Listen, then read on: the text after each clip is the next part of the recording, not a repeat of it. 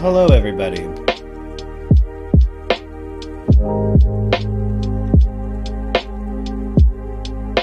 All right.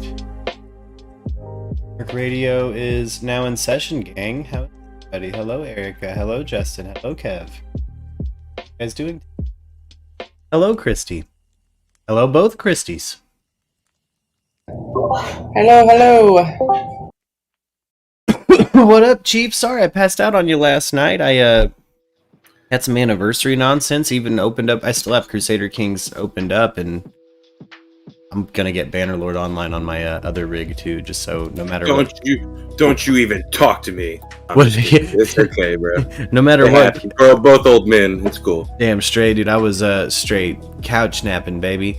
I'm going to get Bannerlord on both PCs, so I can if there's a game. Yeah, well, your shit's pretty brand new too, right? Yeah. Because I know Bannerlord makes my PC run like a fucking Black Hawk helicopter. Yeah, it's not too bad on my auxiliary rig. Mine's not great. You know what I mean? My PC's not great. It's not the same one I've had because it finally broke and I had to buy a new one. But it's not. You know what I mean? I'm a parent of 3, dude. I can't have the best shit. Yeah. Oh, hey, John B. What up, Arianthe? Arianthe just showed up in the chat, too. She's been dealing with some wild shit today. I haven't heard if Rittenhouse is going to prison or not. I fucking hope so, personally. Christy's been watching this trial all week. I was hoping maybe she could chime in a little bit with her thoughts, too. But, Chief, yes, I'm going to start Bannerlord onlining. That's the game I can't stop thinking about. I played a Crusader Kings campaign just because it was ready to go. Yeah, and offline, it's a lot easier to play Crusader Kings than anything else. I mean, even with Hearts, Paradox games, like you can play Stellaris, you can play Crusader Kings, and you don't even have to watch. Yeah, you know what I mean. You just kind of set parameters. Hearts of Iron's different because you have to pick your focuses and researches. Yeah, and if you miss time on those, it costs you. But even then, I still once you get the hang of it, I play Hearts of Iron and I just listen for the sounds and I'll pick my focus and then I'll go back to doing whatever I was doing until it's wartime. Hell yeah. You know? See, I've been excited I'm going to get the more wintry it gets. I've still been in kind of a heavy medieval fantasy I'm craving it. I want to swing today's swords. the day, I believe, that the clan update officially comes out on Bannerlord Online too. Oh. So you can officially make your Murky clan after today. Okay. See, and I've decided to if when I play Bannerlord Online, I just want to make sure that I'm for sure hosting you on my Twitch and not streaming. I just want to, you know what I mean? Be able to tell the Discord, hey, hop on Chief's channel. I'll be on there. We Bannerlord, baby. What's going on, man? Heard, dude. Heard. Hey, what up, John B? Well, I was waiting for you all day to come out with Hugh Jackman and sing that song from The Showman calling, come see the show. You never showed up. Man, I can see how you look in tails and a top hat anyway. But, no, man, it's a kick-ass day, but I was just doing my usual looking through YouTube for things until you came and came across that story with a lady named Heidi who's missing, and they're not blaming the husband for a change. They're actually thinking it was her boss at this financial place that she worked in California, because this guy was embezzling all kinds of millions of dollars from some scheme he was doing, and they have a camera doorbell type thing actually it shows the guy, the boss, all right, if you will, for some bizarre reason, yesterday or the day before or whatever, since she's been missing, he shows up on camera to her doorstep and drops off some muffins. What? Okay. Now they're thinking maybe that was building an alibi. Okay. But this guy, man, he's a piece of work, and he's like a Bernie Madoff apparently, and he's robbing some kind of oh my God, what kind of fund do you call it? Old people's fund, right? Okay, and, like a pensioner fund. Pension, yeah, thank you. Yeah. And he's ripping that off to the tune of like $43 million, and they think she worked for him, and they think that they needed to shut her up. And after she turned up missing, his only response was, "Where are the laptops?" Oh, fuck! I mean, that's your it's response. like, Where are the laptops? yeah, they Where are told the him she's records? missing. Turn them. Yeah. So she's missing, and he's concerned about where his laptops are. Yeah. Man, one time I worked at a failing Copeland's, and I put out a fire that happened near the broil station, and the owner of this failing Copeland's came in, and he said, the next time you see a fire, boy, you go outside and sit on the curb and light a cigarette. You let this bitch burn down. Right. You let this motherfucker burn down, son. That dude's not that reminds stupid. me- He gets it, dude. He's like, you just fucked me out of the best insurance claim I had in a decade. I turned, dude, red as a tomato. My mouth was a gate. I was like, for real? That reminds me of what was that in Goodfellas, right? They're chatting it up and having a few laughs as they're dumping gasoline all over this restaurant, right? And then walking away from it. Yeah. And you know what they say, like, is it real men walk away from explosions? Yeah. Yeah. That's I guess I failed the test, dude, and I thought for sure, I was like, I'm about to get at least 10 cents more an hour on this. Fuck yeah. Owner walked in, he seemed upset. I was like, baby, it's all good because I'm here. He's like, fuck you, basically. And I was like, damn it. You goddamn asshole. I started that fire. I rigged that to blow. So now you end up in the trunk of a car somewhere, right? Hey, I feel like I've come close to pissing employers off that bad. Like, I'm not the best employee. I've had a bad history. You're all right. You're all right when I employed you. That's for Dude, Chief or for Thor, it's different. I was gonna say I'm an old adult drughead, dude. Did I ever pay you? Yeah. Fuck yeah, you did. Yeah. Because I remember you messaging me once and be like, dude, you haven't paid me. I was like, oh shit. Yeah. No, you did because it was like a shortly month. after You know that. how it goes. All right, I was making sure. Yeah. No, it was shortly after that. Actually, I still think about that sometimes. Like, did I ever pay that dude? Like, dude, at one point I was taking. Hey. Oh yes. For the first time ever, I have something to say in regards to what just came out of your mouth. Okay, so yeah, I know, right? Yeah, amazing. We should commemorate this day. No, seriously, I was working at my hometown. I'm in a restaurant / florist shop. They split the supper club, used to be a supper club, into a sub shop / and the other half was a florist, right? Okay, but that sounds kind of interesting. And a quick jumping off for a second. I had this idea in the 90s, okay, when there was still VHS being rented, that I wanted to do something. I told the wife, I said, imagine ordering a pizza, but you could also order a videotape with it, right? Okay. So you'd have people join a rental service. Okay, they pay for it, and then they'd pay for their food like they would any other place, like Domino's, whatever, and you'd pick out a movie, and we deliver to you. And just about the time I was like, yeah, man, if I could find some backers, videos went out of style. And so, but Ain't that a bitch? about a day late and a dollar short, but about the florist / sub shop, right?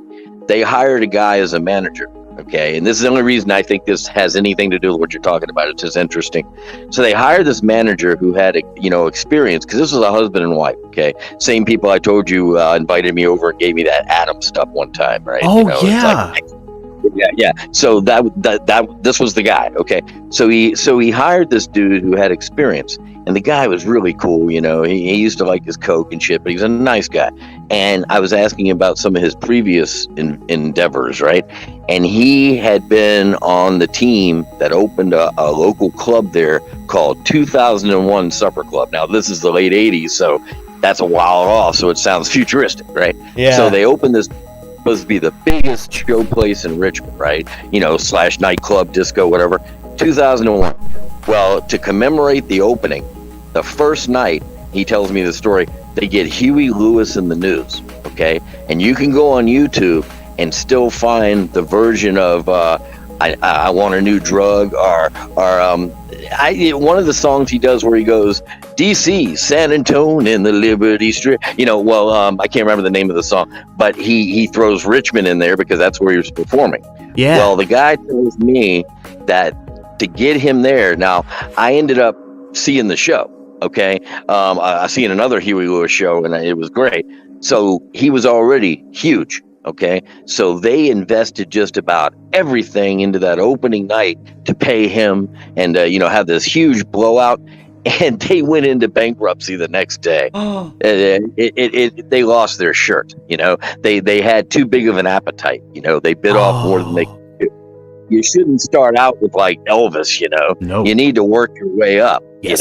So they come out of the gate with fucking Huey Lewis, and they couldn't go anywhere else but down after that, Yeah, So- exactly. There. That's all I want. Oh, hey, I just, I've known some venues that started off hot.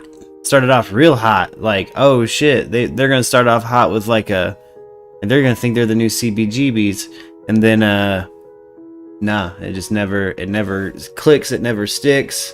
Now, see, downtown in my area, we're down near Virginia Commonwealth University, right? VCU. You got a lot of college kids, and they have all these old houses that have been converted into bars / little venues, right? Mhm. I went to see Edie Brickell, if you remember her. Yeah. Okay, what I am is what I am, and I went to see her at her own show. Them and New she was Bohemians. performing- What's that? New Bohemian. She married to Paul Simon, right? Yeah, and she ended up doing a Broadway show, writing a show with Steve Martin of all things. But anyway, she performed in this little venue that literally was like a little bar room, and it looked like you could be in your house. And she was walking around. You could reach out and touch her. Literally, she passed by our table, and she's singing the song, and smiling at people and shaking hands with them while she's singing. It was that small, but she. At that point, that song had just made the scene, right? So, and then I saw the Chili Peppers a bunch of times. They'd come down to a place that was called Schaefer Court. It's just an outside stage around the campus, and they just got up there and performed. And apparently they were around all the time. That's how I met, like I told you about Meeting War that time. So a lot of bands, they just did stuff for free, but to get Huey Lewis on your opening night, man, I don't know how they pulled it off. I think there was a lot of cocaine going around, a lot of money being passed back and forth, Hey, yeah, they wanted a new drug. Let's answer Sunbeam real quick. The topic's technically the Rittenhouse trial because I have it on the screen, and it's the trending topic in news, but we're not sticking firm to a topic. I just, if anybody has any new details, I'm kind of just watching the news with you guys, kind of the theme of the show, catching up on the news with my friends. So, shooting the shit. I heard a comedian say one time that he would go to these clubs to do his stand-up. Somebody, like Bill Burr or somebody, and he'd say that the management at the time would offer you, do you want to get paid in white or green? Oof. Hey, I was like, wow. Wow. Shep Gordon, legendary manager and described by multiple people as a supermensch, the ubermensch, man. The Shep Gordon, he was one of the original investors and producers for Food Network, but he was also the original tour manager for Alice Cooper. Oh, wow. One time, so Shep Gordon used to be he was a juvenile probation officer, if you will, in New York, right? He said, fuck this, I hate this fucking job, I don't want to work here anymore. So he ends up in California, right? He's checked into an extended stay hotel situation. He rounds a corner and he hears what he assumed was a woman getting sexually assaulted. So he comes in hot, and it turns out it was a consensual act. So he fucks off. That couple turned out to be Jimi Hendrix and Janis Joplin. They weren't an actual couple; they were just fucking. And Jimi Hendrix says to Shep Gordon, what are you planning to do on the West Coast? They end up smoking some weed together, becoming friends. And he says, hey, you're Jewish. You should be a manager. You should manage. Next thing you know, he the Jim Morrison's in his living room, Jimi Hendrix, Janis Joplin. The whole scene is hanging out with Shep Gordon. They're getting their weed from him. Alice Cooper describes his first meeting with Shep Gordon. The band comes in, he brings him into his bedroom, and he says, "Hey, you can open that top drawer and take whatever you want." He opens the top drawer, it's just full of weed. Wow. Just full of weed. He's like, whatever you need. One time he accidentally left Linda Ronstadt some cocaine in a house he let her borrow for like a week. Wow. Because he's also somebody who he'll let you come stay out at his place if you're having a hard time. Like, hey man, my life has gone to shit. I don't know what to do with myself. He's like, come and get better, baby. Oh wow. That sounds like heaven. Yeah, he's good friends with Mike Myers. Oh sure. The comedian Mike Myers says that when he was at his lowest after like the Love Guru and shit, Shep was like, just come stay out in Malibu with me for a bit, just hang out. Funny, Mike Myers, right? He tells a story of bumping into a high school friend of his, and he hadn't seen him in years and years and years, and the guy says, "Oh, come over and meet my fiance," and it's Elton John. Mm-hmm. Yeah. Yeah. True story. Yeah. There's oh shit, Jameson just came in hot, John. Our fucking defense attorney. Prosecution obviously didn't take jury selection seriously, which is very alarming. Whoa. So what does that mean? What is he talking about? Well, let me kind of explain what I think Jameson is implying here, right? So I think what he's saying is that it's going to be a stacked jury of kind of like people who might let Rittenhouse off. Or I thought he was talking about the color. Or it's the other way around, and he means that it's full of people who are definitely going to sentence him to death. Oh, everybody I keep hearing that's doing a narrative about it is saying, he most likely will walk, and I don't know all the reasons why, but they tend to start giving the reasons. But the interesting one that just came up last night was the getting the jury together for the guy in Brunswick, Georgia. The one who got shot, chased down by the rednecks. Yeah. And they're saying that it's already looking a little fishy because they already got the prosecuting attorney of the town in trouble because she was kind of keeping this thing under wraps and was planning on letting these guys slide. Yeah. And they found out about that, so she's in trouble. Well, now they're going for a jury, and apparently it's like 11 people and one black person. Yeah. See, there's I think that's kind of what Jameson might be getting at now that I read that again. Like, I think, like Chief's saying, like, there's the prosecution didn't give a fuck about jury selection, which is alarming. That is alarming. A juror was expelled for saying the following: "Why'd Mr. Blake only get shot by the police 7 times? Because he didn't, Because the cops ran out of bullets." Holy shit. Then did you hear that the guy actually had the nerve and the cojones to get testy about it when they threw him out, right? Yeah. So he's like, "What? It was just a joke." And they said, "Would you care to repeat the joke?" And he goes, "No." No, I don't want to. "Okay, you're gonna go." Yeah. On the way out the door, he's going, "Well, fuck you guys then," And he got really angry, they said. And then another lady on the jury had to leave because she's pregnant and she started to feel sick. And so the judge came on this morning, and the first thing his announcement was, we've replaced her, but she was ill, she's pregnant. And I'm wondering if it's maybe a thing where she's pregnant and she doesn't want to get involved in what might be going on with this, where there's a movie with Gene Hackman. There's a movie with Gene Hackman from early 2000s where it's all about the lengths they go to pick juries and the shiesty shit they do and everything. Yeah. And I think Gene Hackman, I remember, I only saw it once, but he was one of the main guys that goes, "Okay, I want him." And all these secrets of how they really went about, at least in this movie, how they picked the jury and the shiesty ways and the stuff you see every day. Yeah. Boy, I love some Gene Hackman. It's kind of a shame he retired. Look, I loved the Royal Tenenbaums. I love him as Royal Tenenbaum. It's a fucking killer role. I know he hated being in that movie, but Anthony Hopkins hates everything until we got old. So, like, speaking he's so of good. Well, speaking of another crusty guy, sort of in his vein, right? Yeah. Yeah, I mentioned his name before, but I'm a big fan of Tommy Lee Jones, right? Oh yeah. And he was fantastic in The Fugitive. He did a movie with Linda Hamilton back in the day after she did The Terminator, where he and her are stealing some government experimental awesome car that's like Knight Rider, right? Whoa. I don't remember the name of it. Yeah. It came and went real fast, but I really liked that movie. Anyway, I'd love to find a copy of it, but I don't remember the name. I could just look him up by the actor, I guess. But anyway, I've been described the same way as that film, as the way you described that film, by the way. Came and went real quick. Oh yeah, sorry.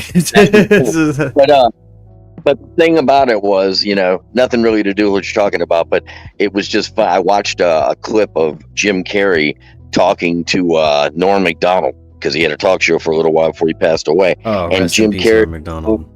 Yeah, he's fantastic. But Jim Carrey was talking about Tommy Lee Jones when they worked together on Batman Forever. Saw that on Norm Macdonald's old podcast, and he hated Jim Carrey. Oh yeah, he said he walked over to him during the movie and said, "I can't sanction your buffoonery."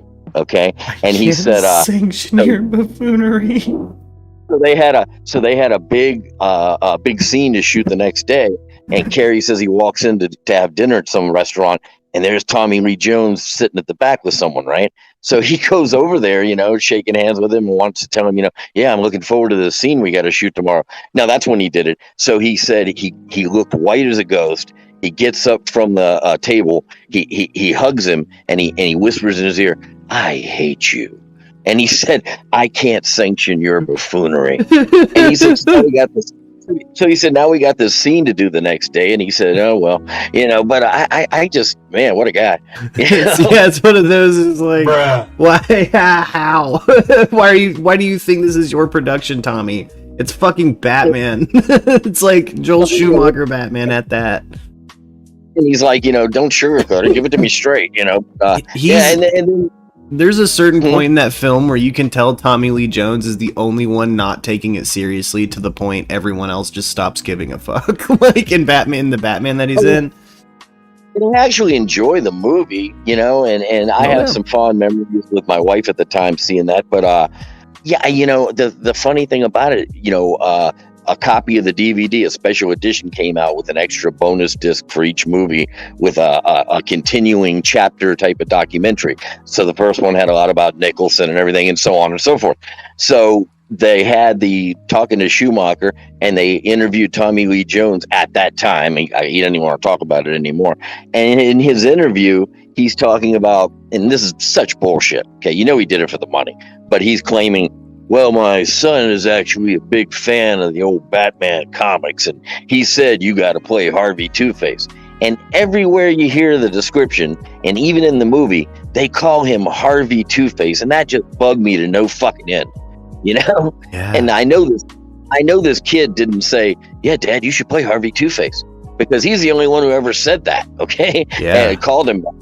So he did it for the billions of dollars they were going to pay him, is what it was. Yeah, it's like the A-listers that take the Pixar movie, like they do the Pixar movie, and it's like, nah, you didn't.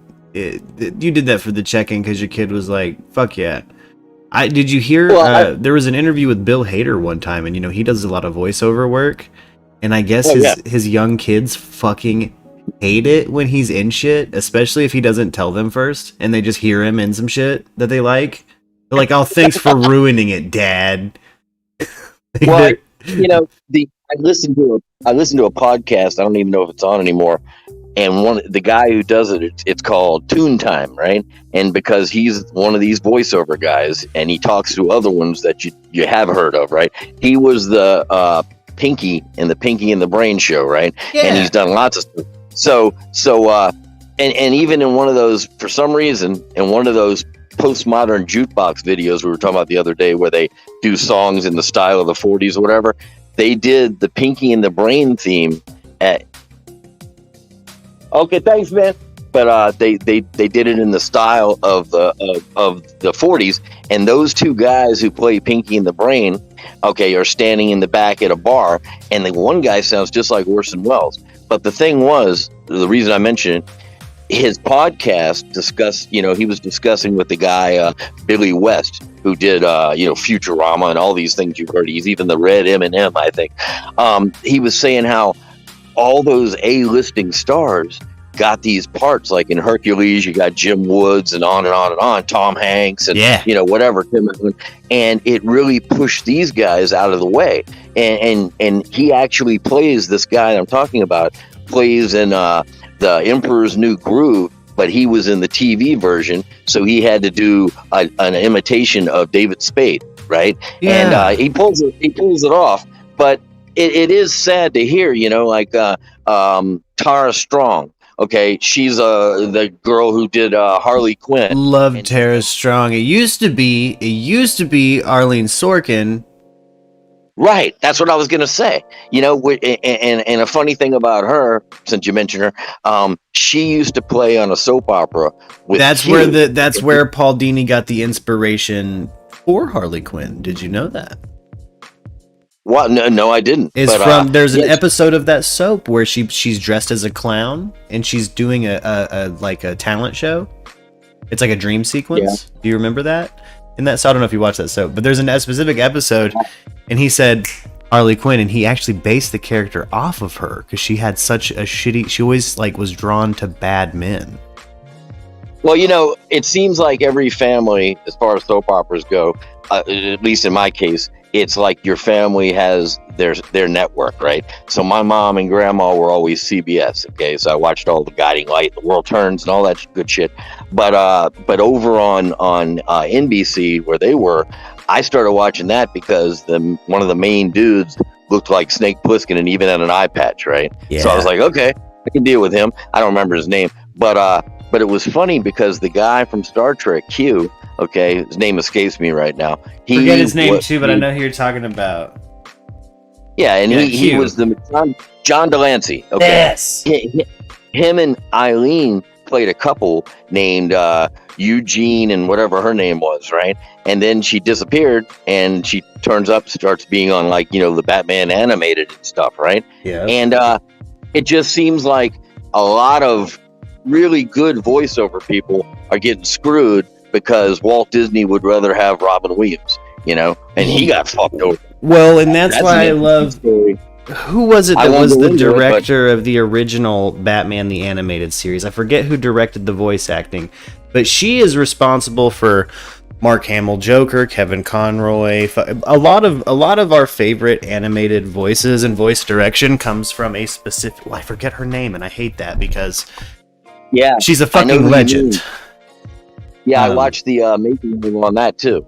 Yeah, definitely. I watched the making of the animated series, and I mean, they had people like Michael Ansar, the guy I told you I met that played a Klingon in Star Trek, and he did Mr. Freeze, and they called the episode "Heart of Ice," and it gave him a whole new background. Yep. It was fantastic, man. That won an Emmy.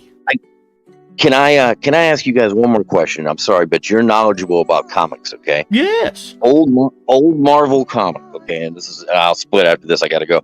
But old Marvel comic. All I remember, they got a huge fucking bulldog and a lady with red hair that was named Medusa. Any idea? Hey, man. Yes, the Inhumans. Okay, all right, yeah. I was gonna say group.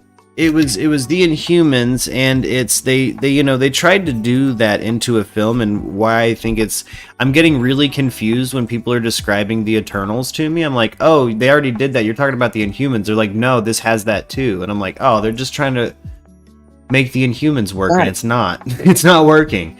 Like, give us fucking X-Men.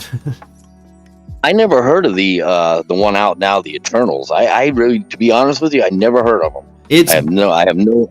It's beyond B-list. Let's say B-list Marvel comics are Guardians of the Galaxy or Shang-Chi or like Squirrel Girl. Dude, Moon Knight. Let's say Moon Knight's B-list. Even though I love Moon Knight. Well, he's about to get a movie. Yeah, if you go to Eternals, that's well below everything else. I feel like this is them trying to beat DC to a New Gods film. Because it's a Jack Kirby off. right? So like Now this that I've heard of. I've heard of New Gods. Yeah, Jack Kirby went back to DC for a little while, and that's what he came up with. You know. well, the original pitch was the Eternals, and they said no, and so he went and did New Gods, came back, did Eternals. So he did both over time, but we all want to see New Gods. We don't give a fuck about the Eternals. No one read that. We all wanted more New Gods. Kirby did a run that really didn't have anything to do too much with the movie, but he did a run of 2001: A Space Odyssey. Yes, and it was his squared faces and stuff. His style, you can't mistake it. It's like Rosetta, but he's a killer art. And another, since you'd mentioned him, another thing that was pissed in his Wheaties was he was mad. He went back to Marvel because DC had a book he was doing called Commandy, The Last Boy on Earth, right? It's after post-apocalyptic and all this shit. And it even had a nod to the Planet of the Apes in it, okay? Well, this was this blonde kid who just walked around and, you know, like Mad Max or whatever. And in one episode, Superman was in there. And so Kirby drew Superman in his style with the squarish face and everything. Yeah. And they actually cut his artwork out and stuck a different artist's Superman head on the character. And he was offended. They didn't like the way he did it in that style. And they didn't want him doing their big DC heroes in his style. I think it would have been interesting, you know, but yeah, he was pissed. All right, I got to go, guys. I'll talk to you later. Hey, you have a love good y'all. one. Have a great weekend, hey, man. Love you. You have a good weekend too, my man. Thanks for answering my question. Hey, you know? damn straight. I'll talk about comics anytime, baby. That's it. I guess I'll catch you on Monday, okay? Hell yeah, catch you on Monday, my man. We'll be back. Later. Later. The man, Kirby is one of those that just artists I've tripped acid and looked at in comic books, like eating some mushrooms or just done my thing, like got elevated and checked out a comic book. The comic books I'm going for like some Ditko, some Kirby, Dave Gibbons. Watchmen's always a good time. I mean, it's a sad time, but it's a good time. Well written. I'll jump for things like Alan Moore's original run of League of Extraordinary Gentlemen. There's some panel work in there that's like accurate to the fucking geography of foreign planets. Like, it's fucking wild. Like, it's a really good time. I could talk endlessly about, you know, the different art styles.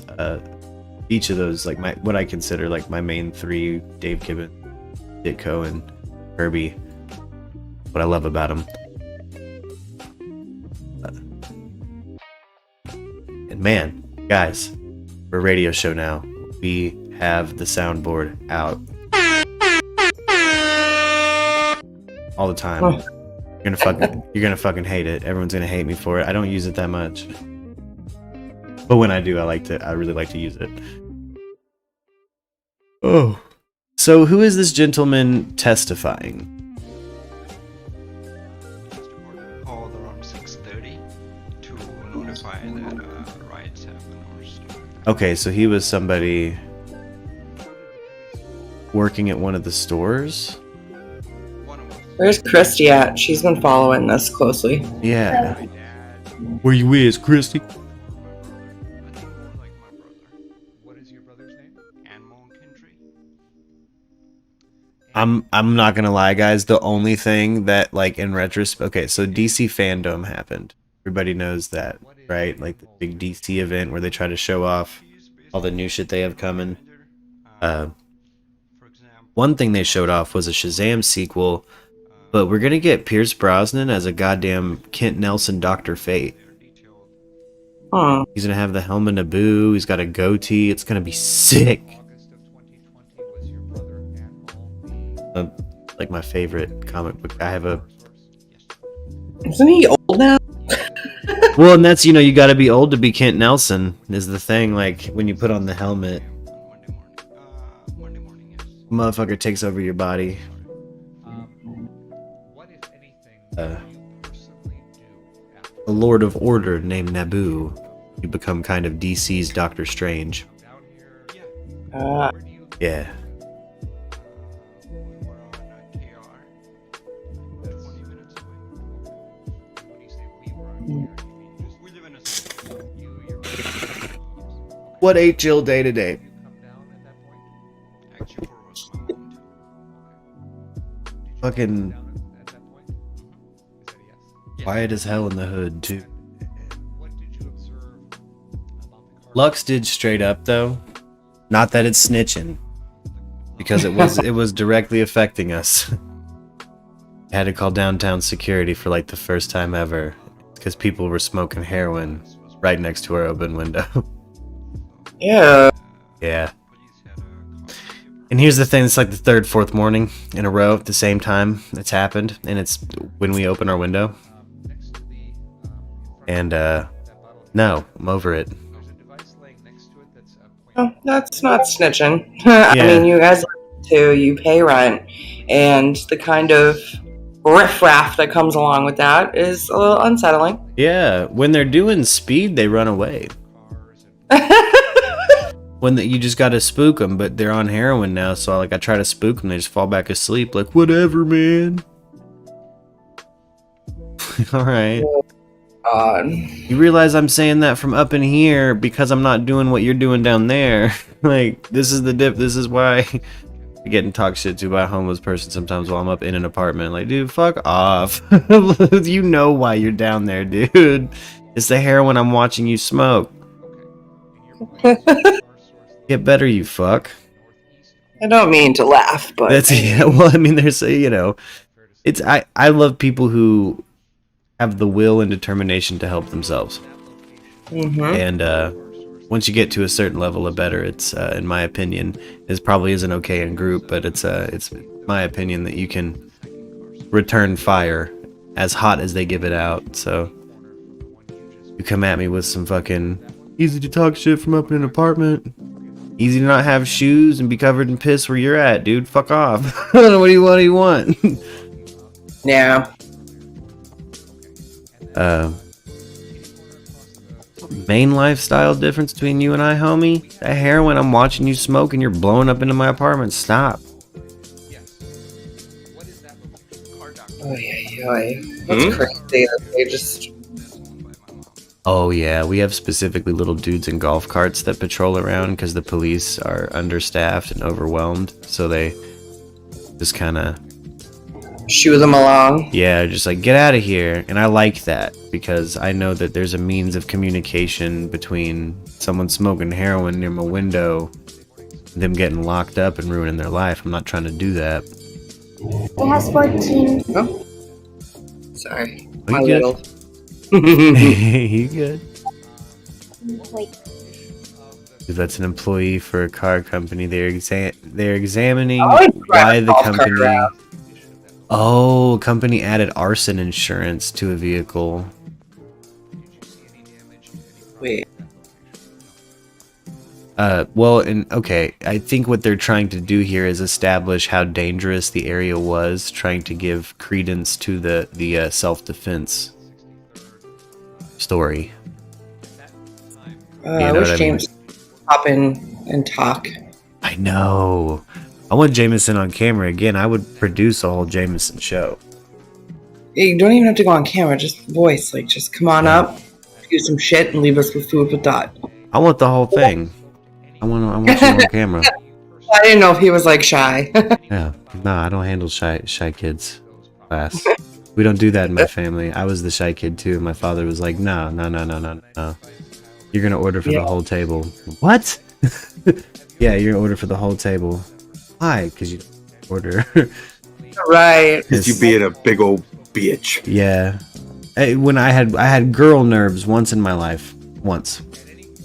And I was fortunate enough to be living with my father who was sober at the time. I came, he said, "What you nervous about, boy?" I said, "I'm nervous about some girl shit." You're nervous about approaching a girl. The approach I'm never nervous about anymore after this, but what he said to me was like, "What is she gonna say, fucking no? Is no Right. is no gonna break your nose?" I'm like, no. Like, is no gonna fucking ruin your life forever? No. What are you gonna do if someone says no? Is that we can move on? He's like, yeah. fuck are you waiting for, dummy? Like, get out the fucking pussy. Like, it was kind of, you know.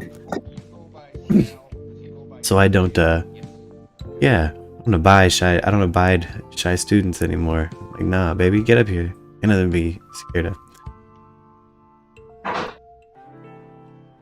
I'll have my own trolls on the show, bitches. What's up? What's good? Not shy. People dox people they disagree with. Oh, Jameson, I would never, ever Yeah. talk to you. And me and Arianthi has disagreed with you before, but we love you. And we still come to you for info no matter what. Yeah. That is a genuine concern, though, given his previous line of work. You know, he's probably gotten some people off and maybe, I don't know what he has in his past. That's true. I don't think about that. Camera. Yeah. We could mask you. I got a pitch shifter I could run you through, probably. You could be like this, like, hello, I'm Jameson. For his protection, we have blurred his changes. Yeah. I don't blame him, though. I'm under the firm belief that if somebody wants it, they're gonna find it. But, you know, I am somebody who has frequently been cast adrift in the ocean of life, and so sometimes it is hard to find things on me. I also use pseudonyms a lot. It's one of the cons of the ocean of life. Yeah.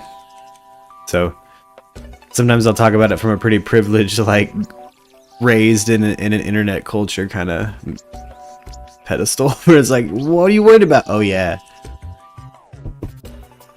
you were an attorney.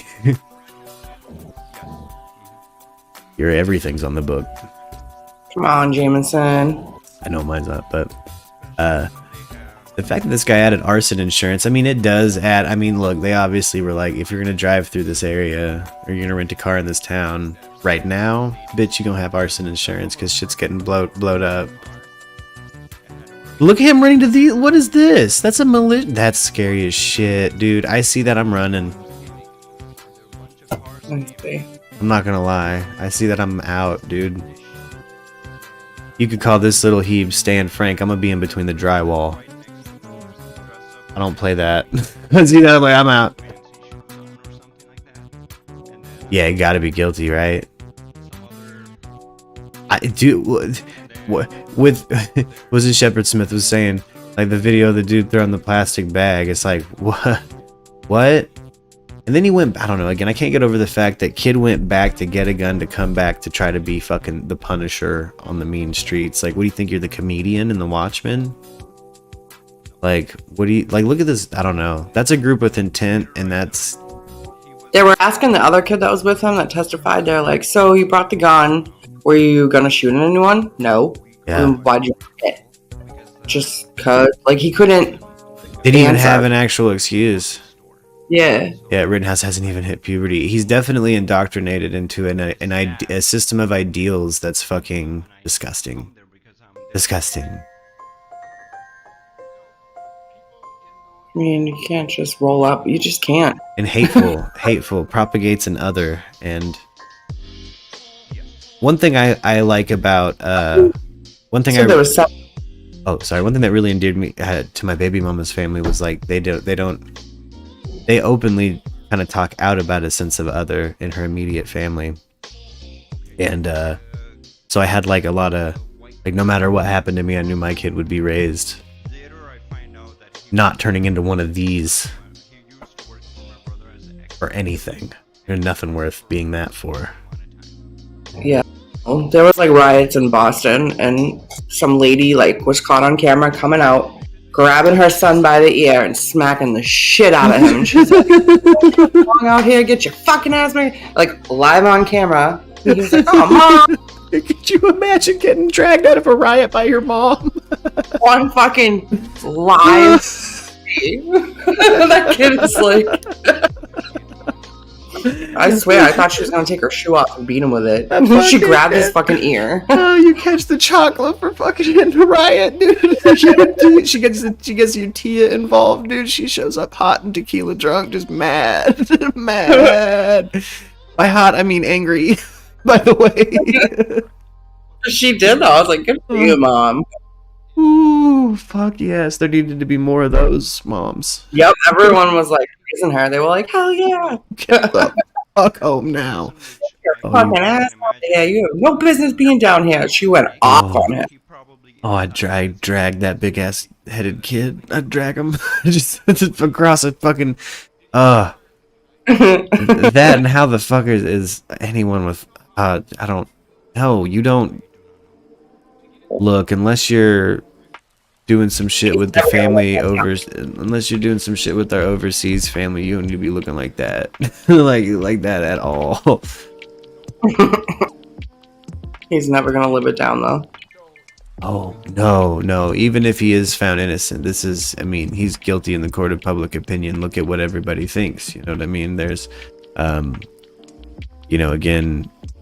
we're watching the kid's defense play out, but I kind of hold firm on my opinion. He went there to fucking try to be the Punisher or some shit, or the comedian in that riot scene in The Watchmen. And it's like, dude, the fuck you think you are?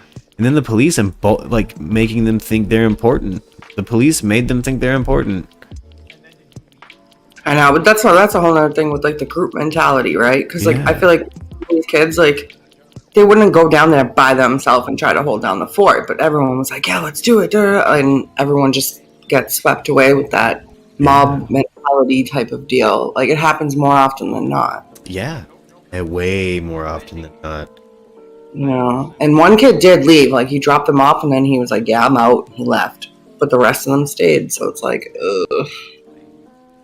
I just don't. I mean, it's like they found a way to.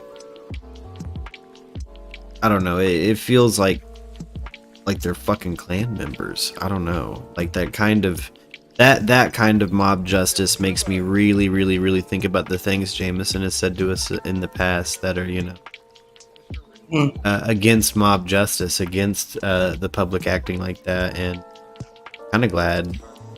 No matter how unfortunate this situation is, I am really glad that we do have an example of a modern example of mob justice being cruel in a modern way. This isn't, this isn't something that happened before we were alive or something our older generation is telling us. It's shit we're watching right now, and this is an old fucking problem. Think about the fucking Tulsa riot, the Tulsa massacre. 1921. Yeah, sorry, I was looking at something. Oh my god, Arianthe's dog.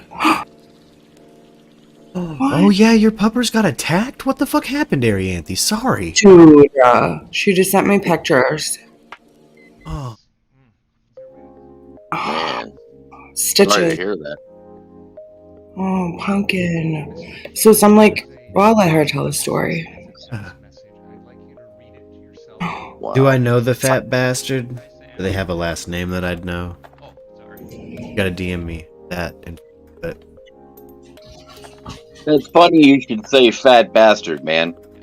One time when we were driving from Florida, from Miami down to Naples, back to Naples, and my son was about like 7. Okay, and Burger King had closed. He needed to pee, so I said, we pulled over. I said, just get in front of the car and do it.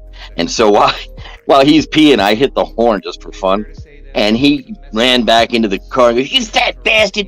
And that became my nickname, even on Netflix. It's Fat Bastard for me. Hell yeah! The reason I jumped back on, just need a moment of your folks' time, okay, and it's a good thing. When I ran off, it was because my buddy told me I had some mail. And what the mail happens to be is my newest project, The Creature of the Black Lagoon, right? Okay, so what I still got to do is I have to trim out these holes for where the arms go, okay, and they're made of vinyl, and you trim out this area, and when you're done, if you do it correctly, you put something inside of him to keep him, support. I usually use plaster, but there's his lower half, and so I'm going to have fun. Creature's one of my favorite monsters, man, I gotta say. Okay, so that's it. I'm gonna take off. You guys have a great rest of your show, and I'll hopefully have some more to show you by Monday. Oh, hell yes. I look forward to it. They look beautiful as always, man. Hey, I'm gonna get you a show someday. Well, I gotta tell you one more thing, okay? Yeah. I'm around a bunch I'm around a bunch of dudes, okay, all the time. Some ladies come, to the meetings too, but anyway, I'm around a bunch of guys, but nobody here, okay, gets my sense of humor or is really into all this shit that I'm showing you, okay? And the one guy I hit it off with the most is the owner of the place, and he's only here once a day in the morning. But anyway, so I actually Jones when I can't get to your show, man. I Jones because the conversation, and like when I don't turn on the TV and I don't see you guys doing something, I'm like, oh shit, because I'm going to be honest with you. I ask your amends for this, but I figured to myself, because I'm a cynical guy. I said, yeah, that Brian Laundrie shit's over. I guess these guys will just disappear and break up, and you didn't. You're still there. You're still kicking. Okay, but if you go on there now on YouTube, you'll see that a bunch of places that's all they were talking about, they're gone. Okay, and it's just like I told you about that Facebook page about Kaylee Anthony. Okay, you give it 2 weeks after the shit stopped, nobody was talking about it anymore. And yet you guys are you're still here. Yeah, that's my first social media beef doing this YouTube channel ever was over the Elizabeth Cook stuff, because there were people in St. Louis who were a little closer to the story, but like local news was talking to me. They were using my shit on the local news. Like there was a certain amount of like hype going on with my channel, even though I had just started. I wasn't monetized. I was just covering current events, editing them, making like 5-minute videos, and I had bumped into this particular character who had started a page, a Facebook page that like quickly got like turned into a monetized stream, but I knew it would disappear once the Elizabeth Cook drama was over, because he built everything around specifically, right. He only built the show around Elizabeth Cook and people related to it. And the moment I went back and saw that like his numbers had dropped like lower than mine were at the time and shit, I sent him a message like, hey, just open invite to my channel, here's the Discord link. You can come on mine if you want, man. Because I'm still going. I've always been a media whore anyway, okay? Yeah. And so my wife thought it was hilarious. We were in, this always happens to me, okay? And we were in Ansonia, Connecticut. We just moved there. And the first day we're there, still unpacking shit, I filmed a huge fire, man. I mean, it was an inferno. And it turned out to be from a foam rubber company. So it was definitely burning to a crisp, okay? And I called the news agency and I said, hey, I don't see anybody around, but you might want to catch this story. So next thing you know, I'm their phone-in, correspondent, right? Telling them about this big fire till they could get somebody out there. And then we were at a church around the corner who was having one of those carnivals churches have sometimes in their parking lot, and they had the tilt-a-whirl type of things and a little baby roller coaster and shit like that. And this kid was sitting in one of these little globes that flips around. It looks like an octopus, and it's got these little cars on it, and it takes you all around, right? And this kid, somehow a panel fell off the thing, and he slid out from under the safety bar and hit the ground and got pretty fucked up. So I happened to be standing there when this happened, and next thing you know, man, I got a news guy in my face going, so what'd you see, sir? And it just never fails. I'm always around where there's news going on. I don't try to be, but I mean, if I was a reporter, I'd be, or paparazzi, I'd be in luck, man. If I could keep up this shit. Yeah. So I get what you're saying, but it's just so nice to be able to find this place where people like accept you. And they do around here, but I'm saying, all my, they call me, they go, oh, a resident nerd. Yep. Okay. Yep. You want to know something about Star Trek? Talk to John. Common interest is sometimes hard to find in communities like that. I sometimes forget that. It's true. Well, they respect my model collection. I've had a couple of guys walk in here and they look at my stuff and they go, "Oh, that's cool, man. Yeah, oh, I like that. Oh, I used to have that when I was a kid." Yeah. And then they just shake their head and walk away. Yeah, and it's like, this guy's got. It's different when it's not. That's not necessarily that's a not really like peers in interest. You know what I mean? There's a there's not a mass thing. Although in New Jersey every year they have a convention called Chiller Theater, where you've got old celebrities and you have all these guys who just do these model kits, and some of them actually sculpt them and print them up and sell them. And I told you one time there was a lawyer who walked in there from a studio and he slapped a cease and desist on somebody just because a couple of their kits were based on property they didn't have the license for. But other than that, okay, there is a huge following, but yet at the same time, it's kind of obscure. You got to look far and wide. There might be 2 people in Carolina that do this and 2 more people in Florida that do this, but they're all over the place. And it just blew my mind because you guys are just always so welcoming.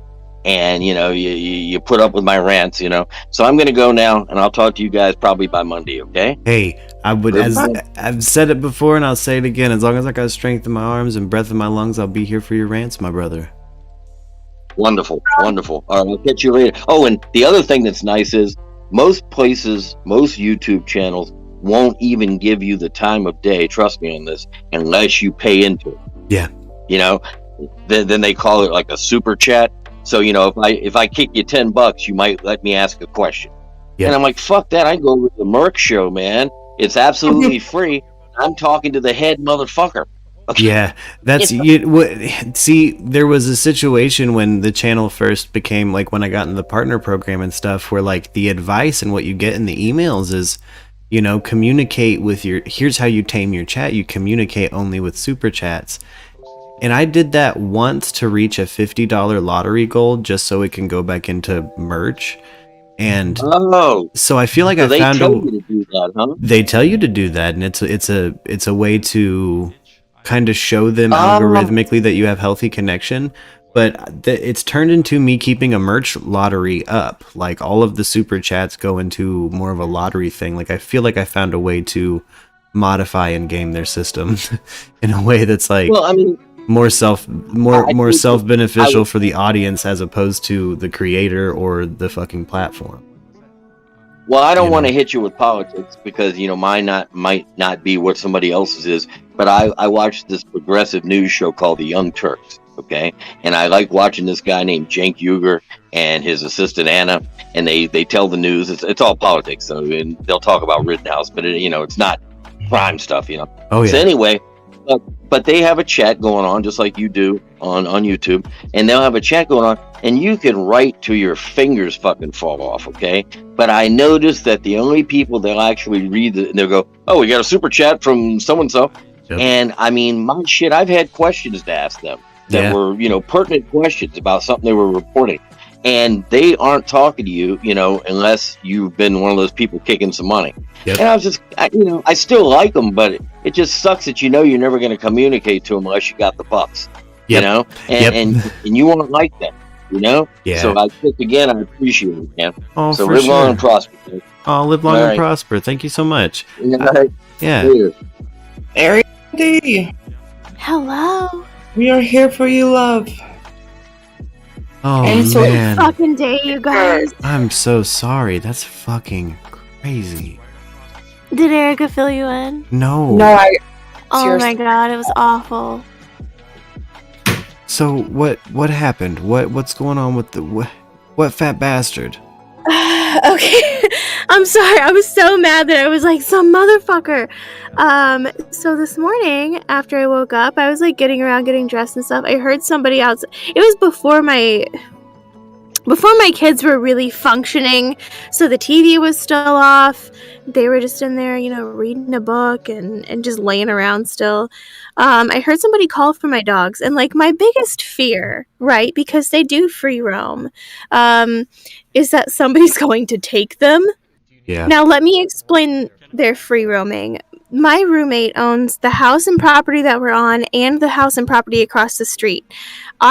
We have a road that goes, across those properties, but it's 2 different roads, and it is split by a river that is in front of my driveway. It's dry most of the time, so I get out no problem. I don't have too much of an issue.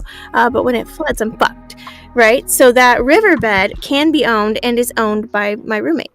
So when I say my dogs roam, they roam from my property over here to over there, and his grandpa lives across the street, and they love him, so they go greet him whenever he gets home, whatever, right? So in order for them to be off the property, they have to go into the road, because everything else around is owned by the person that lives here. So I heard somebody calling for them, and I was like, what the fuck is going on? So I stepped outside to be like, hey, those dogs are owned by anybody, or owned by me, not just nobody. Please don't mess with them. Like, they're currently taking care of their herd, right? Because my goats are out. They're out doing stuff. So they were following the herd around. Well, this guy's calling for him. I walk out. I'm like, hey, what are you doing? And before I could even get anything else out of my mouth, this motherfucker jumped on my dog. Like a fucking spider monkey jumped on my fucking dog. Now, my dogs are about 150 pounds apiece. I have two. I have Hades. I have Nyx. Hades is a little bit timid. He doesn't super enjoy people. Nyx, on the other hand, is super friendly. So she walked right up to him. He jumped on her and beat her in the face. Like, with everything he had. And at one point, stopped hitting her with his fist and grabbed a rock and started hitting her in the face with a rock. She has a huge gash. I'm gonna cry. Right above her eye. Don't cry. What the fuck? Did he give an explanation? What the fuck? So this guy has a history of doing this. So when I get close enough to him to do something, he jumped off of her and he said, next time I'm gonna fucking kill him. And I'm like, next time what? What the fuck did they do? Like, sometimes they'll chase cars, but they don't go off the property. They stop at the property line because that's how they've been trained. He left. 10 minutes later, this old woman comes up in her car, and she said, I know that you have Great Pyrenees down here. Do you have both of them right now? And I said, yes, I do. And she said, okay, because one wandered into my garage this morning, and it's been shot. And I wasn't sure if it was yours or not, because I don't know anybody else in town that has Great Pyrenees. Oh my gosh. Yeah, and he had pit bulls. Yeah. Oh, this gets better. So she said, I know who did it. And I said, did he drive a black truck? And does he look like this? Right. And I described him. And she said, yeah. Here's his name. She gave me his name. And she said that she confronted him because she knew it was him that shot this dog. And he told her that he was sick of all the loose dogs in town, which, mind you, I'm out of town. I'm on a dirt road. Yeah, you are not in town by any fucking means. No, not by any fucking stretch of the imagination am I in town. You have to work to get to me. I don't lead anywhere besides my house. She's somewhere that wasn't even incorporated into township until what? Like, the people who own it now bought it. Yeah, basically. And so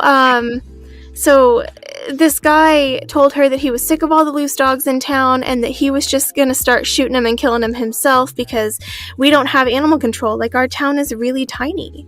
And the cops just straight up don't care. I called the cops. I did call the cops, Sunbeam, and they straight up told me that dogs are private property, and unless I have proof, like him on video shooting and killing my dog, there's nothing I can do.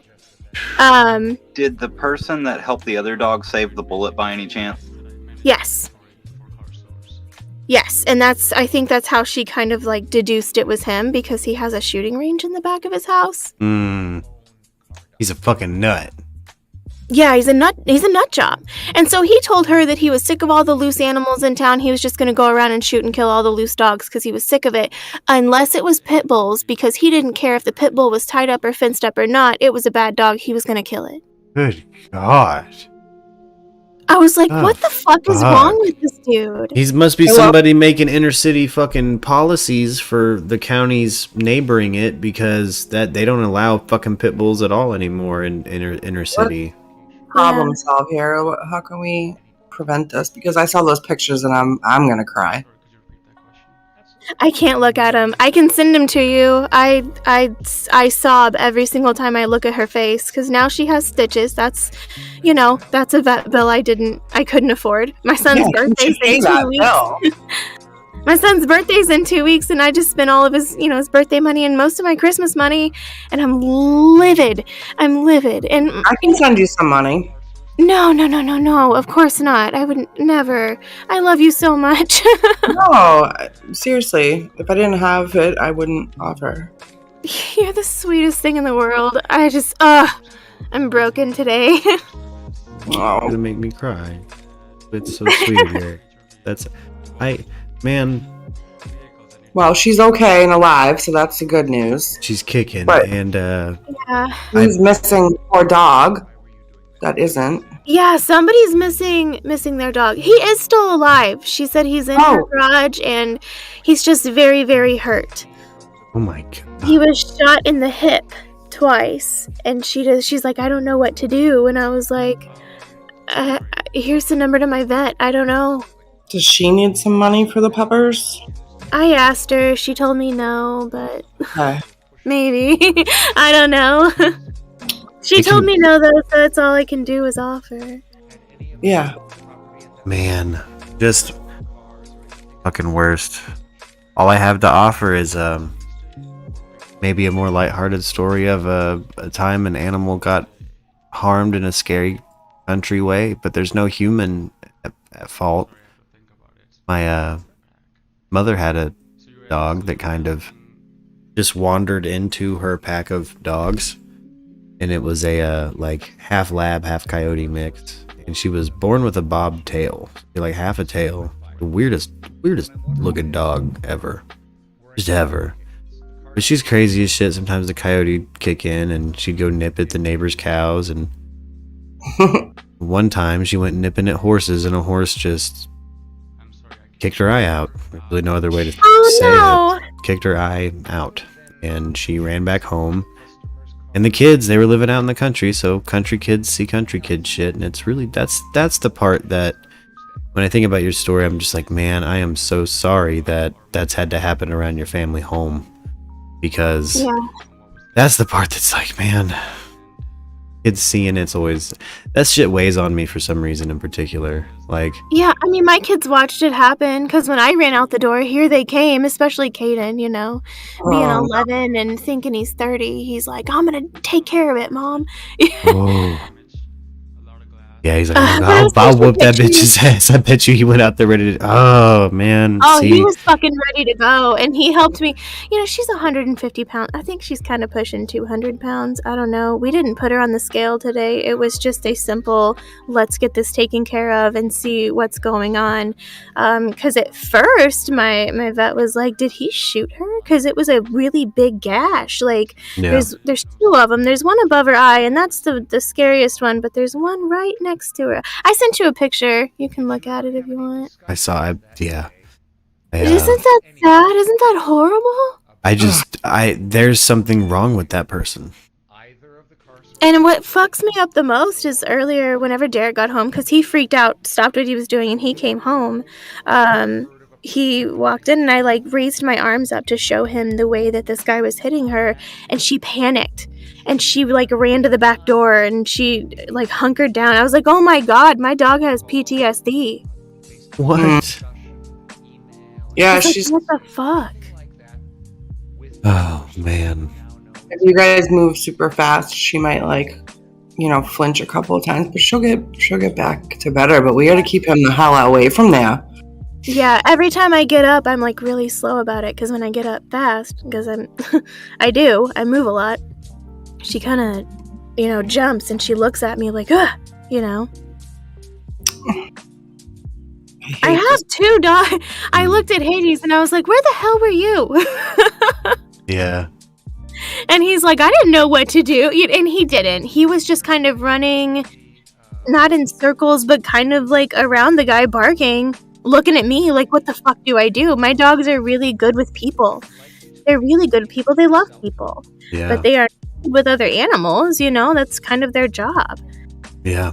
And this guy this is what pisses me off so much, aside from everything else. Nyx is a very, very sweet girl, and she has a very good nature. She always is super lovely.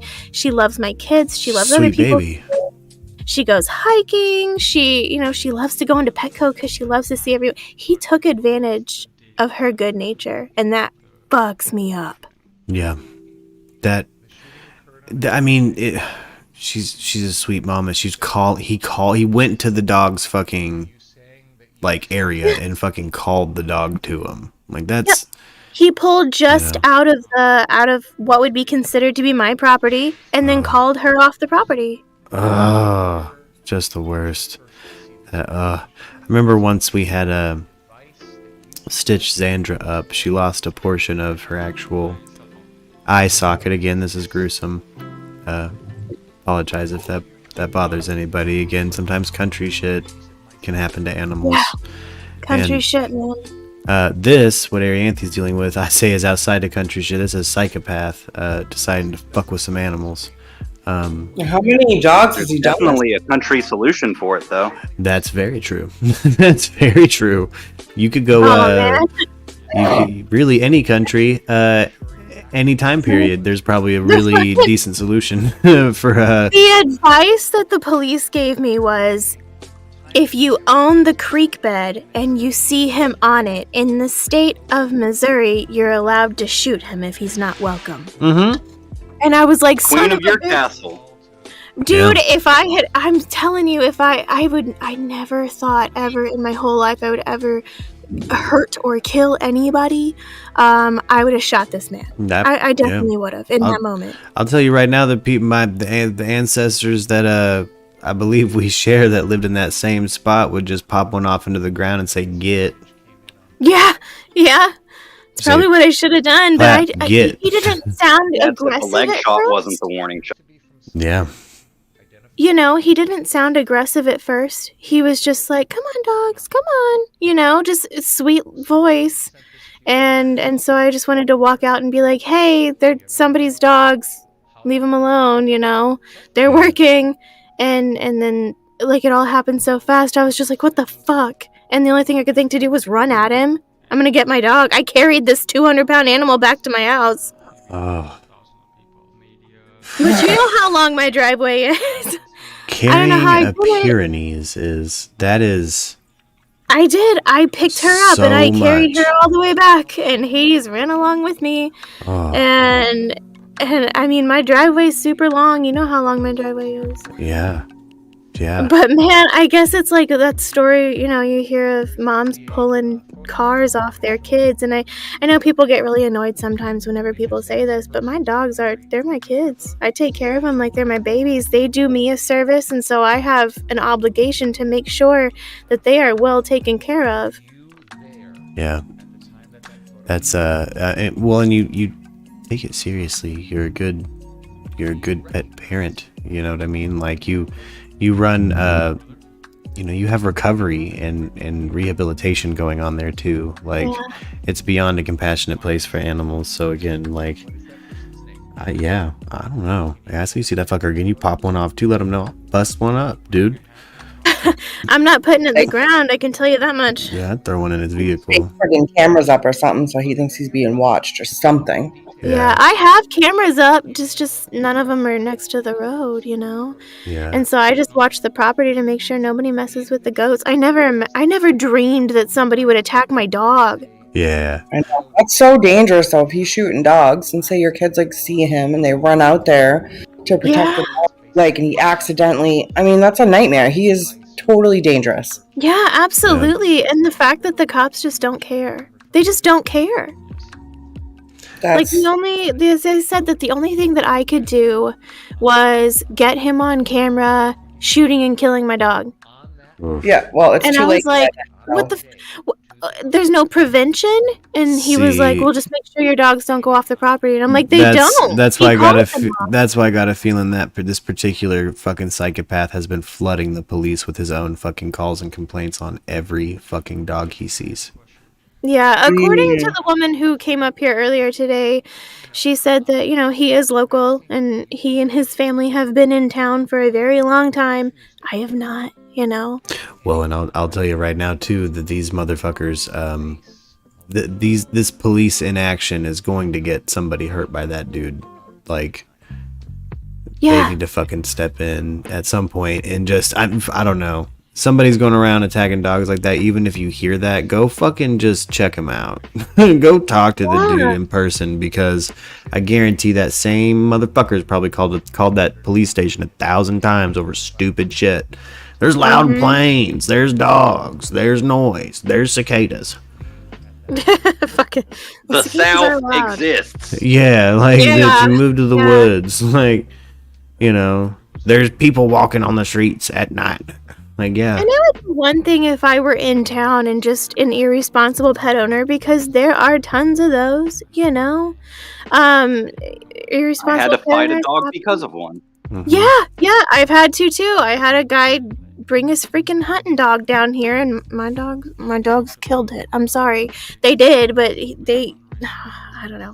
Yeah. I have excuses for it. That dog came onto my property and attacked my goat, and the dog did what they did what they had to do. They did Yeah. their job. Yeah, they did their job. That's their job. And That's, even yeah. then, Nyx tried to get its attention to play with her long before she tried to kill it. Yeah, see, that dog died of country shit, and that was what I was always worried about with my mother's dog. She had a city Chihuahua. His name's Bruce. His full name was Bruce Almighty, and he was a little dapple Chihuahua, and he got his nuts cut late, and he left kids all over downtown Rogers, Arkansas.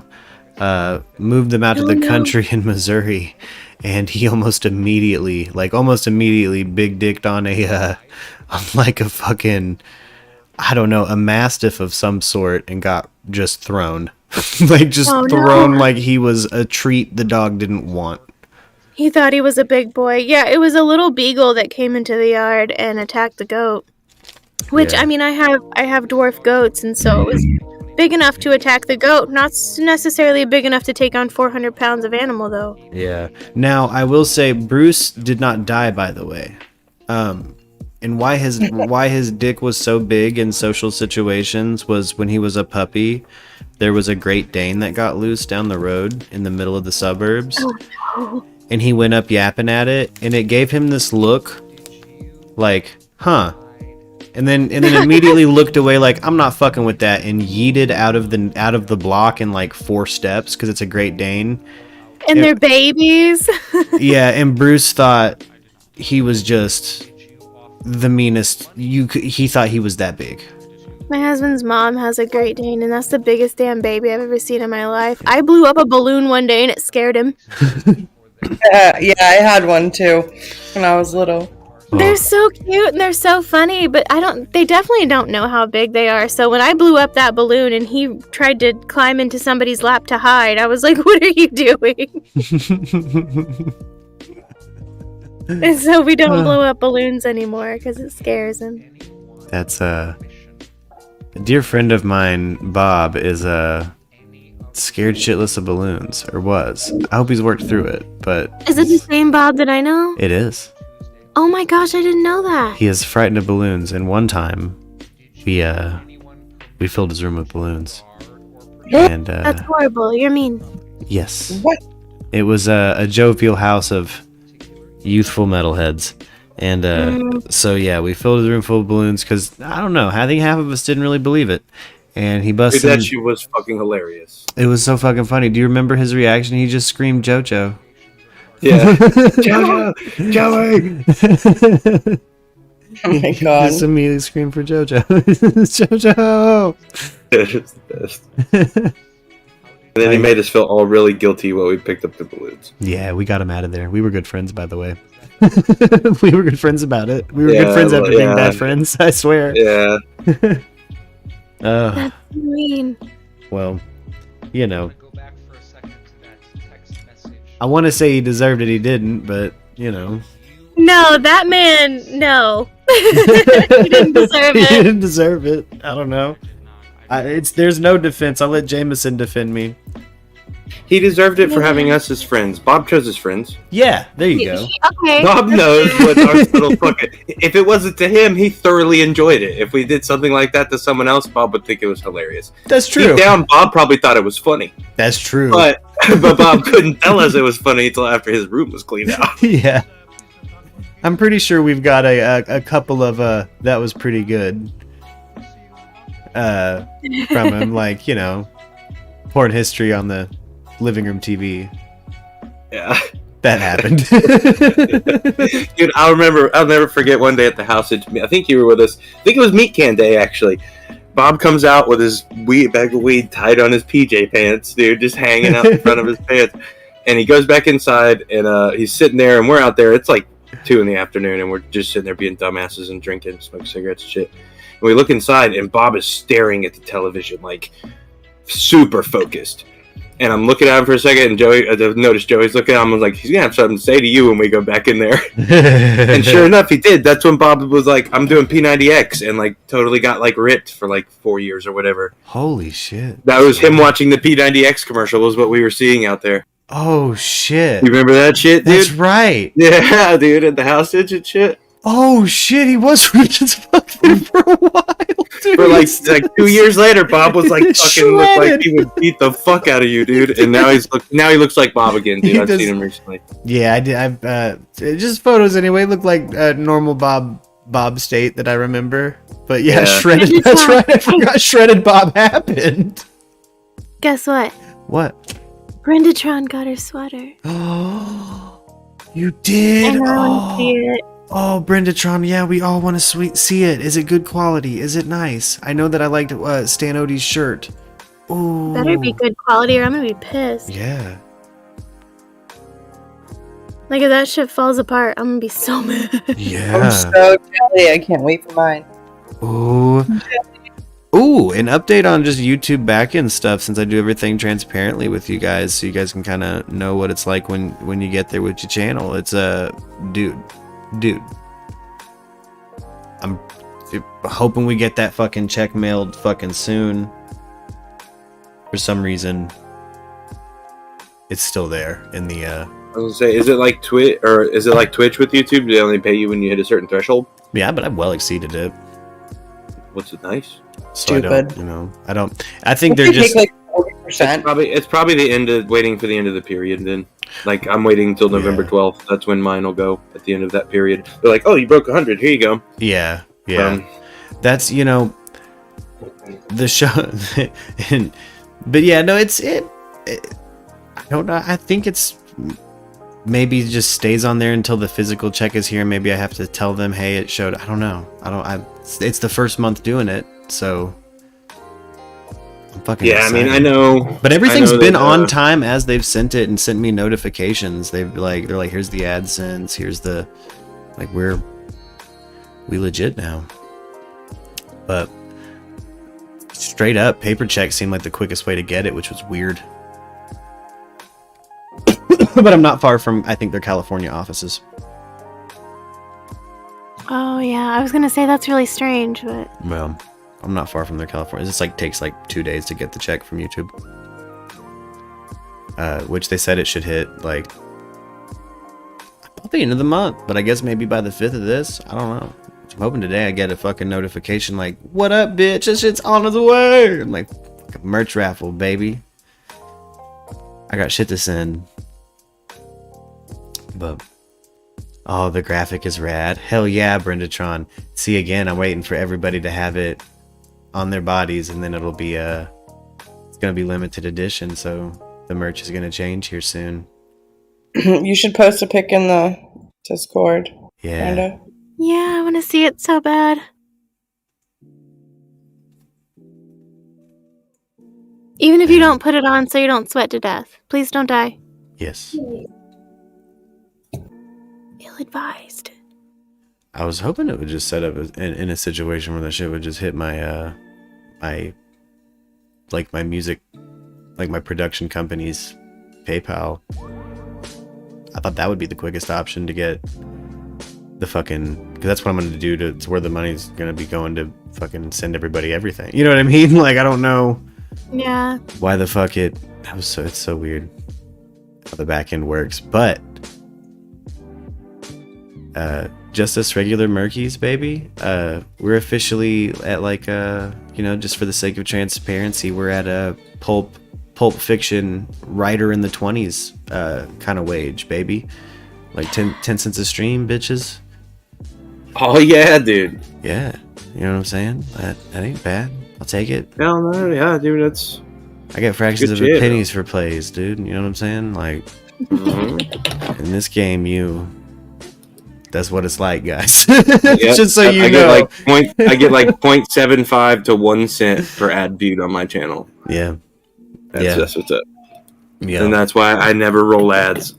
Because I just if you come in, watch the fucking commercial, give me a penny, please. Yeah. Yeah. Yeah. Yeah. Yeah. The only time I roll ads is whenever I'm like, I have to pee. Hold on. Yeah. Or like if I get raided, if someone raids me with like over 400 viewers, you bet your ass I'll run back to back ads. Oh, hell yeah. Yeah. So did Skinwalker ever come out, or is it still in? Oh no, it's still sitting. It's sitting. I'm an asshole. It's not. It's Get not it good. I'm an asshole. I'm an asshole. I ran into a whole bunch of like medical stuff, and I kept going, okay, I'm gonna do this right here, and then something would happen, and now I'm on medication. So you bet your ass you're gonna have it soon. Okay, because I got a thumbnail for a whole cross promotion mashup. I'm pretty excited about it. I'm sorry, I really am. I wanted to have it out a long time ago, but holy fuck, my mental health has been so bad. Hey, no, you're good. Just as long as you and anybody else out there who has a channel and wants to, has a video coming out or wants to do a straight up stream where we talk about, you know what I mean? Something like that. I'm fucking in, baby. I'm your soldier, bitches. I'm here for you. Yeah, and make sure you post it in the Discord. I want to follow you. I want to buy your stuff. I mean, it'll be a minute because I now have to make up for the fucking 1,200. Jameson, are you here? Yeah, I'd rather produce Help. than to be the host. Yeah, I'll buy your stuff. I promise I will. It'll be after the holidays. I'm so sorry, but I will. I want Yeah. to follow you. I want to post your Instagram links. I'll fucking follow you. I don't care. Anywhere I can support. I'll watch all your ads. I have I'll watch every no one of your money ads. until March. I'll hit subscribe. I think you'll get a YouTube premium like from me, baby. Which that's always nice. I'm a little surprised at the people who don't have YouTube premium. It's hella worth it. Like, I didn't have it for the longest time, but like it brings back the functionality of YouTube where you can keep listening to something while you have your phone closed. Yeah, like the cool stuff you used to be able to do, and then they're like, "Hey, we can make money off of We're it." gonna put that shit behind a paywall. There's also no ads. There's exclusive content and movies. Interesting. Like I don't there's- mind ads. If I really like your shit, I'll sit and watch the ad. Oh, straight up. I have I don't mind. another account that's just it's like my personal account. You know what I mean? Like it's not the MURKradio YouTube. I have a different YouTube that's like yeah. That's I normally like. Well, I got that free trial, baby. I don't know how the fuck I got a free trial when I definitely have. Everyone gets one. Well, I've already used that. Still trying to get me to get mine free trial. Well, yeah, but it's on an account that's already used a free trial, and shit. I think maybe it's because I joined the partner program or something. They're like, you earned a free trial or some shit, and I'm like, well, fuck yeah, finally, because I've been tired of ads on the show. Because I have to fucking mute it. You know what I mean? Or because they might hit you with some Zeppelin. I've been a long time since I copyright. And it's like, dude, damn it. I'm not trying to copyright strike this stream because of ads. But what do you get for premium? You get kind of a bunch of shit. Like, I think it's really worth it. It's, I mean, functionally cable for me. I'm gonna bother Jameson because I have lawyer questions. Ooh. I know the police said that I couldn't do anything police-wise, but I wonder because I did call an attorney, but of course it's Friday. Oh yeah. And they don't care on Friday, and that's perfectly fine. I don't either usually. I just want to know if I can get my fucking vet bills taken care of. You know what I mean? Yeah. Because this motherfucker damaged my property. Since they want to call dogs property, he damaged my property. That is true. There's at least a civil, I think, grounds for a civil case in this situation. But again, I think the judge in that area is going to be kind of a cunt about. He'd functionally want a video of him shooting or attacking an animal. Yeah. Well, and they said that if he had done it on my property, it would be different. So I kind of wonder if the law isn't going to be like, sorry, you can't do shit because he wooed him off your fucking property. I love Erica so much. Jameson! Right. Where the fuck is you? bored. I think, yeah. I think there's, I mean, you're going to have a better time in civil court. And because then you can just kind of bring like, hey, my dog didn't fuck itself up. You know what I mean? Like, Right? you know, like. She's done it before. Like, she's fucked herself up. I've watched her do it. You know? But I watched her straight on take on a bobcat one-on-one one time and looked at me weird whenever she got scratched in the face. And I was like, yeah, bitch. What? What did you think would happen? What are you thinking? It's a cat. She's like, Of course it's gonna scratch you. Big cats are bad. Like, yeah, dude. Yeah, they hurt. Little cats do the same shit to you. How are you not getting this? No, and I have a cat inside. I have Nala. And every single time she's ever come in contact with Nala, she gets afraid because Nala bats at her. Yep. And I'm like, if Nala's gonna fuck you up, what do you think this bigger cat's gonna do? Be delicious. She's like, I just figured we'd be friends. Play with me. Right? No, that's why we have Hades. That's your little brother. So you know damn play with well that cat ain't gonna play with you. Oh. No, and then I'm in a full-fledged fucking panic earlier trying to get my dogs inside so this dude doesn't come back and kill my dogs. And Hades comes running up with a damn... Okay, so it's bow hunting season down here. Oh, and shit. at first, I thought that maybe they had run off a deer of his, but it would be weird because at that point he would have to be on my property because, like I said, they don't leave. And why you would bow hunt on my property is beyond me. That just makes you stupid. And ask the last guy that brought his dog down here to hunt what happened. And fucking Hades runs up with a damn deer leg in his mouth. And I'm like, where did you get that? Yep. That's someone couldn't carry it all out of the woods. Yeah, well, I guess it was my neighbor across the street. He's like, it's mine. I leave it out for them because they really like them. And I'm like, yeah, they try and bring them inside. And they And so I'm smell. like, Hades, put the fucking deer leg down and you can come inside because he's trying to come in, you know? And I'm like, no, you have to leave the deer leg outside. So he ran up the back where that cave is and he put it up there and came back and came in. Oh. He's like, I'm just gonna put it up here so nobody else takes it. So just so everyone knows, this is my deer leg, and I'm saving it for later. He's like king of the hill back there. He's so silly. Oh, that's Yeah, that's where he adorable. takes everything. Every time I give him bones or treats or something, he runs up that hill. You gotta be. I don't trust those caves, and that I know the specific cave you're talking about. It's right up the hill. It's scary out there. I refuse to go into it. I just Yeah. don't trust He's it. just leaving an appeasement offering. Don't worry. Yeah, Yeah. it's like at the entrance of the cave, and whoever was up there before put a platform, like a wooden platform up there. And so I'm like, did we just use the I'm not going in to find out if you used the cave, but he seems to really enjoy it, so. Man, there's one at my other side of the family's homestead in Yale, Arkansas, where Oh my gosh, I forgot Yale even existed. it barely does. And Gravity Hill is all I hear whenever you say Yale. time doesn't exist there. I remember it wasn't until I was a child that place got indoor plumbing, and again, my grandmother and great grandmother were born in this homestead, in this house, and this house has been there for fucking ever. And oh my gosh, let me tell you, there's a place We had where to my put plumbing in the cabin. there was a place where there's a little cave off on the property where my great grandfather, I guess, would feed a fucking bear, and there were just bears there for forever. Like he's just would take food to him. Like here's food, bears, and they didn't really. I guess they liked him, but fuck that. That's scary. Fuck bears, man. Those are scary things. Yeah. That's a scary animal. I love them because I think they're fucking cool. But at the same time, like as a hiker, as a camper, that's my worst nightmare. Yeah. You love them from afar. Oh yes, I love them when they're over there.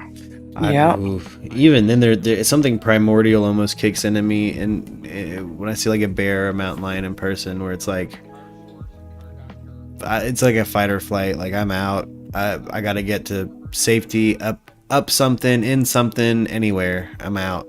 Like I gotta hide. I gotta, if I don't have means to take it down, like I'm out. There's been a couple. Moose are pretty scary too. Like when you see it in person. Oh, I More bet. terrified of them than almost any other four-legged creature. That makes they'll just the way they'll halt traffic and stuff. The first time I went up to the parts of this country that have like moose problems, you know what I mean? Like when you go up north, because here it's like a lot of deer. I think we technically have moose, but it's not like that. You know what I mean? It's not like where is it, Minnesota and shit like that. It's not like that. Where it's like these fuckers are huge and a problem. Like they become invasive. Yeah, I mean, if you hit one of those with your car, it's totaled. That's and then you'll have a very They will fucking ram mad your moose. car and total it while you're stationary. It was like Yay. my country ass. It was like seeing a mythical beast. Like the first one I saw, I was like, "What?" They're Bro, so moose are the shit, dude. Yeah, dude. I saw still one never give birth seen- once when I was a kid. That was wild. Yeah. Oh, I bet. Don't they just kind of let them fall? Yeah, they stand up and do it. Yeah, they fall, the baby bounces, and then it springs up and darts to life. That's wild. So I posted a link in chat with a bear. I've never seen a moose in person. I've always wanted to. I've only seen one ever, and like, it's crazy because we used to have tons and tons and tons, but they got a little like happy with the hunting, and then Oh no. like right after that, the ticks took them all out. Believe it or not. Oh wow. Yeah, ticks are bitches. Yeah, they got Lyme disease, and now they're really, really, really hard to spot. I got bit by a tick and now I can't eat red meat, so Oh, Arianthe, I'm so excited for you to see a moose in person for the first time now, because yeah, me too. They're like majestic. I'm telling you. it was genuinely, for me, I felt like such a fucking hillbilly. It was kind of like me seeing the mountains here in Arizona and like really spending It's a time around the unicorn. mountains. Like, no, it was Them straight up. bitches are like 10 feet tall. It's what's his name taking his glasses off and and when the Jurassic Park crew sees the Brontosaurus for the first time. Yeah. Dr. Malcolm. Yeah, like I straight up had the full on like, oh, and then cue Jurassic Park theme. I was like, oh, this is majestic. I was like 6, so when I saw it, I was basically just like, "Ooh, mama, look at the big deer!" Oh no. Oh shit! And then the baby deer fell out of it. Oh my gosh. Well, not That's a big deer, but fucking you know baby. what I mean. Oh, Yeah, baby. the baby moose was like the size of a full-grown deer almost. That's incredible. man. They- I want to see one so bad. Derek always gets mad because we go to Colorado a lot, and every once in a while, people will be like, moose were spotted in this park, and so like we'll go to the park and they won't be there anymore, and he's like, son of a bitch. That's oof. They We should come yeah. there and we can do a moose tour. Like Let's literally. do it. Yeah, it's I super love cool. it up there. It's just always cold. I always go up there when it's fucking cold. Ah, you'll be fine. More cold than I can handle. Oh yeah, I'm gonna It's be parked better it than up. Siberia. You got to buy your clothes from the north if you're going to go up north. Yeah, That's you true. do. That's true. I'm gonna park it the fuck up. I don't They make have them any cold weather That's for clothing sure. anymore. That would be so fun though. We could bring the whole damn family. That would Oh, be wait. so cool. My kids would love that too. Yeah. I Oh, posted a link in the YouTube chat. I don't know if you've ever seen this video, but this fucking bear just walks over to somebody's picnic table and sits down. Yeah, remember I told you guys about that? Yeah, that's wild. Their experience, just chilling, eating fucking Capri Suns. Like what? yeah. Yeah, It's I like- was just like, is this my life? it's really cool, but at the same time, I highly advise nobody ever do this. Ever. A friendly bear is a dead bear. Anybody who works in game and fish will tell you that. Yeah, being in the West Coast and seeing how the camping scene kind of like how you handle refuse. You know what I mean? And how like the public camping Yeah. areas have like these like bear-proof fucking dumpsters.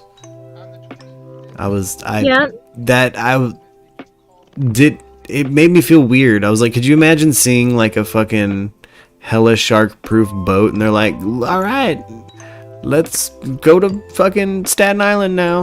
Like, what? Bitch, what's in the water? No. What's in these words? I have bear canisters because I camp in the West. Like, don't do it.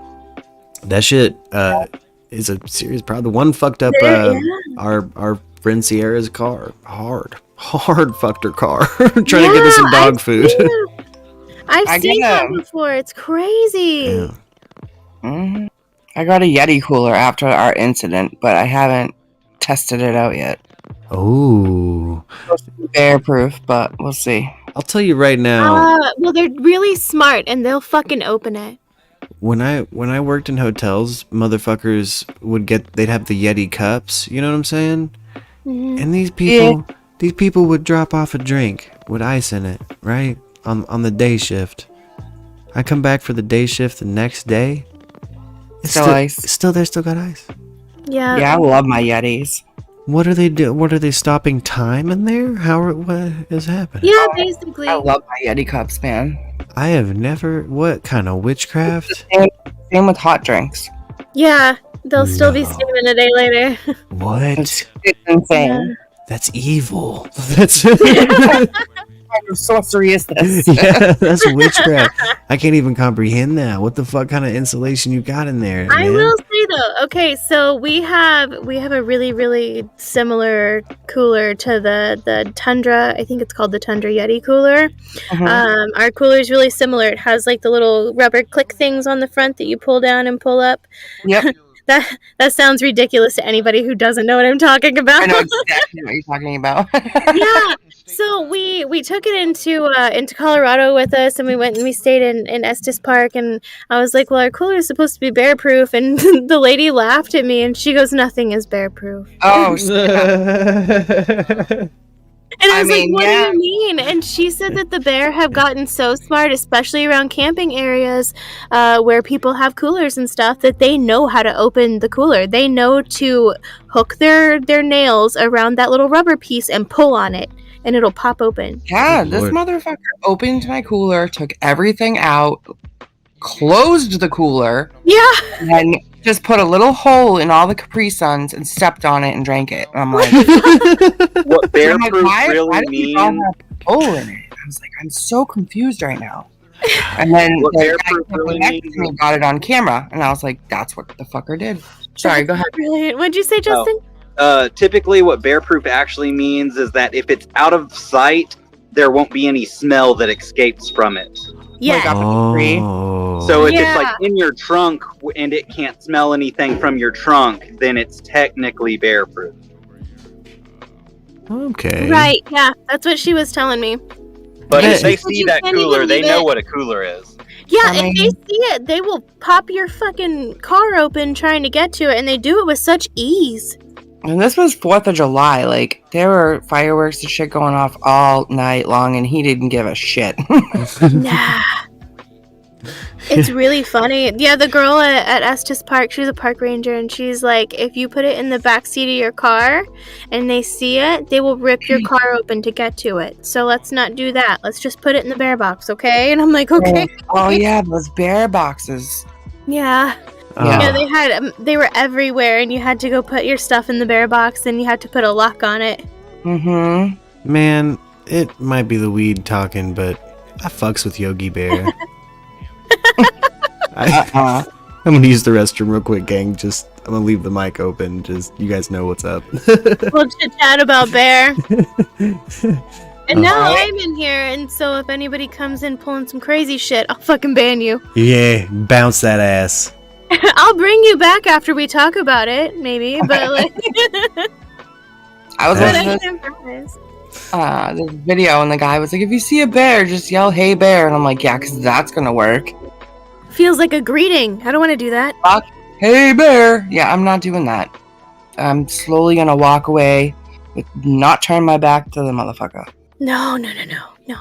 I had a friend who went hiking and encountered her first black bear, and she was so excited that she went, hi, baby. And I was like, what the fuck are you doing? Oh, jeez. No. We scream and yell and act like lunatics. That's funny. That's what we're supposed to do. I suppose if they don't have babies, though, they might not mess with you. I think it depends on the time of year. If it's breeding season, I don't want to fucks with it. And if they have babies, I don't want to fucks with it. You know? And I don't ever know what time of year it is or if there are babies lurking, so I just stay the fuck away from all of them. True. I had a friend driving through Gettysburg one time, or not Gettysburg, I'm silly, Gatlinburg, and he was like, there's a bear on the side of the road in broad daylight, and I was like, don't stop. Bears don't normally hang out in broad daylight. It was like, noon, and I was, so it's either really, really hungry or it's sick, and you don't want to be around any of that. Oh my goodness. And people were stopped in the middle of the road to take pictures of this bear. In all fairness, we are great. building on their territory, though, so...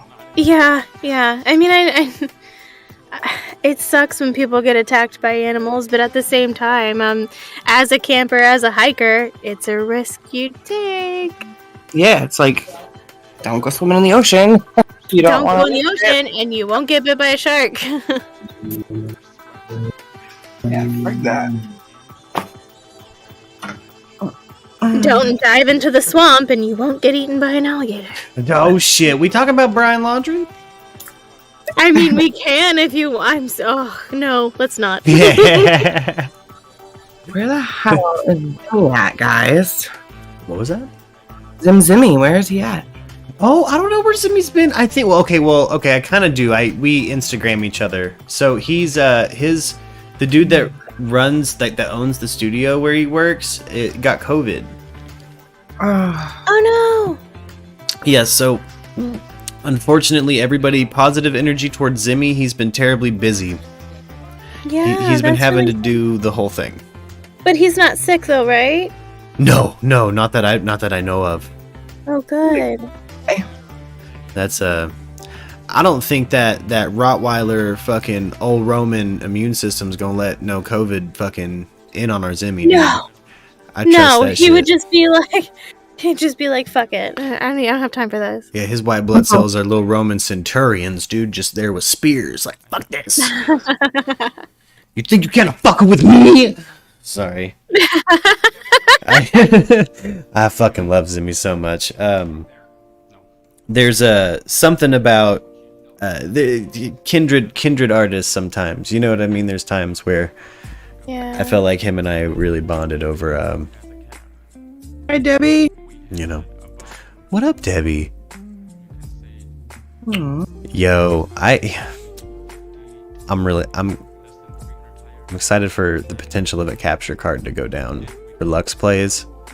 Because again, I'm not going to game on this channel, but I wouldn't mind clipping the occasional whatever the fuck I get up to with Debbie, because we got a headset set up for the Xbox, and there's something about Neverwinter, man. I do love that game. It's just, I'm an Aquarius. If anybody's into astrology, man, I'm an Aquarius as Aquarius too. So like I'll rearrange my furniture once a week. When someone asks me my favorite, I'm like, what time is it?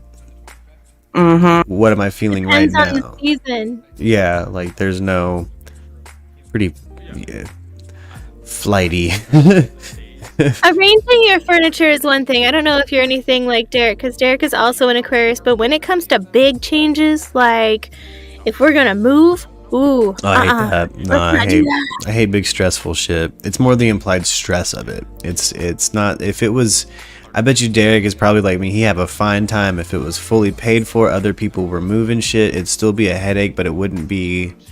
Yep. Fucking annoying. You know what I mean? Like. Yeah, it's exactly right. Because what drives me nuts about having to make a big move is just it's the structure aspects of it, because it's not taking a trip and having fun. It's not enjoying the moment all the time. It's like rigid structure and planning the future, and I'm not the best at that by nature. I was also raised by parents that I just don't have the ability it's really hard for me to have the ability to think more than 4 years out at a time. I just don't have the understanding of structure, as I've discovered with my psychiatrist recently.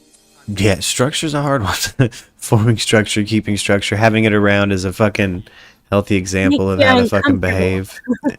Yeah. One of my kids thrives on that. Like, she has to have structure, and if she doesn't, she loses her shit. Yeah.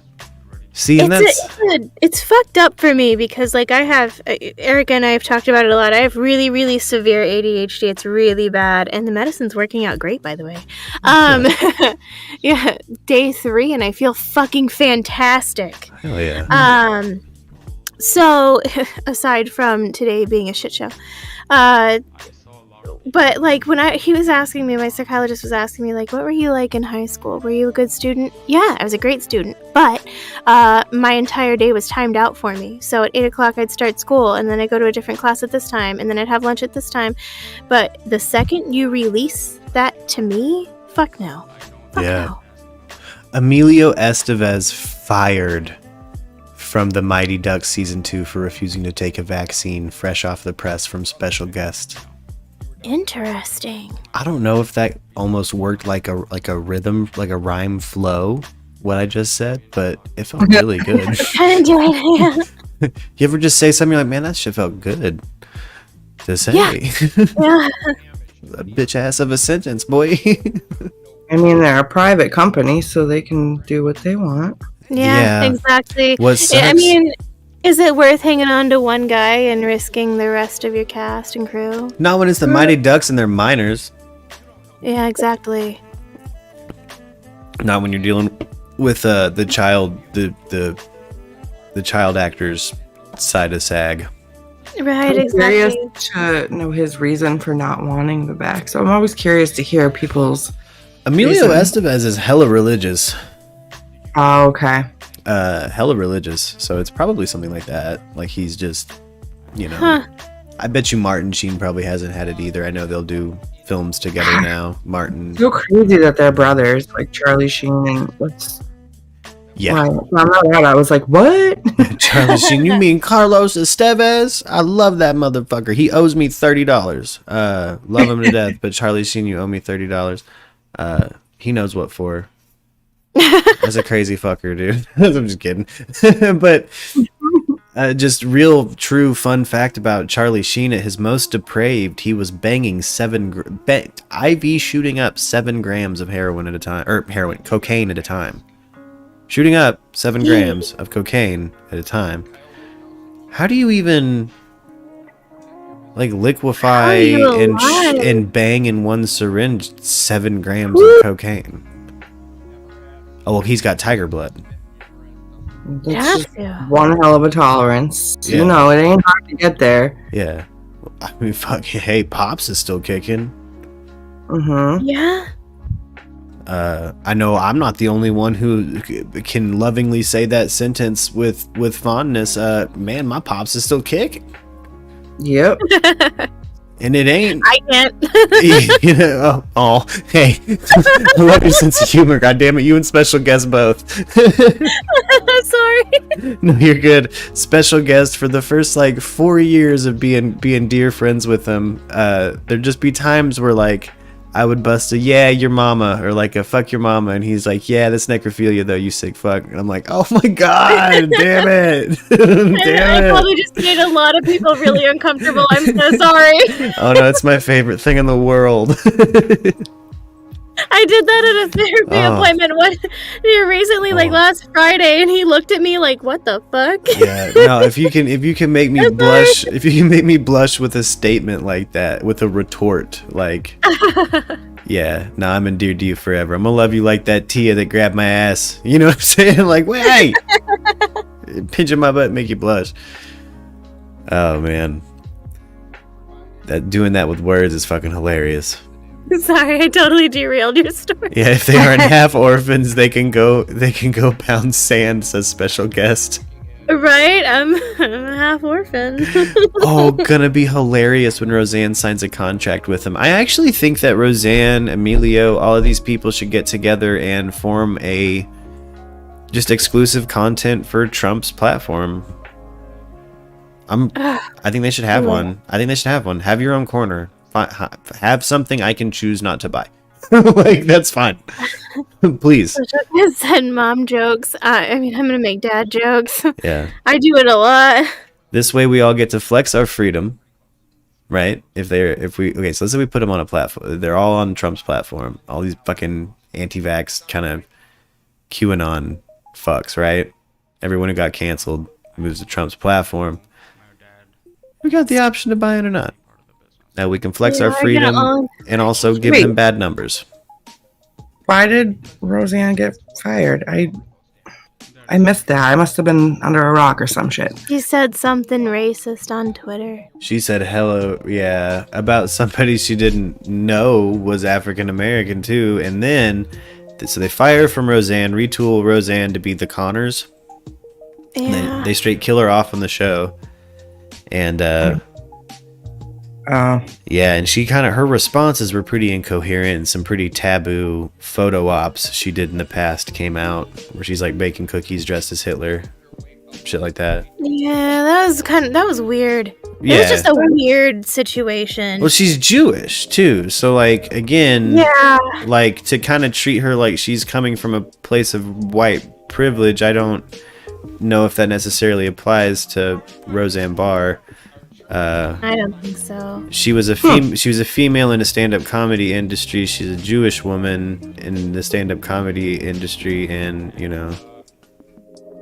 know. It was just a very weird situation. It was like she had a mental break. Yeah. Like claimed she wasn't having a mental break, Yeah. and like stuck to her guns on it. Yeah. I friggin' missed that all somehow. Yeah. A special guest, it'd be cool if special guest says literally 49% of folks like country music, and he says, and selling to the same part, they're just going to end up working for Ben Shapiro and selling to the same part of the country that makes country music the most popular genre in the US. And yeah, but here's the thing. I think that, CMT should probably stop being a cable outlet and hop over with Trump and take their productions over there. How about that? Maybe they can merge, have all the honky tonk. They can have half of it. I don't give a fuck.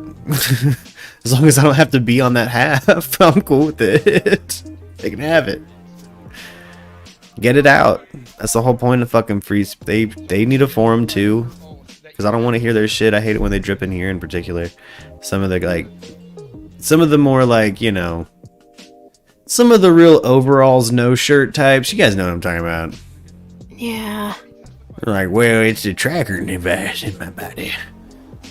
Yeah. Yeah. It's Brian Hardy. They were in Sandy Hook now. It was all over Sandy Hook the whole time.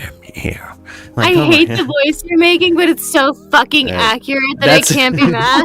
That's literally how I read that shit. Like my voice. I was like, wait, who is that? That's Yeah. So accurate. Because I was looking up what else, and I was like, wait, who is that? No, sorry. It's just it's the general population of 65 plus men in our area. Yeah, in a good chunk of northern Florida. Yeah. Well, most of Florida. That accent was learned, and it happened in northern Florida. That's man, fair. I about said hello to Lux on her lunch break in that voice, which would have been embarrassing. You should have done it. I was like, how you doing? What you doing there, Lux? I don't think she would have batted an eye, though. She would have just been like, hi. You having a good day at work? Yeah. Happy anniversary. Yes, that's so cool. I love it. Happy anniversary, lady. Shout out. I don't know if you can, I don't think you're in Discord, so you probably can't hear the dub horn I just blew off. It's anniversary time, y'all. That's I've got a soundboard.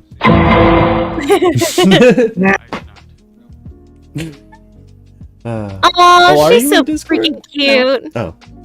No. Hello, pretty Isn't she lady. adorable today?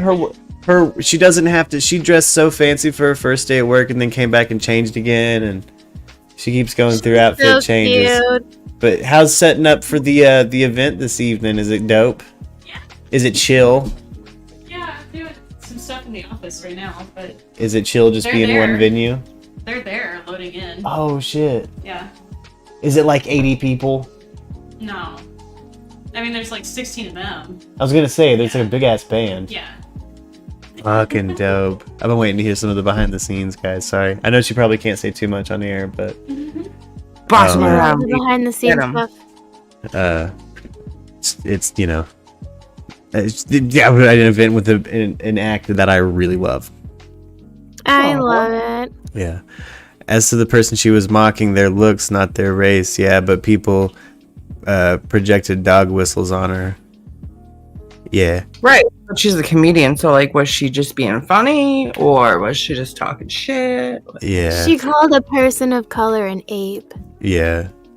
Special guest, keep in mind where you're pulling these statistics for like hip hop is from they're not taking it into account a lot of stuff, man. It's kind of like the Clear Channel narrative. Clear Channel tell you it's like 52% country music. Ew. Yeah. Yeah, if you ask like Clear Channel or whatever the fuck rate Nielsen is for radio, they'll be like, well, country music and pop music plays the best. Probably 52% country music. And then you've got, I'd say, the rest of it is pop music. You know, the Katy Perry. And Adam Sandler right now, I can't. And the such. So, sorry. Okay. I've been in a good mood today. Keep doing it. It's funny. Happy. Oh, if only I could get that sweet voice acting gig, but boy, does that grind I've already got other grinds. No, It's a you're lot. good. I'm telling you. It's a lot. It must be a family thing because you're good at it too. It's Not We were playing a game.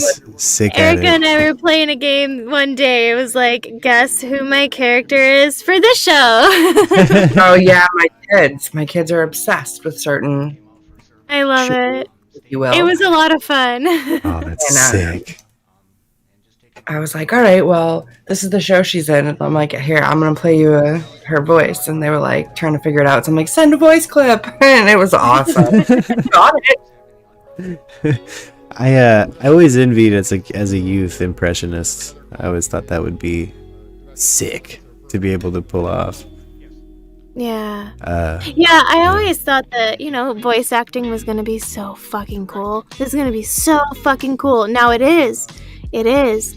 But I recently came across a TikTok where it was a woman like, how much do you get paid? And I'm like, giggles and entertainer. Yeah, giggles and entertainer. Yeah. I don't. Broke I don't artist. get paid. Yeah. It's gig industry, so it's you take gigs and you get paid flat sometimes. You get paid residual sometimes if you do something on scale in entertainment too. There's big names that do things on scale. People really fight. Here's the craziest thing about it, and something I've learned, and because I'll never work for them again, I'm gonna call out Disney. Disney doesn't like to pay you. Oh snap! No, Disney. No, they're actually really. I've heard that from more than Arianthe that they're pretty bad if you're doing especially if you're somebody they pulled out of like a talent pool or a management agency. They might fuck you. Like, and if you don't have a manager or something like that, they're even more likely to. So like, what do you do if you don't get paid? Well, there's really no fight in the mouse. Yeah, there's really not. If somebody decides not to pay you, you kind of just have to say fuck it. Even if you did Unless take them to you court, find- they're going to show up with your mom's fucking debt from the Disney movie club. Yep. Yeah, they will. Disney is really bad about it. I did a Disney sing-along, and they fought so hard not to pay me. It took me 3 months to get paid. Yeah. But what is their reasoning?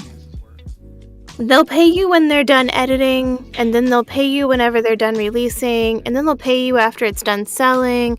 It's always a push it out. And then finally I was like, okay, you've edited it, it's out, it's sold. And it wasn't even that much. It was like $50 because they don't like to pay for anything. Yeah, and what sucks is it's a flat rate based on scale, and that's always the stupidest because it's like, yeah, there's no. I always advise the anybody way taking gigs they get around it is like, I did a duet with somebody, right? And so they wanted to pay per word.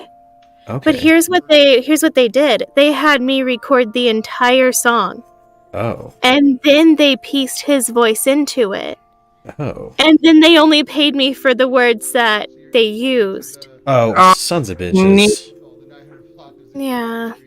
And then you have to watch it with people, though, because sometimes they will put into contracts, like, they'll own your voice. They'll own you. Take Kesha as a fucking lesson and make sure you read those contracts, because it'll come down to nobody else can use your voice but you. Yeah. Who the hell was Kesha? Wait. I know who she is, but, like, how is she tied into Disney? Oh, she's not, but she has a contract with her producer, you know, they own her voice, they own her music. Oh, shit. Yeah, it's why she couldn't get out from underneath that motherfucker. Yeah, the act Kesha with a $sign was owned. Yeah.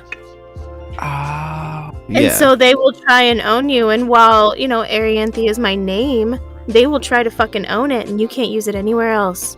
And Which means that it's everything associated in the moment, so that's my voice. if you try to break free of it, they sabotage you. Uh-huh. They'll sue you. Mm-hmm. It's a whole fucking problem. Like a whole. Yeah, I heard a lot of them, like, stars talking about that, about the mouse. I don't even want to say the name just in case we get in trouble. Yeah, the mouse. Oh, yeah. I think we can talk openly about Disney. I mean, what are they going to try to hit me with a cease and desist or a liable charge? I mean, they can suck a dick. I'm not going to fight the mouse. I'll be like, I'll cut the video out. Look at Lux looking at me in Manager. Lux looks. She's looking over in Manager, just Lux, being like, shut up. Yeah, Lux looks in Manager. Shut the fuck up, dude. She's like, you talking shit on Disney on air, boy, you gonna get pulled. Oh, Disney, yeah. Oh, that cracked me up. I saw that shit in the camera. I was like, oh, shit. Yeah. I saw her on stream look over and her eyebrows drew together, and I was like, uh-oh, we're in trouble. Uh-oh. Oops. Kind of like Murk is managed. It's a name and an art project. Yeah. Yeah, they did own Prince too, management. Again, like they can, well, at one point, well, no, up until Michael Jackson died, Michael Jackson owned the rights to, like all of the Beatles music. And he bought it, like he outbid Paul McCartney for it, who was his friend at the time. Which is so weird. Yeah, but it's, you know, it's one of those business moves. It's business, baby, yeah. Yeah, I'm smart, but it's weird. I mean, Yeah. it's so fucking weird. When you are literally throwing money off balconies and shit, I mean, yeah. Jackson, for all of the frivolous spending he did, he actually bought the rights to a lot of shit. Yeah. Yeah, when he passed, but we wouldn't have like the re-release of a bunch of Beatles stuff if he wouldn't have owned it. We wouldn't have had respectful releases of the Beatles stuff, and then we wouldn't have had the era of blatant disrespect to the Beatles that came right after he died. Yeah. Ugh. Like, if you notice, right when he died, it was like, now they're in Rock Band, and they're in this and that, and they're on Nike commercials. Didn't Michael Jackson also buy the rights to like Eminem's catalog? Like after he left, he left Sony, and then Michael owned it. Yeah, he had bought and then he had access to buy into a bunch of Sony stuff. He writes that into his record deals. You know what I mean? Like, and anything he touches. So like, you know. I love his music. Sorry, not sorry. Yeah, I'm not sorry at all. I love Michael Jackson. It was like literally my whole childhood. Yeah. I know every word to every friggin' song, and I don't know. It's just, you never like have those artists that just like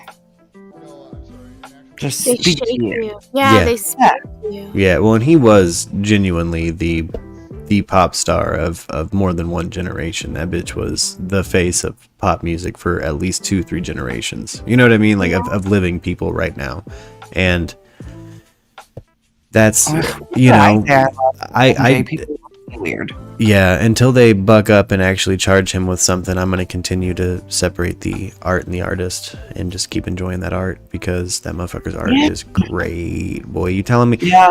That's another thing too, people hating on set, like choosing to not listen to his music afterwards. Like, how can you not stop till you get enough? How can you not beat it? How can you not Thriller? What the fuck are you talking about? Thriller, played man. in my He made house all the Thriller, man. time. That man, Chief and I knew a girl that would defend MJ, but she had the funniest Southern accent. She said, "Not Michael. Michael wouldn't do that. Not Michael. Not Michael. Not MJ. He I mean, wouldn't I don't know do what that." the hell he did in private time. I'm just respecting his music. Yeah, his music is the shit. It's great. There's these what is it? Like that for me, you know? Yeah. Like that doesn't really have to do with how I feel about him as a person. Like, There's Yeah, you can separate art and the artist. People also think that, Da Vinci was fantastic. He was, the most prolific, blah, blah, blah, blah.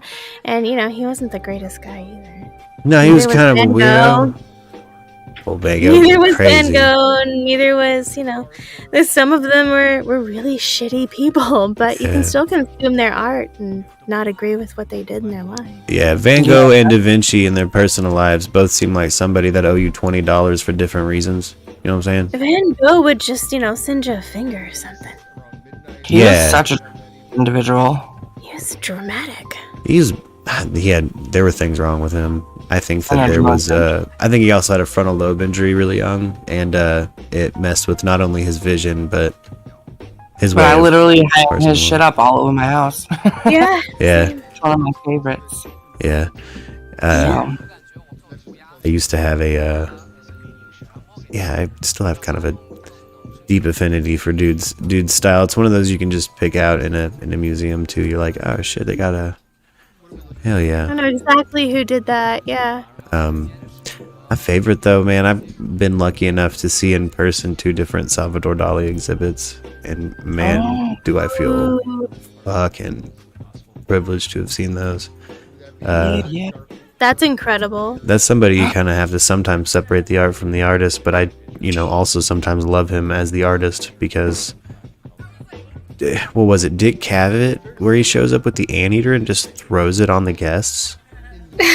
He just walks in holding an anteater, and they go, "Is that an anteater?" And then he throws it into a lap. Like a grenade. He Yeah, he's just like, "Yes, it is."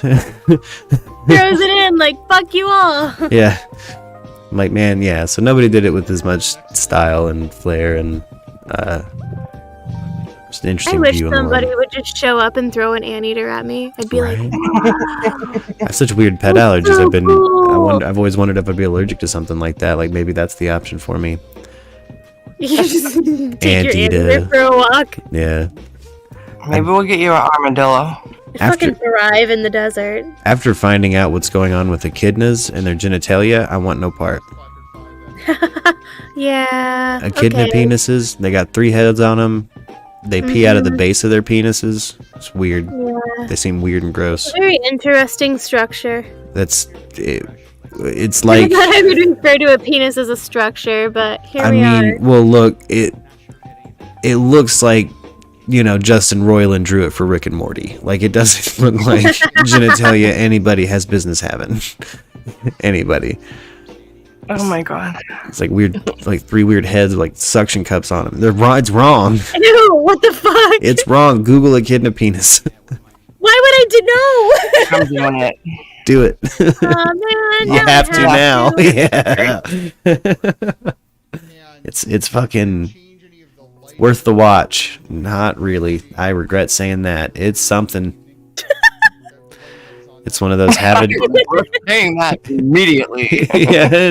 Nope. Oh. Oh, no. Yeah, you seeing it? Wait, how are you spelling this? Echidna. ECHINDA. Yeah. IDNA. I got this little bugger. He's cute, but didn't show me. Oh, no. Yeah, but look at them hangers they have, dude. Those things are wrong. Is there a claw on one side of those? Oh, you know what? Yeah. I'm on my kids fucking Google and it won't let me. It says that I'm blocked. No, ma'am. It says you know- Wait, what? That makes sense. we all are all. I mean, I'm sure everyone's familiar with a famous echidna, right? Knuckles. Yeah. That's Knuckles' Wow. penis. That's what Knuckles' penis looks like. Oh, Well, I think they call him no. Knuckles, dude. Yeah. Oh, sweet Jesus. Oh, Lux. No, echidna penis is wrong. You know it. Did you find another? You're why I know about this. Thanks, Lux. It's a hell of a fun fact. Wait, I'm so confused at the anatomy of this. I think even God was before he shipped that one out. How do you set this up? How are you like, you know the hedgehog? And they're like, yeah. He's like, do that, but with knuckle penises. Yeah, that Not penises, just the one, just knuckles on the penis. Well, and I can't stress the weirdest part about this thing, right? It pees out of the base of his penis. It pees out of the base, so pre-shaft it's peeing. I'm so confused. Right? And what has me so angry? So this actually has 4 heads, by the way. Oh God. Yeah, it gets worse. That's 4. I'm having a really hard time with the fucking anatomy of it. I just keep staring at it, trying to figure it out. I do know that each head shoots heavy loads, right? Or 2 of them attach and then 2 shoot heavy loads. But one of them, I know that more than one head shoots loads. It looks like it's like a suction. Yeah, this looks like the thing of... You would see this shit in some hentai. Yeah, was it I'm pretty sure it was an echidna. They busted open a female one time, scientists did, and they found the semen from like 100 different echidnas in them. They also all fuck all the time, each other. She's just fucking storing it. Yeah, they stash it's fucking, they're gross. This is the cutest, most disgusting animal I've ever seen. Oh I yeah. know, cute. Yeah, they look like hedgehogs, which I love hedgehogs. I think those are the cutest. But Like a hedgehog platypus mix. yeah, but Yeah. now I'm just concerned. Yeah, it's Knuckles, dude. It's Knuckles. Good for you, bro. Good for you. Knuckles the echidna, dude. Maybe their sperm count is like low, so they need to like make up for that. Yeah. That's all I got. I think some people live some real degenerate lives, and the universe found a whole new way to reincarnate them as something nasty. Ugh. don't Of know. all the years of evolutionary process we've had, this is where we ended up, Echidna. It looks at you lovingly and then pees out of the base of its penis. Ah. And then it like fucking bops you in the forehead with them 4 knuckleheads. Drags his dick behind it, running away. Oh yeah, no, its genitalia looks like something out of JoJo's Bizarre Adventure. What's wrong? I'm trying to. Yeah. I love you having good eating. I'll text you about dinner. Okay.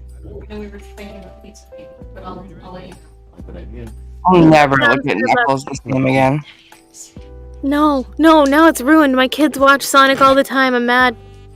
Oh Yeah. no, this adds a whole new dope level to This is a whole different element. Yeah, well now Speaking of kids, here comes one. you can read Sonic fan fiction better.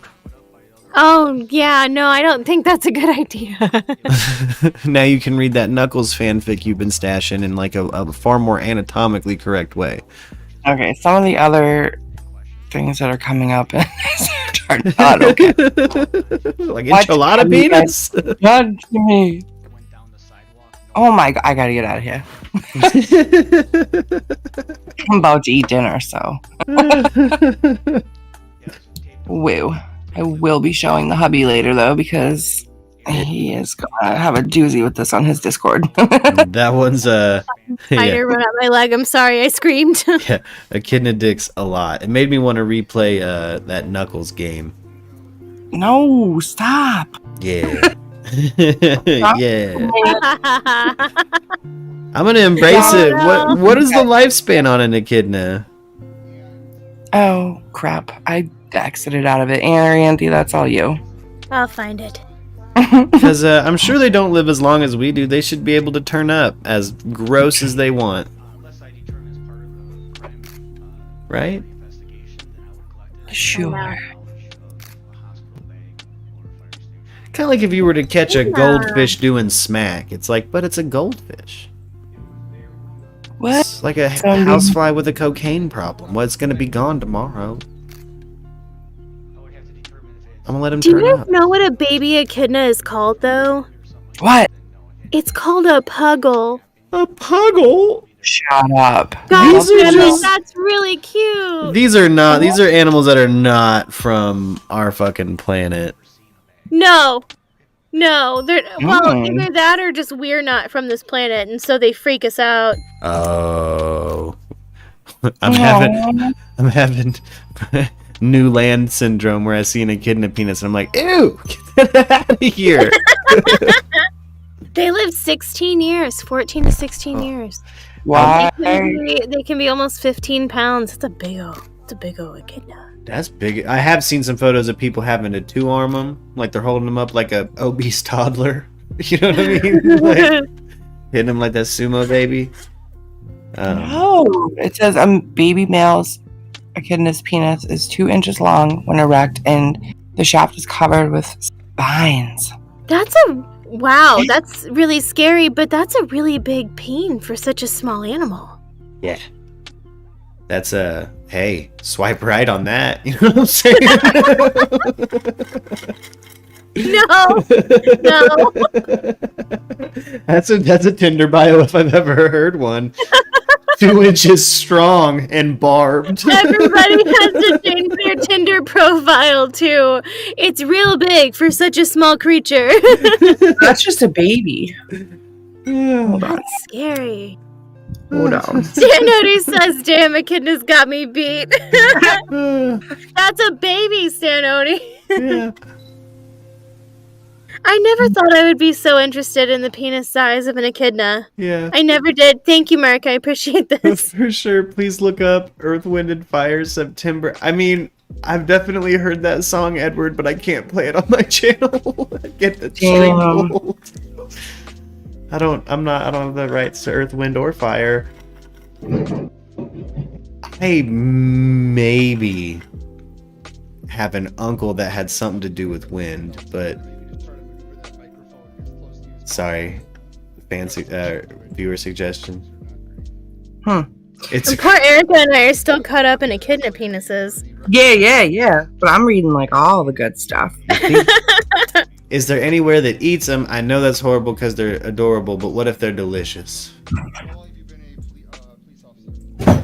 Hold on. Well, they live in Australia and New Guinea. Of course, Australia. That place has the weirdest fucking animals. I knew you were going to say An that. echidna's penis. What is an echidna? Not the weirdest version of the animal. It's the most venomous version of the animal that lives in Australia. Every time. Every time. Always, yeah. Every time. Oh, an echidna is like a hedgehog, but not a hedgehog. They're also bigger. It's Knuckles. Knuckles from Sonic the Hedgehog. You know Knuckles? He's red. Likes to punch things. Likes to punch Hey, things. you ready? I know what it is now. No. Has I don't know what the yeah. penis- He's got a 2-inch Hobby. barbed penis with 4 heads. Swipe. Say hello to the- Swipe right, girl. You trying to see something? Since photo of a kidney penis. Isn't that creepy? Sorry, my husband. Yo, that's going in a Oh, snap. I figured you'd put it in your Discord. Isn't that so creepy? My husband is like losing his shit right now. They have 4 mushroom tips and Stanody. Yeah. And barbs. Is the supply house taking these pictures too? 2 of the heads shoot active loads, boy. Live rounds. No. Echidna? Oh. Could you guys imagine if a koala had just like 2 full-on human dicks? Like what? What the fuck? Ew. Koalas are like born with some venereal disease or something. Oh yeah, they're pretty gross. Yeah, koalas are really gross. I think it's gonorrhea. Yeah, I think they are born with the Something clap. like that. They're born with the clap. They do nothing but get stoned and exist solely off eucalyptus. It gets them high. They're cute though. Stan Odie says that's what I imagine Chris Chance looks like. Oh my god. And you're not far off, dude, as somebody who's seen Chris Chan's nudes. You're not far off. I don't want to. It definitely looks like it's, you know. It is so fitting that this fucking Kyle Rittenhouse stream has turned into the weirdest penises we've ever seen in stream. I'm slowly building into a flow where I can like pop up a stream and then I'll collect the topics we covered afterward and then change the title when I post it afterward. Where it's no. So it's new people aren't showing up. But this isn't about the Rittenhouse trial at all. It's like no. I wonder what the fucking stream topic is going to be this time. It's going to be like, is Kyle Rittenhouse going to get an echidna in prison? Here's what yesterday was gonna be, but I just kept it MURKradio for now. But yesterday, what was it? I keep like a what we learned little tab on my piece of paper, and it's don't be Batman Rittenhouse. We talked about the coldest city on earth. We talked about the Carlyle Group and the Bush administration. Siberia. Yeah. That's beautiful. That's a beautiful collection of topics. Yeah, so I was like, all right, how the fuck It's do I... Freeform Friday. Let's talk about echidna penises. Yeah, how do you title that? Because if I Freaky Friday. I can't stay on topic for 4 hours. I could probably hit an hour, 2 hours of like one solid title, but I think it's just gonna have to be freeform. That's what I like. Kind of an improv. The title to this one's just gonna be like, listen, I can explain. Yeah. Swipe right. It's just called Swipe Right. We should make the title of this one just like your Tinder profile. Yeah. I also Hella impressive for a creature of this size.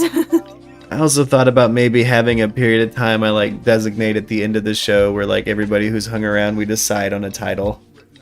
I like it. Yeah. Like, Do we do polls? Can we do polls on the page yet? Yeah, I fucking can't figure out how to change the labels of them yet, but I'm working on it. I've gotten really close. I thought I had it figured out, and then You'll I went get live. it. Don't worry. Yeah, I'll get this. I'll get it figured out in a way that everybody can actually participate, or I don't know. It's like such a beautiful idea when you start a channel and you're like, I'll put it on every platform, and then you're like, fuck, well wait, how do I get everyone's information? Yeah. So I think it'd have to be like I think I can do Discord exclusive polls.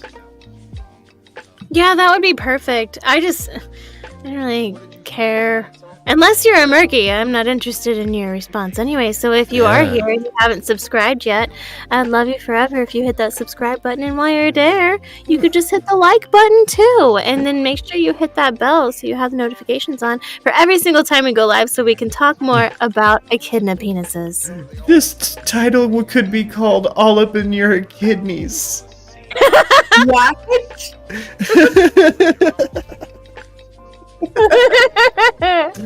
Oh, it can't feel good for the females. It can't. There's no way having sex with that thing feels good. Don't knock it till you try it. That's what I was going to say. Don't knock it till you try. You don't know. What's that? I told you, we're the same person. Does that vagine return fire or something? Like, does it have bigger barbs? Like, what? What? Huh? And why? Nature's so weird. I don't know, but I'm afraid to look it up. Nature's so weird. Nature, you scary. You having a little penis envy? Well,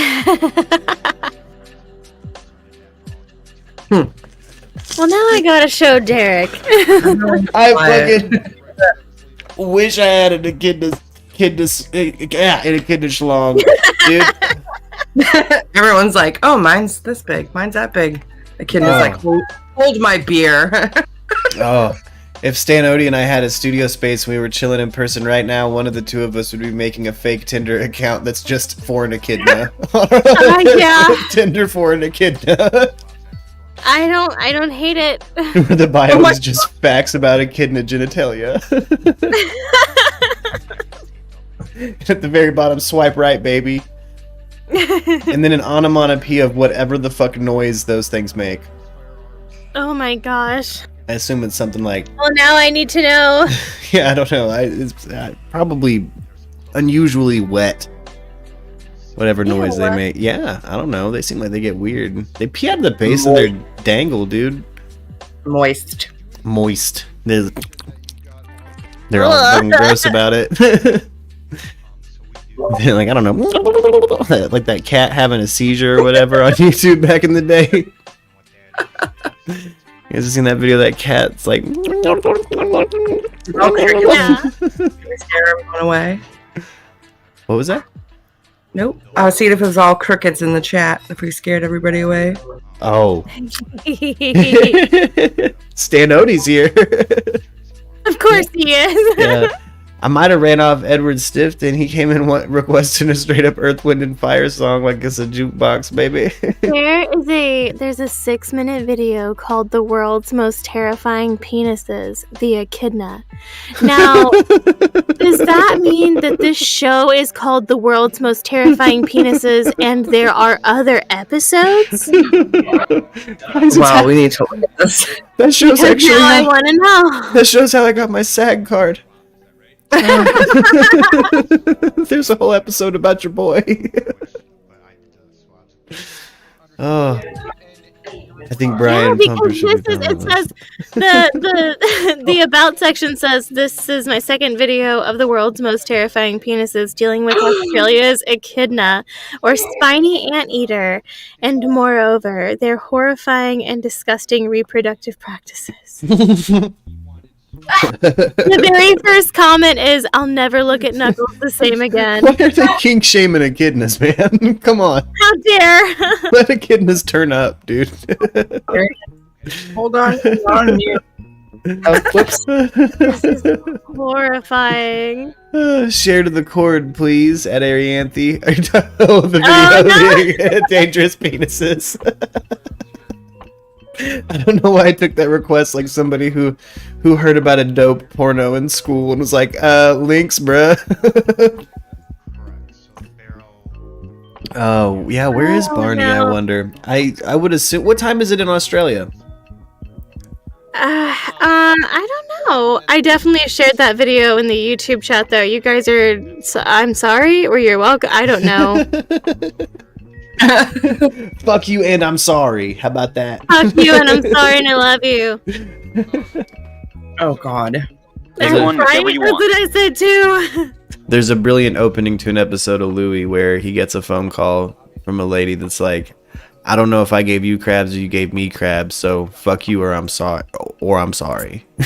Dude, I have a site called revengecrabs.com. Oh, no. What was that?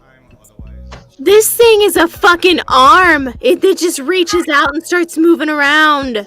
Ew, no. Oh, no. It's got bones in it? Stop the madness. No, it's just a muscle and it moves. Ugh. Hell yeah. I'm not gonna kink shame him. Get down. I'm watching this video on mute and all I can vision in my head is like like that weird fucking 80s, 70s, 80s porn music that's just super funky. Yeah. Ew. Way Okay. too much Sorry. wall. Absolutely way too much wall. Yeah. Here's some echidnas getting down. He's like, let me put that snout. Come here. Give me that snout, Be bro. careful. Now, I have a question. Why was old porn music so fucking groovy? Like, are people having funky ass sex and I just don't know it? If you're having sex to my funky ass jams, yes. I don't know, but it's a crucial part of history I wouldn't change because fuck. I think that's why I'm selling records. I think that's what people are doing. Is everybody's trying to live their 70s and 80s porn dreams? Yeah, I think. Okay, no. What I've got on screen right now is this porcupine's getting down. Oh no! Goth Angel Tarot said I've been invested in this trial, and I'm gonna listen and do my makeup for work, baby. No, oh no. Oops. Arianthe, the dog charger I sent you. Yeah. That was great. I need one of those. I showed my husband and he's like, I want one. I was like, me too. Let me just back right up to the trial live stream. The live stream is over for the trial, and I had put on Porcupine's fucking song when she said that. I felt really bad. Oh, I'm so sorry, sweetheart. Oh, God. I mean, she might know about it. Isn't she from Australia? Yeah. Hey, Goth Angel, you ever have to deal with echidnas? Are you aware of what they have going on downstairs? Their mix-up is just that. It's a mix-up. I'm almost positive that beautiful girl is from Australia. Now I want to know. I need to know all there is to know about echidnas. No, Goth Angel's you're definitely our Australian. Why are you gonna hold it out on us? Yeah. Why didn't you tell us about this before? I know you busy putting on your makeup and getting ready and shit, but how about you talk about echidna dick? Like you get in here and do the real work. Talk about echidna penis. Trying to get down to the facts. There's another video called "The Echidna Makes the Platypus Look Normal." Oh God. The White House is holding a press briefing right now, and so I have it going on. It's I think about COVID. Oh. Yeah. But boy, did Not nearly as exciting as echidna dicks. It's really not, and boy, do porcupines really just get down like two fat people. Shit. Like, check this out. Hold up. Wait, do I gotta go forward with this shit? Where's my fucking... Oh. My dog is like giving me the craziest look right now. Like, It's like, bitch, what are you doing? sorry. Oh, here's the photos of the business. Oh no! No! No! Hey, look, the stream's still alive. I think we're good. Well, for now. If they're to ask what that is, I'm gonna tell them. Why, that's an echidna penis. Can you not tell by the foreheads? This stream is for educational purposes only. Yeah. It's an education stream now. Bear sits next to guy. I guess bear footage is off limits. We had a whole issue with the tattered map, so I've been kind of scared of all this wildlife footage. I thought it was something valid I could do, but they're like kind of assholes about it. So I guess I got to be careful where I source that shit from. Was it from like National Geographic or something? I think so. They're probably the ones that pulled it. Oh, God. Yeah. It's badgers. They're always mean about everything. Yeah. Maybe she likes biting. I'm not king shaming anybody here. No, of course not. I'm possum's mate. Oh no. Oh no, it's worse than seeing one possum. How the hell do we get onto that? Oh no. I don't know, but the positions, they're all so very different. Yes. And I think that's really cool. Hey, we can now we all know what the lazy on the side is really called. It's called possum style. I'm gonna play possum. It's called Oh, big spoon, little spoon. Get in this sleeping bag, girl. You trying to play possum or what? Oh, I can't. So I don't know how we got here, but I'm so sorry. You're good. I'm fine clickbaiting motherfuckers at this point anyway. Fine. I clicked you. We're not talking about the trial. Welcome. I have no clue what's going on in the trial or what details were discussed today. I had it on mute. Yeah. Yeah, you guys know me better than that. Yeah. I'm sure you've seen the I seen the classic turtle video. You talking about the one where the male turtle reaches over the back and he gives out a hearty like that's his O noise. I don't know if it happened for Erica, but it cut out, so he gives a hearty and then it was just silent. Oh yeah, I heard nothing and I was like, Same here. Like, I thought you got- It's like that. Oh shit! My noise suppressor doesn't want to pick it up on Discord. It did it on the show. It still cuts out. Whoa! It does, yeah. Yeah. Oh, nuts. It hates Oh my. no. Discord says no. It hates my wet. I can't ASMR No, on turtle Discord. fucking. No, turtle fucking ASMR. Nope. What the? That's where fuck? Discord draws the line. Well, for today, just so this stays relevant, because I feel like I come in clutch with a pretty decent turtle fucking impression. Hold on. Like, I feel like I've got that one down. You better put that on your next fucking application, man. I'm That's- telling you. I feel I have a very decent turtle fucking impression. When I finally do talk you into being a voice actress and people are like, so what are your skills? I can sound like a turtle fucking. I can sound just like a turtle fucking. Excuse me, young. Excuse me, old man. Like, Yeah. Yeah, Yeah. you fucking heard me. yeah. Let's see if it'll pick it up now. It still No, doesn't want to. Discord, you cunt. Oh, Discord, you cunt. See, now you guys, I can straight up make it sound like I'm eating some chili mac now, and No. there'd be no problem in Discord. But if I try to sound like a turtle fucking, that's just too spicy for Discord's It's too much. audio processors. Good lord. But no, I could just. Ugh, gross. Why is that noise fine? See, why does that come through, but everything else doesn't?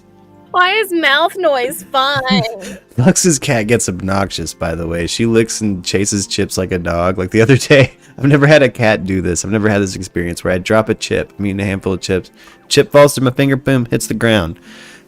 Cat runs through the apartment and is like, what the fuck just happened?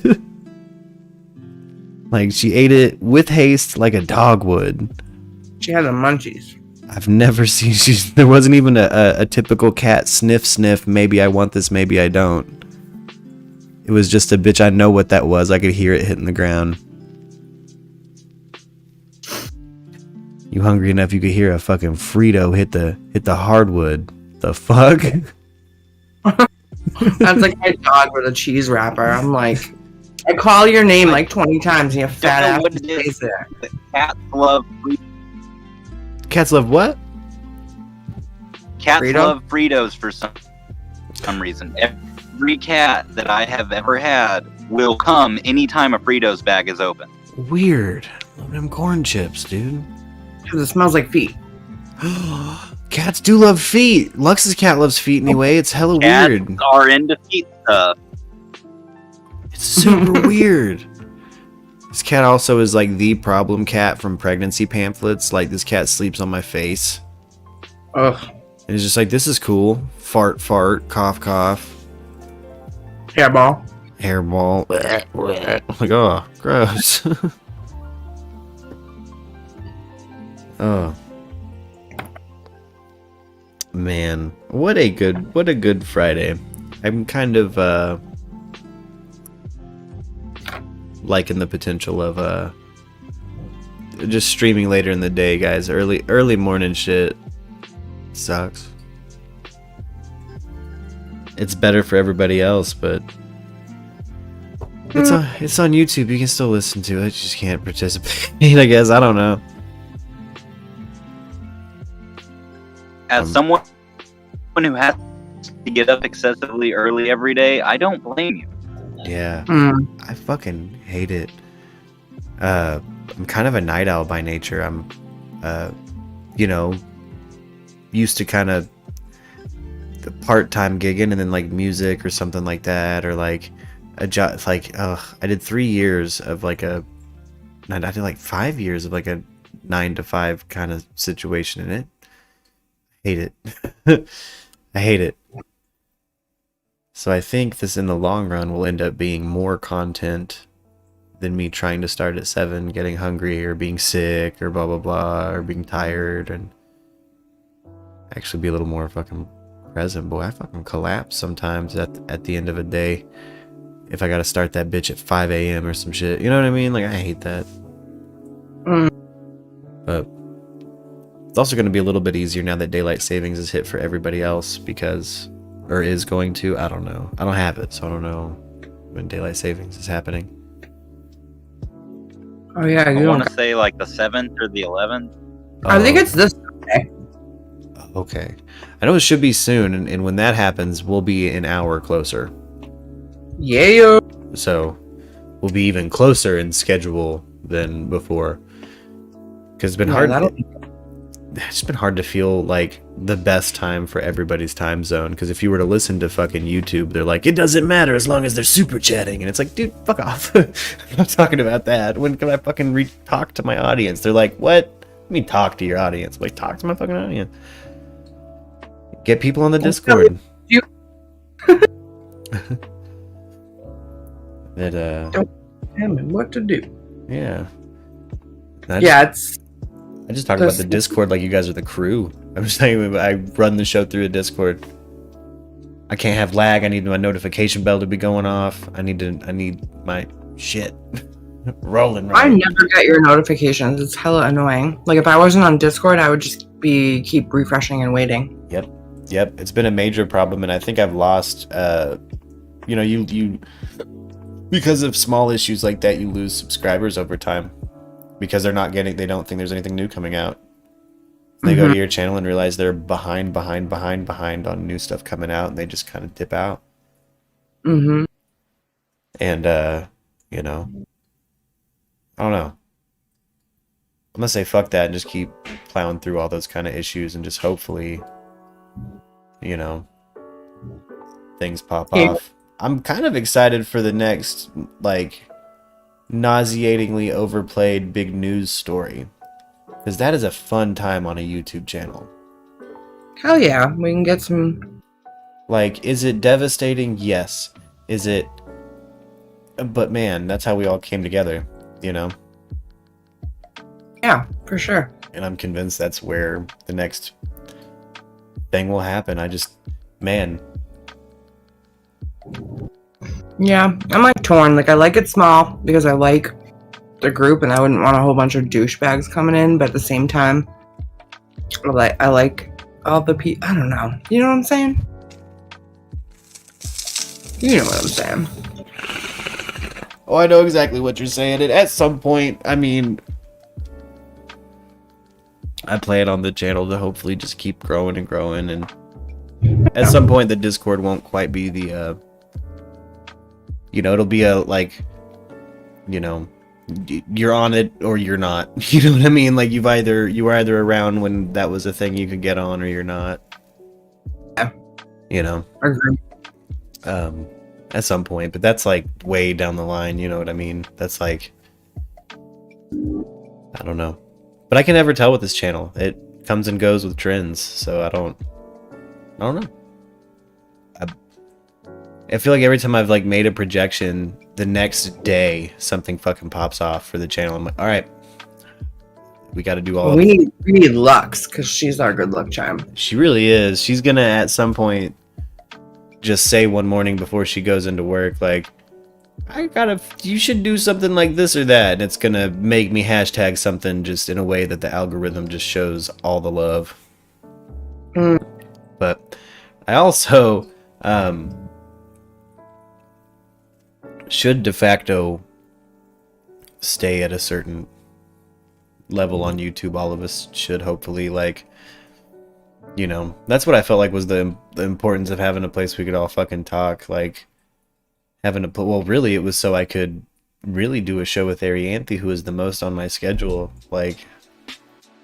She's who was there doing the morning news. She was watching and being the fucking best supporter ever. And led me to the fucking Discord. So I don't know. It's been fucking cool how this has all played out. It's been really fucking cool. I'm kind of ranty. I got a little stoned today, guys. But it's Friday. That's what today's for. Yeah. What is it? It's officially after 5 for a lot of people, right? Kick back. Yeah. It's 20-7 here. Oh, fuck yeah. I'm gonna go soon and watch a movie with my fam. Oh, hell yeah. I love my family. Pelosi's holding a press briefing now. Yeah, that's the noise I kind of make when I hear that too. She's running. She's running the nation now because you heard what Joe Biden said the other day. He just said, "What should I do, Nance?" Like I got a feeling there's a whole lot of whatever you say, Nance, going on.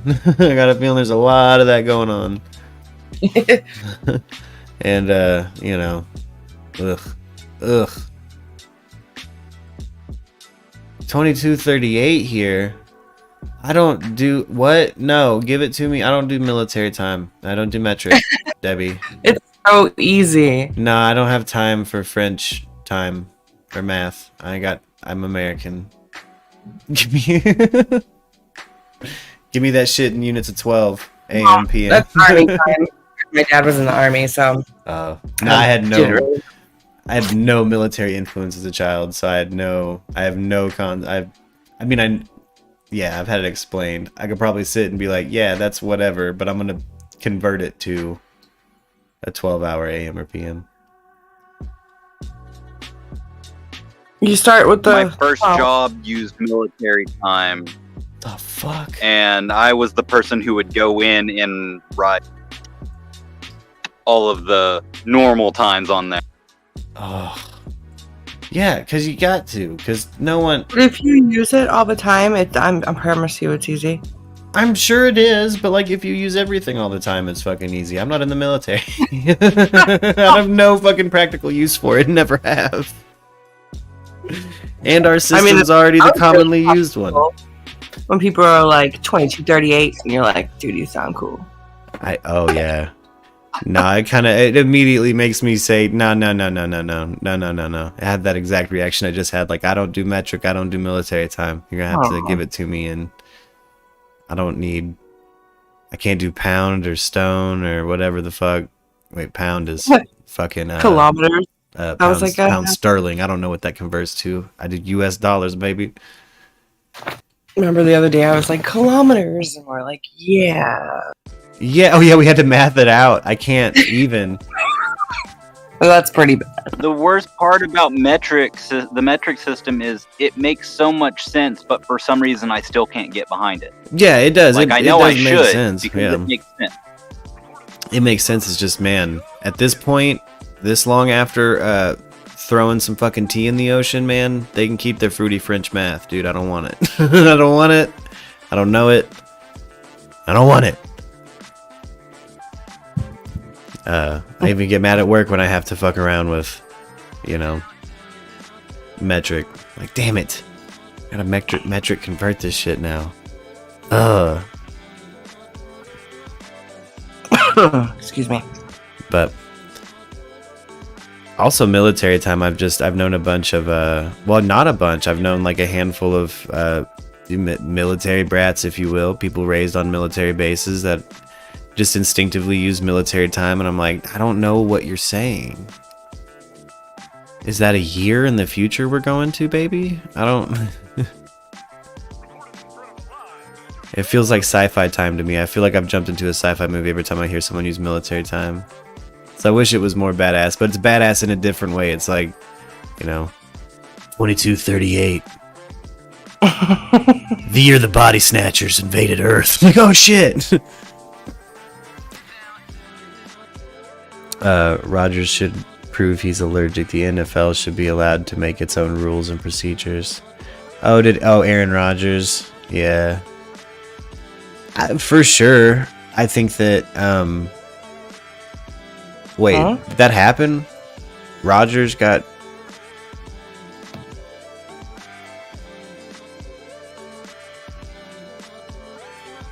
Rodgers. You just removed 12. It's a 24-hour clock. I know, Debbie, but I hate it. And us civilians ain't using it. I believe if you go to a store and you buy a clock, it goes to the number 12.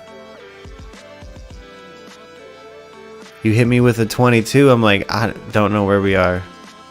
We talking leagues under the sea? Might as well be. I don't know, because I don't... Ah, sweet cheese. Oh, well, here's the thing, though. Like, if he's working a regular job, there's a lot of regular jobs making you prove your vaccines and shit right now. Like, that's part of my hang-up is every field that I am skilled in and have a resume for has the vaccine. There's a vaccine mandate here, and while it's not in place, everyone's already prepared for it, and they're not hiring people unless you can kind of prove you have a vaccine or you have a waiver from an in-state doctor. Oh, word, Jameson, for sure. So is your problem because your doctor's from out of state, or? Well, my waiver's just too old. I mean, it's from the beginning of fucking COVID. Like, from the beginning of the vaccine. So halfway through COVID or whatever at this point, whatever that was. And it's so they want me to go back to a doctor. And I know, here's my thing. If I'm going to take the time to go back to a doctor here hella quick, you know what I mean? Like hella quick, I'm going to be trying to get that vaccine.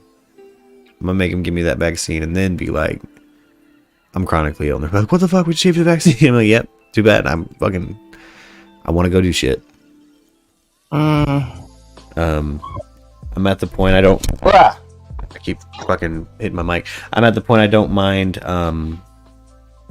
risking a relapse of some symptoms from my autoimmune disease just to be able to go do things without being hindered in this state, because it's gotten a little out of hand. But it's just a shot. It's just a vaccine. It's not, a star on my ID. It's not something they're making me wear. It's not a tattoo they're forcing on me. So I'm gonna go get it. Fuck it. I'm done fighting the man on that one. I'm done with it. I just don't have any more. Like, at the point I want to go against my doctor's wishes back home and just go ahead and fucking get the vaccine. Because now I also don't necessarily trust even the most liberal of doctors from back home. That's super weird because I have the the kidney disease and my immune system is shot, and they insisted I get it. Mm-hmm. Well, I was like, okay. Like, they actually, like, they did, like, nurses and workers first, and then they put anyone with, health problems and 60 and over second. So I was, like, the second batch to get it, and they were insistent that I get it. Your ailments don't run the risk of, like, the relapses from the vaccine that some people have. So, like, I got put on hella high risk because it's like my neighbor also did. She has Bell's palsy, and she could run the risk of losing the functionality of half of her body again because of the vaccine, is what the doctors at home were saying. But that's why I'm kind of thinking, really? Yeah, but that's why I'm thinking maybe it has something to do with different medical infrastructures, because while that's what St. Mary's back home was telling me, I don't know if that's what, like, Cedars-Sinai or Mayo or anyone else would be telling people. Most likely. You know what I mean? So I'm interested to see what the infrastructure around here has to say about me, and see if maybe I can find somebody who's like, let's get you a vaccine. If not, let's get you, like, the fuck out of some waivers. You know what I mean? Yeah. Yeah. Justin, were you gonna What was that? Were you gonna say something? I always feel like I talk over you. I don't think so, but given my state of mind right now, I probably forgot if I did. Yeah. James had 3 Pfizers. Yeah, I don't care who doesn't get it, as mentioned. My personal view isn't similar whatsoever. My legal opinion on the mandates. Yeah. Yeah, my illegal opinion on the mandate, yeah, it's different than my personal opinion too. They're just personally get incredibly restricting. Like, we're a nation that survived something like polio, and we've survived things like H1N1. Like, we beat the swine flu, bitches. We beat mad cow. We can do this. We got this. You know what I mean? Like, I'm not scared of a fucking extra shot. They've been adding extra shots my whole life. If they want a tracker in me, they had it back when I was in grade school. Yeah, I think I'd be more afraid of the long-term effects, just because we don't know. Yeah. Yeah. But I mean, that's how science moves on. It's like, trial and error type of thing. So if I have to be the guinea pig, whatever. Yeah. Well, and I was in another thing, Erica, about why I think maybe I was put on the no-fly list for the vaccine is I was like right when this whole thing popped off, I was on a list to do a test trial for like my condition because it's like kind of unnamed, like they're trying to still quantify and treat the shit I have going on. Yeah, that would definitely fuck up an E. Yeah. So I think that, and again, like I had expressed really clearly to my primary care physician and my dermatologist in particular, like I'm not fucking around with, like if I'm not, like I tried the test trial, like I didn't get into the test trial thing because of a slip up from my dermatologist, switched dermatologist, and was like, I'm not playing any games. Like it needs to be for sure it will work and not fuck me up before I put it in my body. From y'all, because my dermatologist almost fucking killed me. Like that shouldn't be practicing. Trusting doctors in general. Yeah. I didn't know I was allergic to tetracyclines, and I had a dermatologist prescribe me to bleach baths and aggressive tetracyclines. Like antibiotics. And my husband took that and it like rotted his teeth. That's what happened to mine. It rotted my teeth, and it poor guy. Not only rotted my teeth and fucked my teeth up really bad, my liver shut down. Like my eyes went yellow when I bloated, and I fucking. Yeah, that stuff sucks. Yeah. Which doctor are you going to? An Arkansas doctor, Sunbeam. They're very pleasant and educated, but my dermatologist was not. She was a witch with a lazy eye and horrible at it. And genuinely horrible dermatologist. Yeah, but we have good doctors here, and they subscribed it to my husband and fucked him all up too. So yeah, I don't really think it's the doctors per se. I think it's the lack of knowledge. Yeah, Dr. Kimbu. Yeah, there's actually, I think that's the Dr. Sunbeam that I think, is that a urologist that you're talking about? Because I don't go to, or no, I'm thinking of Kindy. There's a doctor there that I don't go to because he's a fucking prick. But he insisted on seeing me, basically. He's a urologist and then was a cunt. Oh, kombu is a treatment. Oh, I thought you were talking about a specific. I had a really cunty doctor named like Kindy or something like that. He's an asshole. Went a couple of times and was like, I'm out of here, dude. Using frog poison. I mean, fuck it. I'd try it. I don't know. Is that what that is? Kombu? But I'm that friend that you could probably hit with that fucking, that shit that you load up in the fucking, in the straw and you boom, hit someone's face with it. What's it called? Karari or some shit. I'm fine with that. Fine, hit me with the Karari. Just learned about it recently. Somebody with Lyme disease was using it. Huh. Well, I'll tell you right now, my father followed a Lyme disease diagnosis with years of degeneracy and ended up with no Lyme disease in his body. I don't know. That's a weird disease. Yeah. I've seen it fuck people up hella hard. I've seen it also, people just fucking absolutely recover from it. But also my father's like a shapeshifter. I don't know what his deal is. I don't know why he's like that. I'm pretty sure hepatitis just disappeared. And he should have every kind. Like, up into the numbers, like new kinds. Like, hepatitis Q, hepatitis Z, hepatitis 28, hepatitis 19. No. So, none. It just disappeared? Just disappeared. Disappeared. He also had 2 really weird blood tests in a row where his blood test, I think he's like O negative or some shit on his medical record, but he blood tested in their lab, in the fucking doctor's office, fucking like O positive. They blood tested him immediately after again, and it was O negative. they're like, what the fuck is happening? And so I think they equated that one to like a mishap, and then some other weird shit happened, and then a bunch of shit, like a bunch of diseases he had, just kind of disappeared.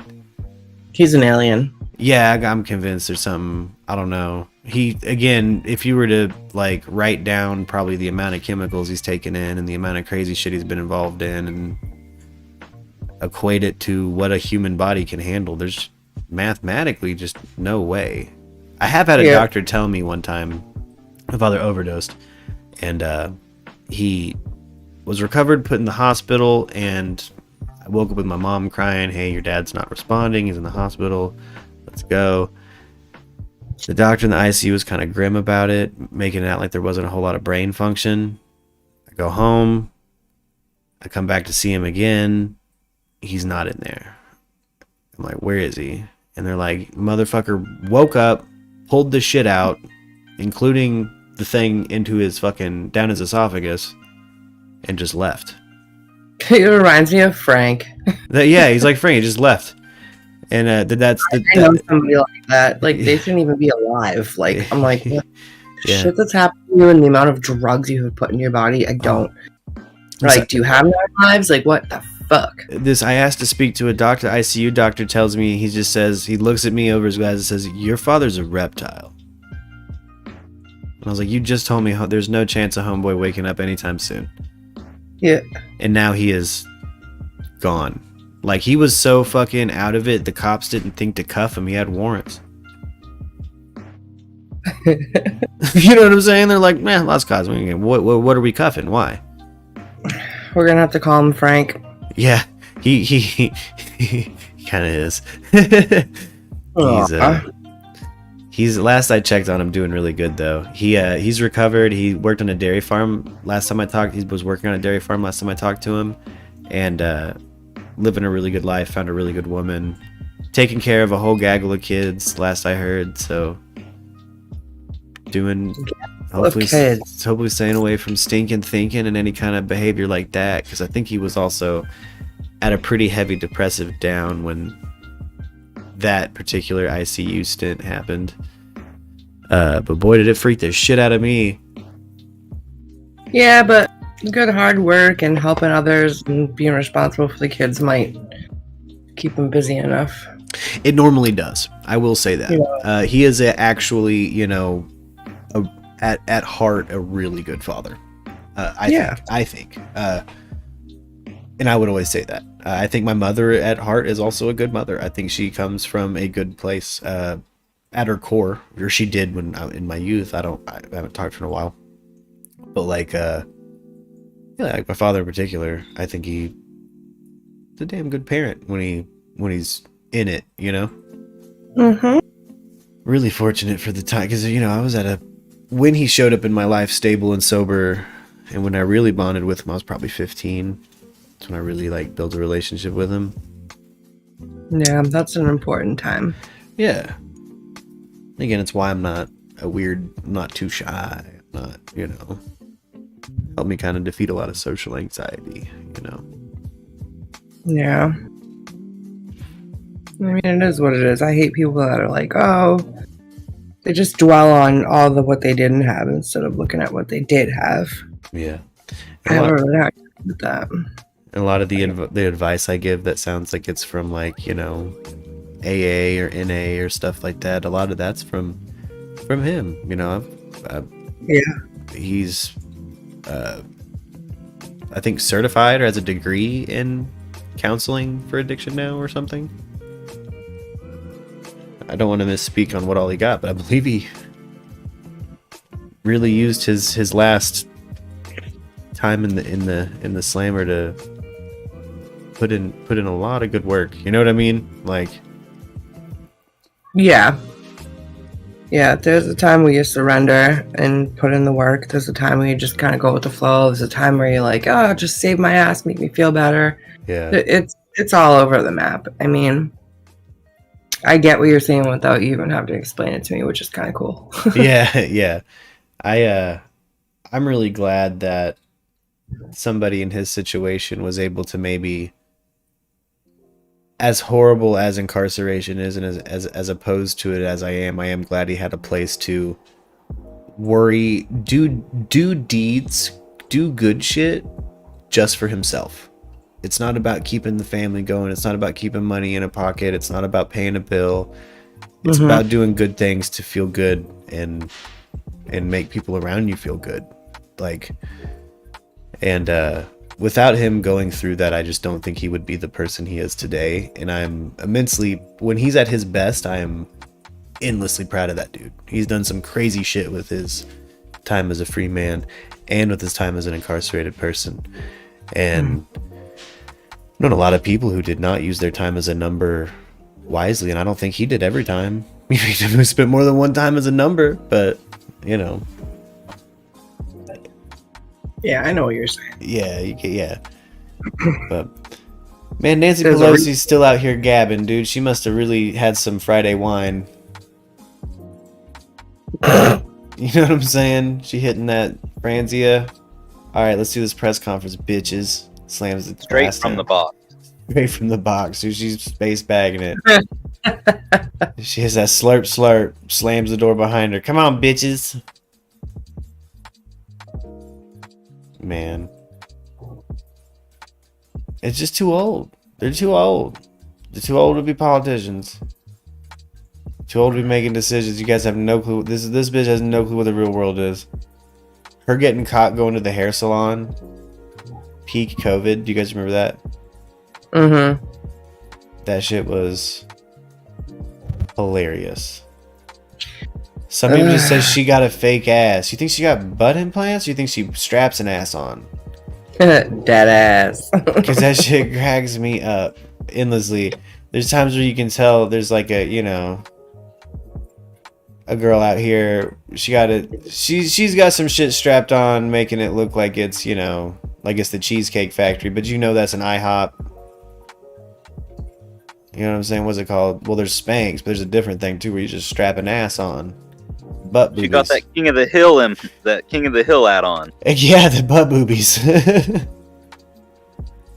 Add on. Are you talking like in Mrs. Doubtfire, like the butt? Yeah. Okay. I've never seen that in real life, but there's girls I've seen and they got the lines where it's like almost looks like jockstrap lines, but it's holding a fake booty in place. Oh, those TikTok leggings, and they're like, "Oh my god, it makes my ass look huge," and it's like, apparently those just work to make a donker look thick. I haven't seen many of those in real life, but I have, and girl, you should not be wearing that shit. You should be. That shit's out there. That's just too much. No hate, because I'm not no skinny, but yeah, booty work, it's a thing. No, I know Sunbeam. That's what I'm saying. You think she got implants? You think it's, you know, is she strapping it on, or you think she's getting them injections, some collagen in her butt? You can get collagen in your butt. Which it's like, dude, just do some squats. Why do you need to get collagen in your ass?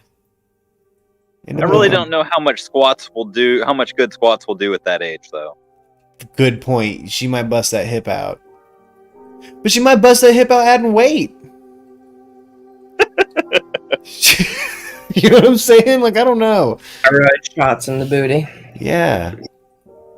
It's, you know, you don't want to lay a foundation on top of bedrock that flimsy. You know what I'm saying? She's almost 80. Good Lord. She does not look 80. No, she really doesn't. And what? Almost 80 years old? That's because she's a reptilian. Oh, that's my favorite. She's a reptile. I hope I don't fucking live that long, honestly. That's a long That just sounds time. hard. I don't want to be that old, dude. Oh, I made that up. Oh, Sunbeam made that up. How old is she really? I don't fucking know. I made that up. I'm like... Sunbeam's like, she's 85, but her ass is 14. Like, oh, God. 81. I gotta hop out in a minute. Hang out with the fam. Oh, hell yeah. You have a good evening tonight. 81? 81 says Google, so you were right. Calls him like you sees him. Call Sunbeam the the pootie whisperer, dude. What the fuck? She's drinking whatever Vera Wang's fucking drinking. Sunbeam out there just catch a whiff. Does a little wafting motion with the hand, does a little sniff, and goes 80. And it's like, yep, that's it. How'd they know? You smell like you lived through the Depression. He's funny. I fucking can't with these gray hairs. We need some life in our politician scene bad. I know everyone's been saying that every other year, but man, if ever there was a time, it's the time when the most useful person on deck is 81 years old. Like, you know what I'm saying? Like, come on. Like, this is the same demographic that caused the world's largest outbreak of HPV, by the way. Shout out the Villages in Florida. It's a nursing home community, like like an old folks community you can see from space. It's so fucking big. Oh yeah. And they all got it. Yeah, they're getting raw, dude. I know. Yep, they're acting like echidnas, you know what I'm saying? Yep. And get them Google images of some it looks like there's some kind of veteran and senior discount at a hedonism resort. Like, what the hell? Yeah, they all, oh my god. Nursing homes always have that problem because they're all just like unprotected banging. Well, yeah, what's it matter if the rounds are live, dude? You know what I mean?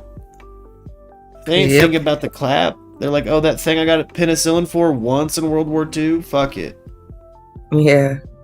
I had a grandfather who was a medic in World War II, and he told me that one time his entire platoon, like, he ran out of penicillin. Like, he ran out. I bet. Oh my god. Like, they just all kept visiting the same prostitute.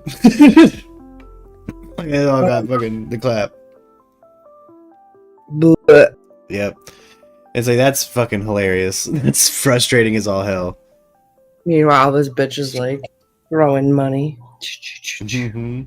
Cheddar. Man. Well, hey, desperate times call for desperate measures. What are you gonna do? Sure fucking does. Well, we're into the 4th hour, and here's where I kind of decide if I push on and we burn some fucking midnight oil on here, or if I do something else after 4 hours.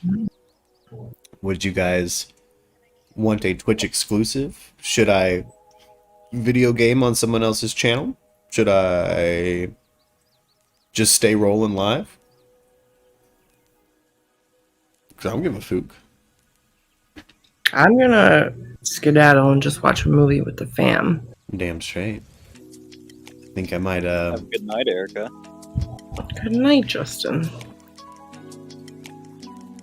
I won't lie, I've been... Oh yeah, you have a good night, Erica. Thank you so much for being here. Oh, thanks for having me. For sure. Anytime. What are you watching tonight? Do you know? I don't know. There was a couple of votes for Harry Potter, and I was just like, oh, I love Harry Potter, but I've seen those movies so many times. So I don't know. I might see what's on. I used to call it Pirate Bay, but I don't know what it is now. I'm gonna see if I can download something. Oh, there you go. I got to see Dune. I still haven't seen Dune. You know, the kids haven't seen it, so maybe I'll rewatch that with them. Oh shit. Yeah. There you go. Shit. I don't know. Break their brains. Be like, now read the book, kid. I know. I'll have to explain it. They're the kind of kids that, like, you want to watch a movie first, then rewatch it with them because they ask you 9,000 questions, and you're like, dude, I'm watching the same thing as you. I don't no. Yeah, like literally watching it with you for the first time. Like, don't know. That's a man. That's how we do it. Yeah, me and the hubs will watch it first, quietly, and then watch it with them, which is not too bad. It got my sister's kids. There's they the youngest, Nina, she was like nonstop questions about everything, and it could be anything you're both experiencing for the first time. It could be like, literally a UFO touches down in the yard. She's like, "Yo, why?" And I'm like, "I don't know. It's unexplained. It could be alien. I don't know. You do your best." And then she just still hits you with the like, "Yeah, but why here now?" And it's like, that's why I'm also confused. I know. I love it though. I love it when they ask why, because it's like, I'm like, well, why do you think? Critical thinking, little family discussion. I don't know. It's fun. I think it's fun. Oh yeah. Nerdy as fuck. Oh, especially being able to flesh out a concept and getting a kid's perspective on a broad concept sometimes is really fun. My sister's oldest, Aiden, he's like that. He was like that. He break it down from like sometimes a really like anything down from like almost an emotional level. Where it's like you explain something to him, even if it's mechanical, it's like, yeah, but how does it feel? Like, how does that thing feel doing that? I'm like, we're talking about machines, bub. He's like, Yeah, but that is kind of cool. Yeah, like, huh. So I kind of have a pretty clear mechanical side of my brain when I'm in that mode, thinking. Yeah. Children always tend to have animistic tendencies. They put spirit in everything. They sure do. I love it though. Yeah, it's adorable. I hate again. Maybe this would be the sentiment I throw at you as a goodbye, Erica. Fucking furries, man. Oh my god. There's a community that kept doing that shit outside of childhood, and it got gross. Dude, someone called my kid a furry the other day, and she came home. She's like, "They're calling me a furry." And I'm like, "What?" She's 10. I'm like, "Oh, I can't." I was like, "Do you know what that is?" She's like, "Yes, I do, and I'm not a furry. But if I was, there's nothing wrong with it." And I'm like, "Oh my god." If I was, there's nothing wrong with it. That is true. I was like, "That's true, honey. That's true." Again, I mean, not shaming, but I know what they did at those Hiltons. Sweet cheese. You, my kid, you want to be a furry? That's sure. No conventions that are furry related until you an adult and paying for them yourself, because I'm not at all gonna have my credit card getting banned from a Hilton. Fuck that. Yeah, I have a friend who is 100% a furry, and I'm like, good for you. Rip my anytime. But they're like, you want to see pictures? And I'm like, yeah, no, I can, picture it in my head. Yeah. It's not my cup of tea, but I'm not knocking it. Yeah. It's what they did at Rainforest. What they did at Rainforest was just it's more about the property damage than anything. It's too much. That's a destructive community. All those whippets too. There's so many whippets. More whippets than a festival. That's true. That's fine at a festival, but I've never even seen out hippie to hippie. Yeah, you out hippied the hippies, dude. Like, they out partied the most hedonistic of party cultures, which is the music festival scenes, which are gladly welcomed at Hilton's. Like, I don't understand. They're all scared of getting busted. People staying at the nice hotels, though. All right, I'm gonna hop off, but if y'all are on later, I'll come say hi. Right on, Erica. You take it easy. You too, guys. Bye. Bye, Justin. Later. Oh. So, Murk. Yes, sir. My first festival and first psychoactive experience was Schwagstock. Oh, shit. That's a good time. That's a good place for it. That was my first. Yeah, I understood why they liked.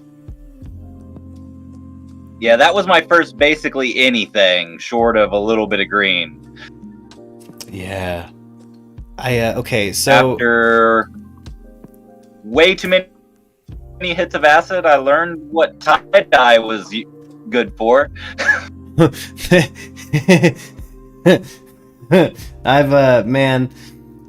second. Let me grab a dab and I'll tell you my first actual acid experience, because I took a lot. I took more than I realized I did.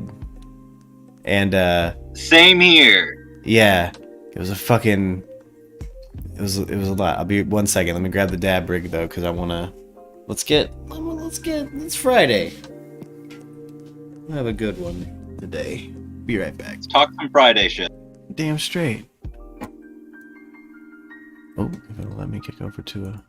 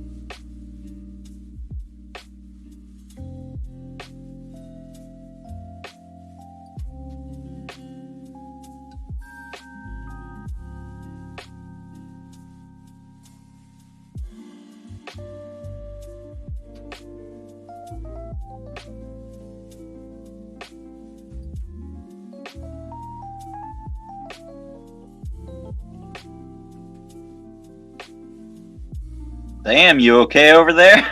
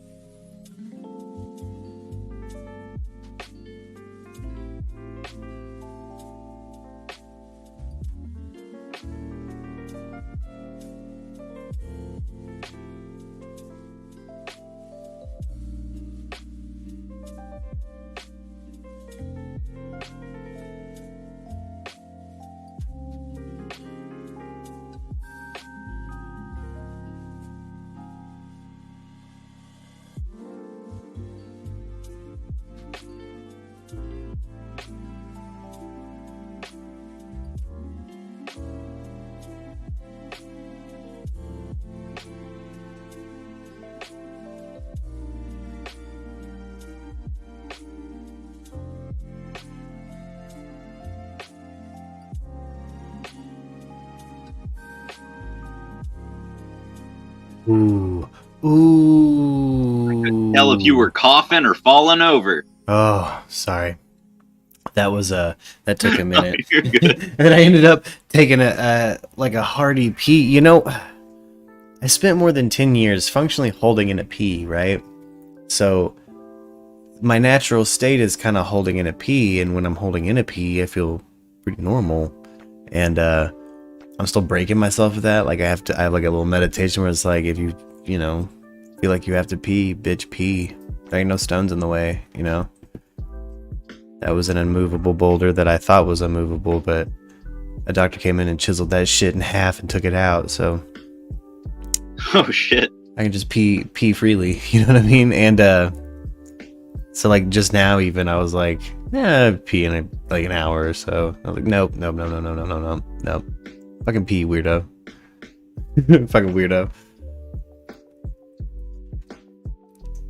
But now being So back in case on... you missed it. Oh yes. Oh, No. You're good, go. Oh no. Please tell me. I was just still gonna talking say, in about this. case you missed it, there was a 6-point buck that recently broke into a fur factory, head-butted the owner of the factory, fucked up the warehouse, his office, and a refrigerator, and then escaped. Whoa. If that's not some old god shit, I don't know what is. Whoa. Yeah, that's some old god shit. Right around fucking harvest and shit too. You know what I'm saying? Like, Hell yeah! Someone left out too much alcohol as an offering. The old gods got buck wild. they got belligerent, bitch. They opened up the gates and just came down and partied here. That's... Whoa. Okay, so I was thinking too. We could burn the midnight oil on nights like this with just static visuals and,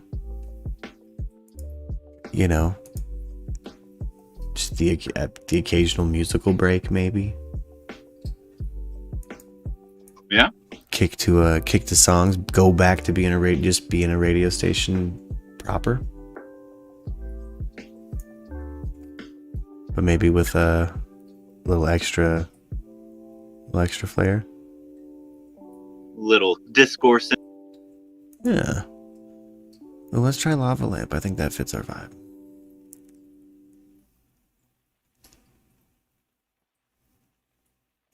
Let's check this shit out. If I do this. Yeah.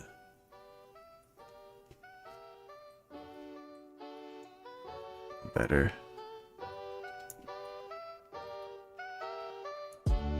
Yeah, and I'm an Aquarius, so I can't fucking settle on a layout. I mean, so long as there's just a thread of commonality in the show, it normally will work. Right. That's a really good sentiment. Actually. It's more, people are more coming to hear how you talk about things than to hear what you're talking about, I would say, in most cases. I think you're right about that, and I think that actually... Or at least that's what helps people stay, I should say. Like, people come in because they see topics, and then they see how you talk about it, and that's what makes people want to stay. Yeah, it seems to kind of algorithmically play out exactly as you're kind of, as you're describing, where it's like... It's not... It's sometimes it's my topic-less episodes that have... an odd amount of replay where I'm like, I'm not used to that much replay. Like, what was the draw there? And it was normally just really good communication. But, okay.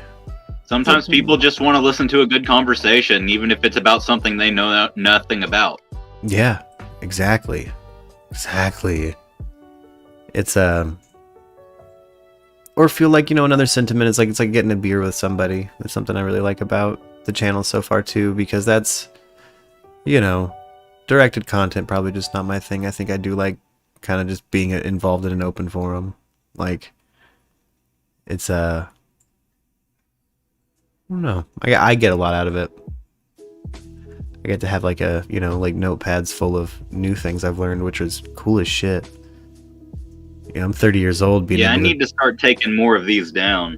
Man, I, at some point am going to do something with everything I've learned specifically from the stream. And I don't know, maybe a fucking book or something. Zen in the Art of Florentine Pasta. I don't know. Hell yeah. Like, I feel like I could crack an easy fucking 200 pages on cooking like Zimmy now. Like, just the beauty of it. Dude, changed the way I cook. Like, made some spaghetti today that was fucking pretty killer. I kind of went old grandma with it though, Like, I prepped everything overnight. Hell yeah. Like, I made my sauce last night. Sauces sometimes just taste better the second day. They do. There's an absorption and stuff like that, and I use specifically... Same thing with like potato salad, deviled eggs, all that kind of stuff. Yeah. Like, you got time for every ingredient to kind of genuinely soak in, and I feel like I've nailed it with just a straight up hearty, meaty spaghetti sauce. Like, I used a Cholula pepper and 2 different types of tomato in it, and she was pretty good. Like, there's the right amount of spice from that Cholula for Lux and I's palate, you know what I mean? Yeah. And it was fucking great. And I can't wait until we get more of this housework done so we can get more properly moved back into the house, because I am missing cooking on a regular basis. Man, my whole last year was tough. I missed cooking pretty bad. I was I had like an electric plug-in range and a convection oven and no actual stovetop or oven. Barely a bathroom. Yeah, it was pretty bad. I'll share photos at some point of, you know. I feel pretty started from the bottom now we hear. You know what I mean? Sometimes. Is that where you and baby mama were living? No, she wouldn't live there with okay. me. And I think everybody will understand why she wouldn't live there with me once I show the photos. But that was while we were separated. When I met Lux. Okay. Yeah, met Lux living there. She came there and was like, I don't give a fuck what you're living in. Really? Are you sure? Because this is rough. She could probably tell that you would know how to handle yourself outside of that situation too, though. Because some people that live like that can't handle themselves outside of society like that. Yeah, they just live kind of gross. And I did my best to kind of keep the places, you know, cleaned up as possible with, I mean, well, so did Angel. I had special guest and Angel living there with me. Because they're dear friends, and I think they both knew. I don't know. I genuinely don't think I'd be around without them through that period. Like I'm very much alive because of them being there for me through that. And well, I thank both of them for that. That's for sure. Oh, I'm endlessly thankful for them. But Angel would do the dishes in this motherfucking house, dude, with this tiny busted ass sink. She did dishes for a period of time with no hot water, fucking heating water up first. I'm talking. Been there. That is the worst. Yeah. Talking getting kind of old school with it, you know. But I'll have them in my trench any fucking time. I'll tell you that. If I was, I mean, look, man, I'll be friends with people I wouldn't necessarily. I'd get you pregnant if you're not someone I'd have in the trenches with me. I'll fuck with you. I don't give a fuck who you are, if you're good in a pickle or not. You know, that's why you need a friend that's good in a jam. But special guest and Angel are good in a jam. They're some good friends to have in a pickle. It took me a while to realize that I knew who they were. Oh yeah. Once I saw Angel in the background of one of the videos, I was like, wait a minute, I went to school with her. Yep. Yep. Man. Okay. I'm about to probably take a dab that's gonna kill me. And I realized I didn't grab the torch. Don't die. I think I'll live through it. But boy, will it sound pretty gross here in a second. It's gonna be like emphysema ASMR. You guys want some chronically ill dab ASMR?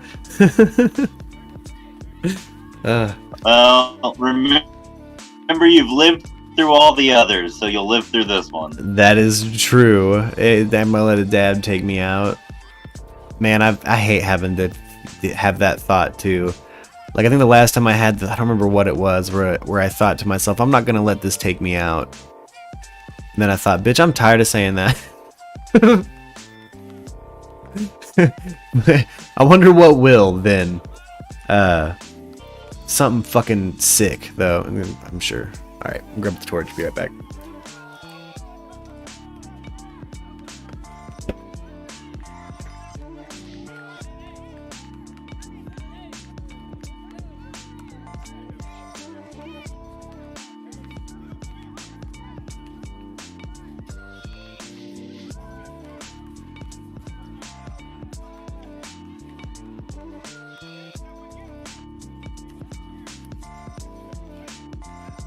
But I found some cult leader clothes I really, really, really enjoy, by the way. There's just enough of a chill that this shirt has been fucking perfect.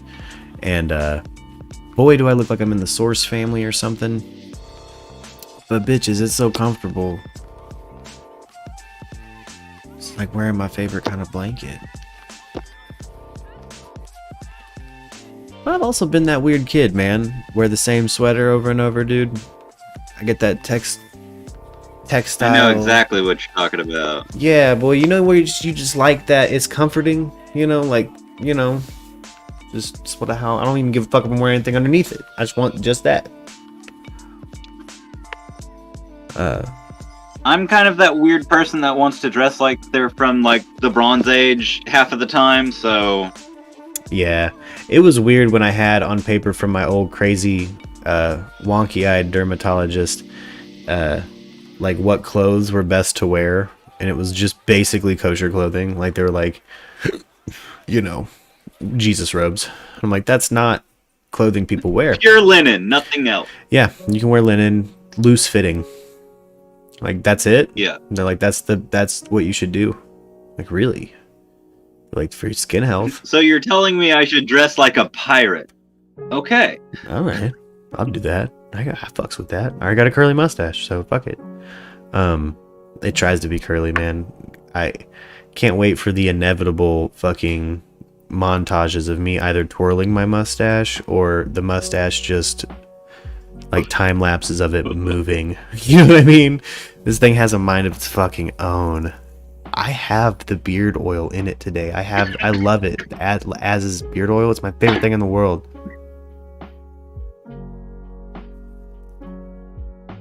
I gotta rip some Shire Leaf. For whatever reason, my facial hair just won't do anything like that. Yeah. It'll thicken up a little bit, but It'll come in one day, or some people you just might have keep just it. enough native that it's, you know what I mean, and a Native American that Yeah. maybe it's just naturally thin. I know mine doesn't full beard like I want. My shit gets patchy. my grandpa couldn't grow a beard. My great grandpa sure as hell couldn't grow a beard. My dad kind of could. So I don't know. I think I favor a very specific grandfather's facial hair, and I can grow a mustache and a goatee, and that's about it. Can't grow sideburns for shit. Can't grow a connected beard for shit. I think the first time I grew a mustache long enough to curl was to hide the fact that my beard couldn't connect. You know what I mean? I was like, I can't. I'm just gonna cover up this whole bald spot with these curls. But I don't know what's happened with age. I swear this mustache has become more unruly the older it's gotten. Well, I think that's just kind of what they do. You know, the older they get, the more sentience they develop, so on and so forth. Yeah, the more you feed it, the more sentient it becomes. They don't tell you that when you. What do you think that beard oil is? That's true. You got a witch to give you oil to put on something? That's an offering, my friend. After a week, I'm Sasquatch says F Or graph. psychic. I don't know if she's comfortable with the word witch or not, but she knows what I mean. Yeah. Oh shit. I wish it had its own fucking actual language it could communicate in, or at least had negative man powers. Did anything cool other than like get in my way and make me look a little bit older. Make your lip itch. Yeah. When I'm baby faced, it's you know, I'm not trying to out myself as an energy vampire, you know what I'm saying? Gotta look a little older. Fuck. Look like I'm goddamn 12 years old when I don't have a mustache. But maybe I'm wrong about that. Maybe at some point my big ass forehead will show my age, you know? Get some wizard wrinkles and whatnot. Yeah. That's Allie Cattails says more crotchety and jaded. Yeah, my mustache has gone like full like beat up fucking baby boomer attitude. Like it's over the bullshit. It knows the man's been lying and it'll get fucking over it and do its own thing. Okay, wait. Let's see here. There we go. I'm gonna keep our jams about quarter volume. I'll probably go up a little bit. Kind of like the idea of starting to do more just like radio show type things. Drop viewers or something, just kick over to a song for a bit, people come back, pop back in, baby, give some chit chat, talk about music. November's kind of a music month for me. I normally get hella productive. Oh, look at that bumpers. Yeah. Look at that bumpers. Kelly. So cute. Man, Discord has kind of replaced a good chunk of social media for me, and I couldn't be more appreciative of everybody being on there, dude.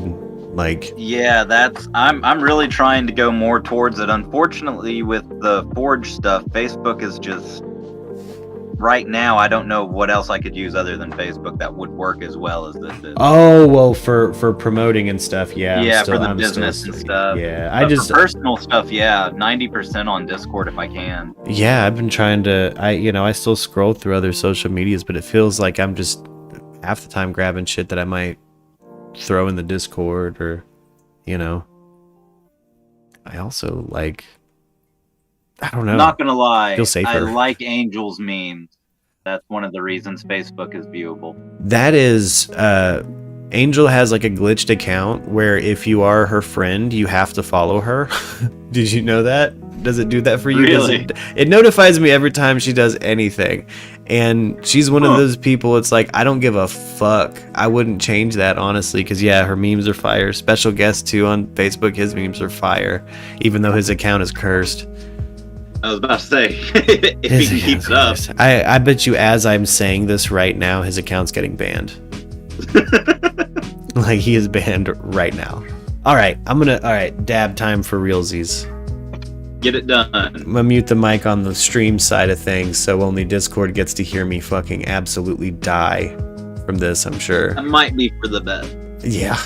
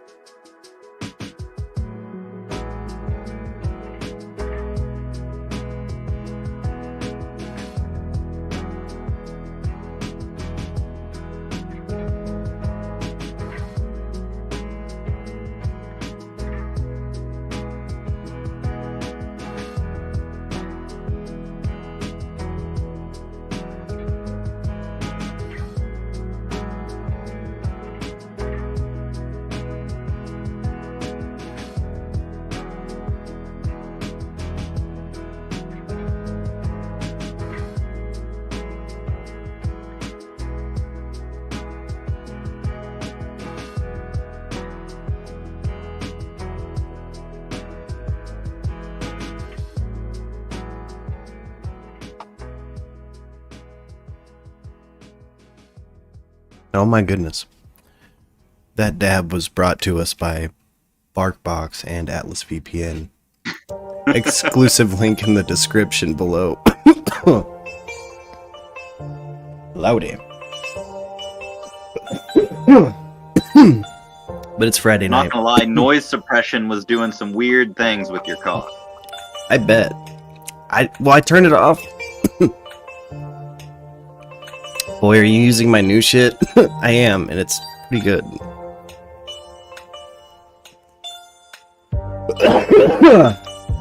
Tuned in and heard the aftershock on Discord. Yeah. Load it. It's quite the dab. It's a nice mellow concentrate, though. I think this is the indica. Which in retrospect was a mistake. But yeah, Lux, to answer you in the chat, pretty sure I'm using your new shit. Is there older shit to use? Oh shit, there probably is. I was a little confused by her container situation.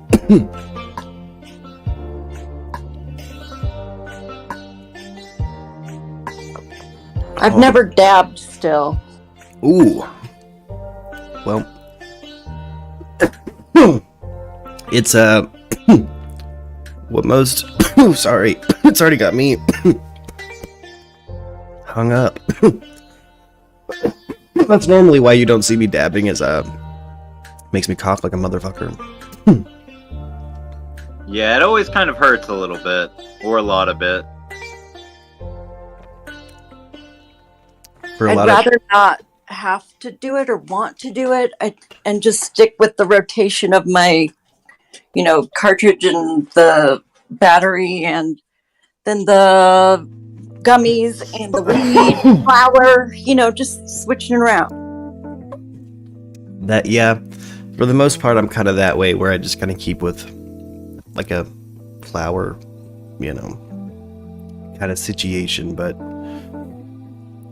there's a almost a sommelier kind of appreciation some people have for different kinds of dabs, and some of the terpenes as expressed through concentrates. Totally. I hear about it, and it's just like one of those rabbit holes I'm trying not to go down. For me, it reminds me of the first time I smoked really, really good weed, really, really good weed, as opposed to like some brick weed.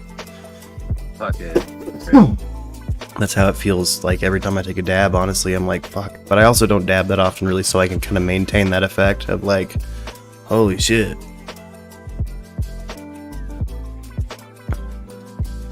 Get an e-nail. Ooh. Means you dabbing too hot if it hurts. Yeah, but I want it to hurt.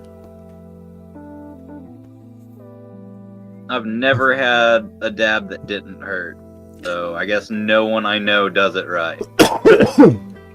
Well, and the scene we're from, yeah, they kind of don't. And a lot of people, like, I don't know, all the musicians I know, we all burn that shit as hot as fuck because we're trying to get as big of a hit. Like, we're trying to milk that shit. We want it to be big, hateful clouds. I don't want that sweet little tinder paper. That doesn't do much for me. Yeah, you want to hit it like you hit a bomb. Yeah.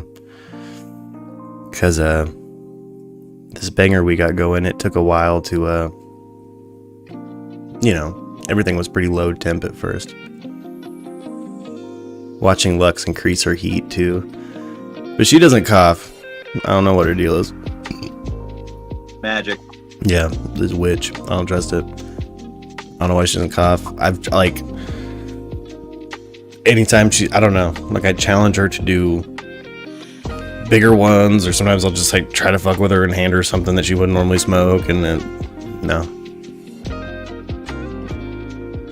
But the e-nail would heat it to the right spot and keep it there, whatever temp you want. Yeah, I want an e-nail more for the convenience. I'd probably take more dabs if I'd probably switch over 2 dabs and get off of I have a bad nicotine addiction. I don't smoke cigarettes anymore, but I mix it with my weed a lot. And I need to stop. That's where I get nicotine now, is with my weed. Anytime I ever mix the two, I get nauseous as can be. I can smoke a cigarette the same time I'd be smoking flower, and it's fine. But if they're mixed together in the same bowl, I get nauseous every time. A lot of people do. They get head rushes, they get dizzy, stuff like that. I'm fucking dead to it, and I'm at the point I'm kind of addicted to it, where it's like I like my tobacco in kind of a big, nasty quantity. Maybe that's what it is, just getting a bigger hit of tobacco unfiltered at once. But I mean, I've been smoking for a while. Yeah, I'm telling you, okay, so there's also something that happens when you mix the two. It opens up your lungs in a different way, you know what I'm saying? That's kind of what I was thinking. Yeah, and it does. It can cause a lot of rushes of a lot of different stuff, which, incite nausea in some people. Okay. I've seen people, I've definitely given special guests a rip with tobacco in it that's made him puke, like, quick. Yeah. It could just hit him in a way that he was like, rah! Yeah, no, I had a roommate when I lived in Rogers, and he decided he just wanted to smoke spliffs all the time, and he would take him to work, and he was like throwing up before work every day because he was getting fucked up on the split. I was smoking them spliffs like that. Yeah, see, that's, you know, most of the time you see me hit a bong, I put a little bit of tobacco in there, mostly weed. And if I'm really stressed, mostly tobacco, a little bit of weed. It depends on how I'm feeling.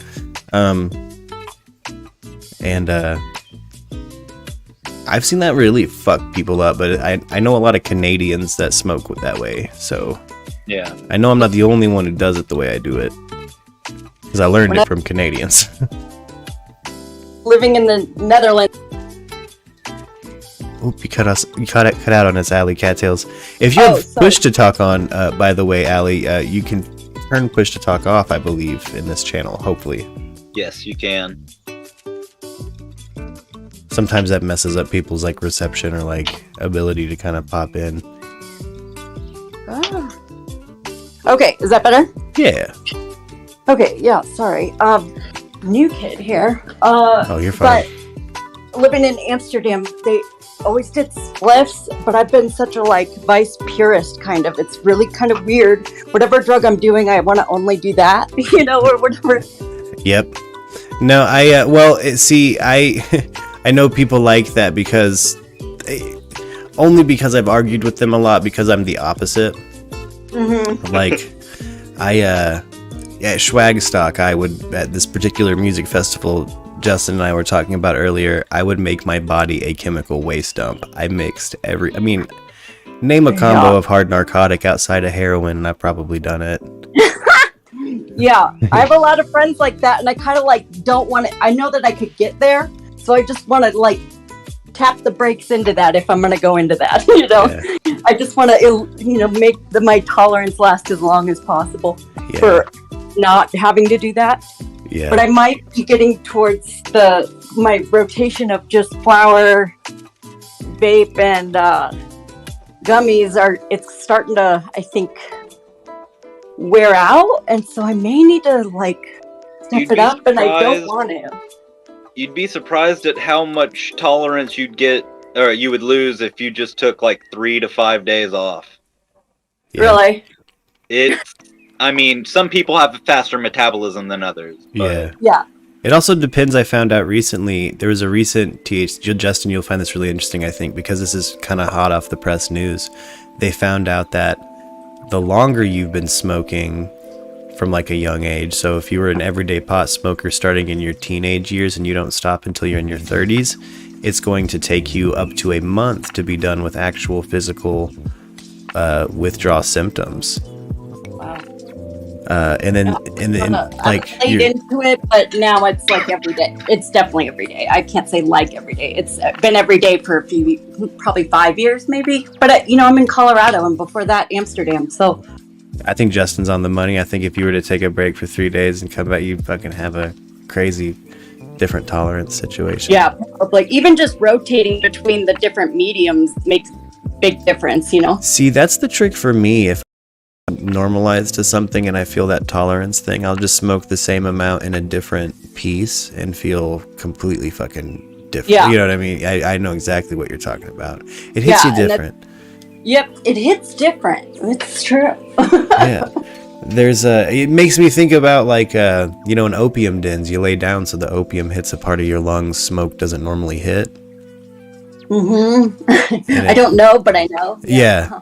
But it fucks you up a little different. I've always wondered if like maybe concentration, delivery, I don't know, amount of heat, how hot I the smoke definitely is. think it matters for me for sure. I mean, and people say that even with alcohol. For me, alcohol is totally different. It's become like such a like craft and like a like food tasting type of thing. So, but I know for some people they say tequila makes them crazy and shit. I don't know about all that, but yeah.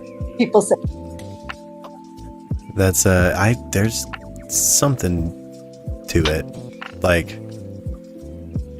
I don't know, has to be. I think it depends on everybody's own body and metabolism, like you're saying about others, the weed. It's just like the amount of time that you've been smoking. That's what I kind of found was interesting, because I can be a crabby bitch for up to a fucking week, but I've been an everyday smoker for a pretty long time now.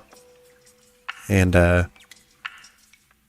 So that's really why I was looking into it, was like, what's it like to actually get clean or detox off it now? Like, get it out of your blood? Because again, when you use those words, sometimes people treat it like I'm talking about a fucking narcotic, but I'm not. I'm just talking about any substance your body has normalized itself to. Right.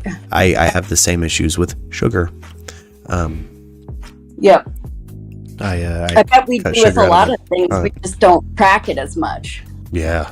I'm an asshole with that sugar. Well, that's a hard one to kick too. Sugar and nicotine. Nicotine's more one of those. Sugar, caffeine. Yeah. That was your main. Nobody wants to talk to me if I haven't had coffee, so I wouldn't want to talk to me if I hadn't had coffee. Yeah. By filling your bong with moon water. Protect yourself by filling your bong with moon water, says fucking Cinna. That's fucking hilarious. Hell yeah. Different strain of weed, like if I buy like a half ounce, which is what I normally do, it just living alone, I end up smoking all of that, and it's nice. It was nice, like when I had neighbors that smoked, and we would like trade these, like half and half. Yeah, that's a good fucking. That is a good fucking time. There was kind of a golden era of pre-legalization underground trade of fucking strains going on in my town. That was always the best. And then when a music festival would happen, this particular one Justin and I are talking about, that was always like one of the funnest things about meeting up with your friends, where it's like, dude, I got a half ounce of blah blah blah, what you got? They're like, I got a half ounce of blah blah blah. Like, fuck. Dude, yeah. You heard people yelling advertisements before you were even halfway down the like dirt road you were taking to get there. I used to have to look for cocaine until I grew this mustache, and then the moment we would pull up, I'd get yayo, cocaine, white. Oh, really? Yeah, grew a mustache, and people were immediately trying to sell me cocaine at these this music festival. But yeah, no, people go around advertising at this music festival. They just go around screaming what they got. Well, they do that at Red Box. It's not a thing anymore. Yeah. They don't do it now. Now it's a national park. Yeah, which lame. Cool. Yeah. Probably. I don't know. I mean, I'm glad at least most of it seems like it was protected, because those woods were gorgeous. Yeah. Where is it? Rolla, Missouri, I believe. South of Salem? It's between Salem and Rolla, I believe. Missouri. Just a stretch of old growth forest that hasn't been touched in a long time. Long time. Beautiful out there. Some of the most beautiful camping wait in the door. You can never experience out there. Nice. Yeah, that's some of my boy out there. I've seen Chief harvest primordial energies and create a fire from a magazine. Like, I don't know. It's been that we've had some really good times out there, but it's also beautiful. Like, they'd project movies on the bluffs at night, which was cool. Also distracting as fuck, but cool. God, they played Avatar on that first night I was there, and every time I'd walk by it, they'd be making one of their crazy noises, and like out of a movie, out of nowhere, someone stumbles out of the woods in a blue suit. Yep. Freaks me the fuck out. Yep. I'm sitting here walking around in these trees that look like they're from Jurassic Park or from Avatar itself. The weather would, because it's the Ozarks, sometimes just shift into the fucking second act of Jurassic Park in the rain, where it's just like, oh shit. Oh god. When the rain would just go start raining sideways. God damn, that's some living in a tent, holding the tent up. Yeah. I love a good music festival still. I really want to find one that's like hella worth it, with a lineup that I'm like can't stop thinking about. You know what I mean? But I haven't had FOMO over live things in a very long time. Yeah. I used to, before COVID, I was volunteering every summer. Well, a couple summers in a row. I guess I can't say every. It was only 2, but it was called a Rise Music Festival, and it's in Loveland, Colorado, and it's on this like kind of like hippie spiritual land, and is all camping and, different lineups each year. And I was part of the artist relations team. So it was really, really fun because I got to camp, early and in the VIP areas and, get fed really well by their chefs in That's there. always the best when you get that hookup, that VIP swag hookup. Yep. It makes it all worth it. Fuck yeah, it does. Golf cart artists around and stuff, but it's super fun. That's the VIP hookup, man. I live for that kind of shit for sure. Like, that's some of the dopest. I don't know. Like, I don't know. I also liked when I was in any field and I was able to hook somebody up. Oh, yeah. That's one of the best feelings in the fucking world. Yeah, right there. it's so fun. Let's see. And it's just chill. You don't have to be around. You get the nice bathrooms. You get the good showers. You get it's still camping. It's still not nice, but it's not the dregs. It's yeah, exactly. It's not. I don't know. Disgusting. Yeah. I've been in some pretty gross, I don't know, campsites that I've left. Yep. Like, I don't know. This ain't even actually camping anyway. Right. It ain't even worth it. But, yeah. Oh man. But that one's really fun if you guys ever are looking to do one, and it's really the lineup is always different, and it's a really cool group of people that put it on every year, like a nonprofit, and it's pretty cool. Jessica McDermott says in the chat she owned an ice cream. But do you really own an ice cream parlor? It's dope. Oh, cool. What was it like to own an ice cream parlor? Well, I mean, other than hooking your friends up with dope shit because you're a dope ass human that can do that with your dope ass hookups. Because that's the fucking life right there. Getting the hookups feels so good that like when you've gotten hookups in your life, you're like, all right, I know exactly how I'm gonna hook it up. You know what I'm saying? Like it fucking VIP shit. The moment I can, right motherfucker. Man, I guess I should take another dab. I'll try this other strain that Lux was talking about. I guess this is the older shit. How many fucking strains does she have right now? She sounds like a pro, man. She's actually hella new to it. Wow. But is already a pro. She's born ready. Yeah. She, it's recreationally legal where we are, so she's, wouldn't normally check out something like this, Yeah. She's not a have to have it kind of person. Yeah. It would only take somebody like a boyfriend or a good friend to just have it, and then I would definitely be doing it, I'm sure, by now. Yeah. It wouldn't take a whole lot. I'm kind of a pushover, so I get it. There were a couple of times I've seen her take some edibles. I think she started off eating the occasional edible.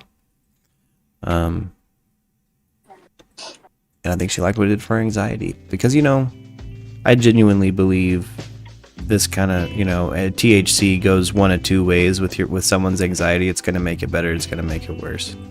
Yeah. And you don't really know that unless you've tried it kind of thing. And I don't, make of that opinion what you will. Some people, what if I freak out? Like, I don't know, man. I don't think you will. I still only do weed pretty much before bed. I have friends that even through college they were like pissed that I was going to Amsterdam and not them, for I was an undergraduate out there, and they were like, what a waste on you. I was like, no, but like I'll try it. And they're like, yeah, but you don't even know. You don't know what you're getting. There's so much you could get into in Amsterdam in particular. But... Yeah, and I got into ecstasy for €5 a pill and pure as anything you'll ever have. So that was fun. Woof. I was talking about combos because you said you were kind of a purist with that kind of thing. Ecstasy and fucking LSD is quite a fucking combo. That hippie flip or candy flip or one of those. I forget what the lingo is for it. Yeah, I had a lot of friends that did that. I like especially when I was living there at that time, it was 2007, and it was like ridiculously good, pure, kind of ruined me for what we get here, you know?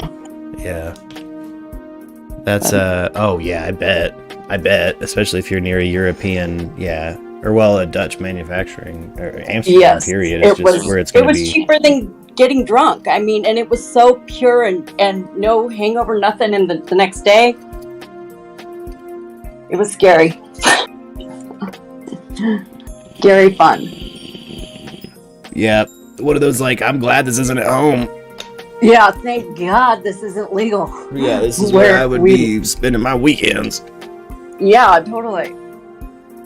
Especially, yeah, I made friends with a guy that was a critic for Jam Bass when I was out there too, and he would always have like an extra like VIP ticket to a show, and I'd just be like, well, pick me up. Let's do this shit to bitch. You want to see Dave Matthews, Tim Reynolds live acoustic set tonight? Okay. Yo, Dave Matthews is kind of a good time. I know I might it get some heat hilarious. from that. It's like, how do you...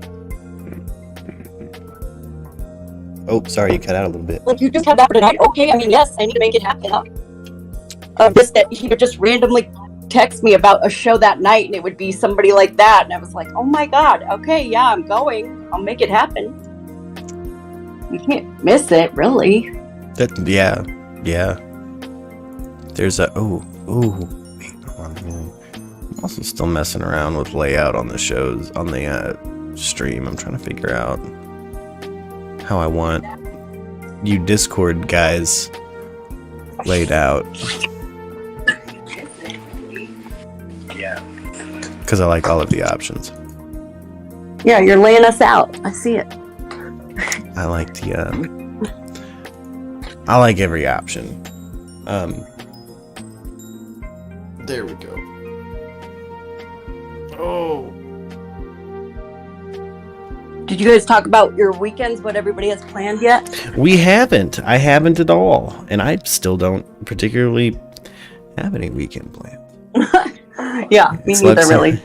Lex and I's anniversary, whenever she has a day off, we're going to probably have a good dinner or something like that. But I think every dinner we have is pretty good. Yeah. Well, happy anniversary. I did see that. Congrats. Well, thank you. I excited for the future in all regards. Aw. She's so... You keep getting kind of hypnotized by the lava lamp visual gang. Yeah, that was an era of E, says Sunbeam. There was an era of Molly hitting the club scenes here where yeah, there was some pretty good Molly going around. Was it MDA as opposed to MDMA? Or do I have it backwards? Fucking everywhere. Yeah, it was in Colorado too. I mean, it's still popular here, and it's just not as good. And it just never will be in my mind, you know? Oh, no. Nothing will ever touch Amsterdam stuff for sure. I know. Ever. I'm ruined. Yeah. Yo, what up, Danny Drew? No topic. No topic. We just chilling. Yeah. Arizona, I bet. What are you talking about, Sunbeam?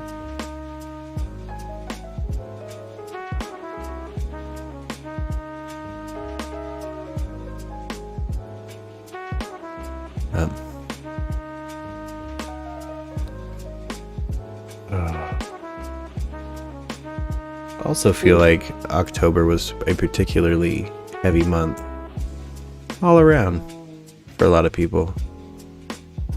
And I'm kind of glad to be like fully in November now. Yeah. Oh, club scene in Arizona. There's probably a club scene here. I don't really... Yeah, probably. I don't really indulge in that kind of thing. I've been thinking about maybe checking out some open mics or stuff like that. Like some stand-up sets or something. Not to perform, just to check them out. That's fun. Yeah, I'm a big fan of any live performance.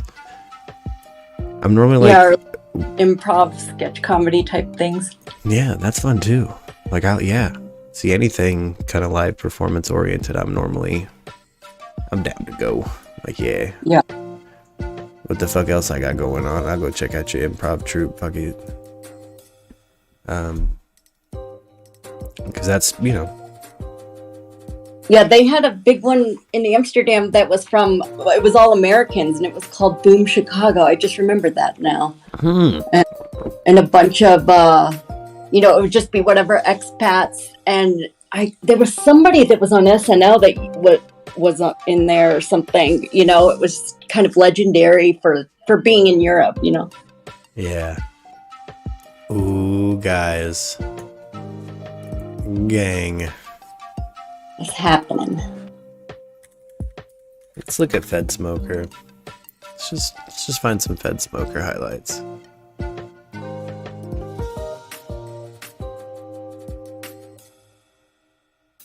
Oh, here he is. Oh, he's so great. Sorry. Turn to this. Greatest legs in the neighborhood. You fucking state trooper pooper dupers. State trooper pooper dupers. Boy, so you better cry. Are you just filming me? Yeah. Why? That's what I do is film people. I'm on vacation.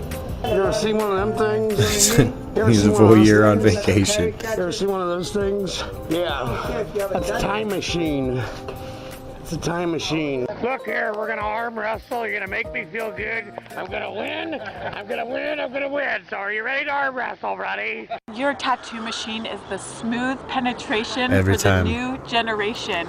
Thank you very much. I really enjoyed you in the park. And Janis Joplin used to live out here. What is this? Wish I could have fucked you under the tree instead of on the curb last night, but we had fun anyways. This is footage from a gentleman known as, he was, rest in peace Conald, as a guy named Fed Smoker online, and he claimed to be like a government double agent, and he would go around turning federal employees in for violating protocol, but pretty sure he was just a dude that would I think he was just a free agent, if you will. There's like a lot to his story, honestly. He also a tattoo artist. I don't know if you could tell. I guess popular with the ladies. I didn't know that. He used to go by a couple different names, I guess, but Fed Smoker was his online name. His real name is Conald, which is not a name humans normally have. I lovingly joke that it's long for con. Yeah. But I don't, Like Donald, somebody else. That's, yeah. Yeah. Oh, Danny Drew, that just happens. Bot accounts, old copycat accounts too. Keep in mind, we suffered a bit of a troll attack, so I mean, really just speaks to how sad it is that one person had so many fake accounts. Oh, that's so weird. I hate when people do that. Yeah, but I had a lot of that removed on purpose because I prefer people engaging with the show. Right. It's so strange that people take the time out of their lives to do that sort of shit. I just don't get it. Life's too short to troll. Oh, yeah. I mean, well, I don't know. These are people who you'll never see have a thing of their own. Yeah. They can't even fathom what they're fucking with even. You know what I mean? Like, they don't even, it's like a kid fucking with a fucking missile. Like, they don't know what they're doing. And they'll never grow up from that probably. So I normally don't even waste the time once I have something confirmed, or if I get like a problematic IP address flagged. It's like, all right, well, I mean, I gotta know. Yeah. Kill it then. you know. I'm also somebody who will like slit a riff's throat, you know, in the music writing process, because I used to be somebody who hold on to a lot of shit or just move through a bunch of riffs too fast. And as I record now, I'll just, you know, I have plenty of tracks that I normally try to like put together one song in my DAW a day, and then let it just, you know, I either keep it or I don't even release something like that if I haven't sat down to like work on a project.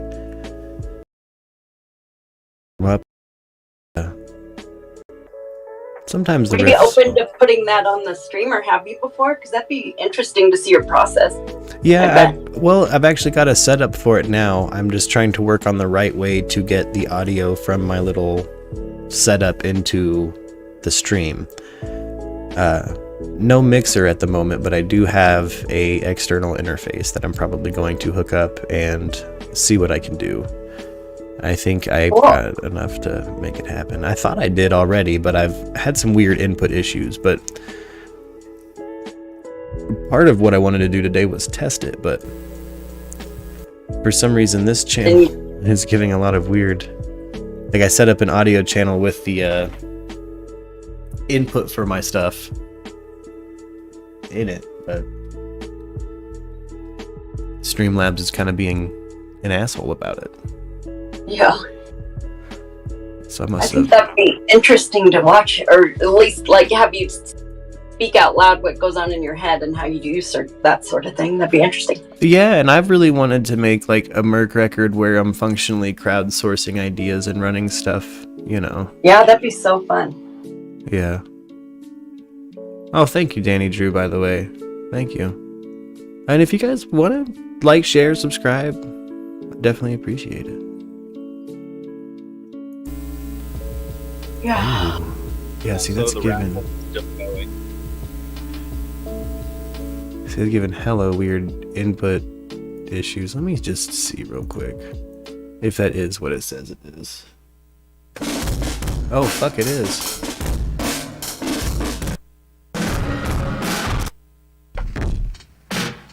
Okay. Well, figure out how to get rid of some of this gain. Alright, well, maybe I can do music starting now. I tried to set it up for today, but let me just see. I also just made little things because I wanted to, just to avoid copyrights. I have my own stuff that I've got. Yeah, I love that. Well, just laid out to be show openers and closers. Like, this is what I'll have on during the show. And it's just that's awesome. Don't have to have pretzel on. That's so nice. Most streamers don't have that, you know, and I'm like just setting up Streamlabs and learning some of these things, and it's just, that's got to be a real nice benefit of producing your own music. Yeah, it's kind of it's a little bit of a pain in the ass to get set up, but it's just hella worth it. I think it's hella worth it. Let me see. And that's what I was thinking about, NFTs for you or with you. That would be fun too. I think so. You've got me thinking about it for sure. I've never really know anything about that world. Be hella interested. Yeah, I'm working on kind of just a side project with a buddy. I think I was telling you, and it's very free form at the moment, and we're just trying, learning about it ourselves. But yeah, we're working on potentially collaborating with artists and musicians. So once we kind of get in there, I'll see if you're interested, and it'd be like, it's like a collective or collaborative, piece of digital art that we'd be working on. So that'd be cool. I'd love that. See, and I'm always down to collab. That's what I got that flavor from you guys. Yeah, I get a lot of musical ideas. Okay. And you're very open source and, very collaborative in your nature, the way you run things, so I just felt like, oh, this might totally be up your alley anyway. Yeah, no, absolutely is. I missed your bandmate this week with the sailor hat. He's A+ positive to your show, very insightful and about... Oh, Danny Drew, yes, and our episode of the Tattered Map is kind of fucking boned up for the time being. There's some stupid ass copyright issues. Well, like, I guess the footage, the visual footage of the bears is a problem. I had... I've never out loud screamed bears and not meant physically bears until last night. Like, it was, we were talking about Pablo Escobar, who is, you know, he's a whole ass character. Can everybody hear this? I just want to double check real quick. Anybody tuning into the stream, can you hear this sample that's playing?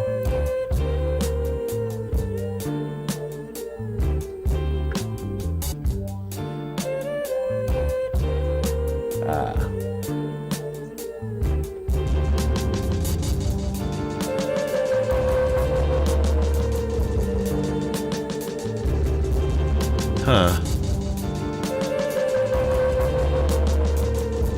Weird. Let me see real quick.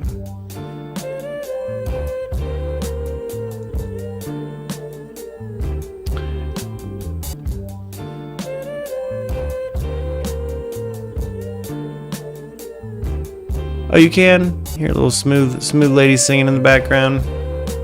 Okay, good. Okay, good. That's my DJ rig. I can, you know, actually show you guys how I maybe compose some of the backing beats before I move things over to my kind of obsessive live instrument process. Because sometimes I'll build rhythms and things for Murk in particular, where I start here with like your traditional hip hop producer and then add in a lot of instruments on top of it. So I kind of wanted to take everybody down the journey as from the start as possible, with as manual of a take on it as I can visually present. And luckily I was gifted with this SP404, which allows me to do something like that. I don't know if any other working.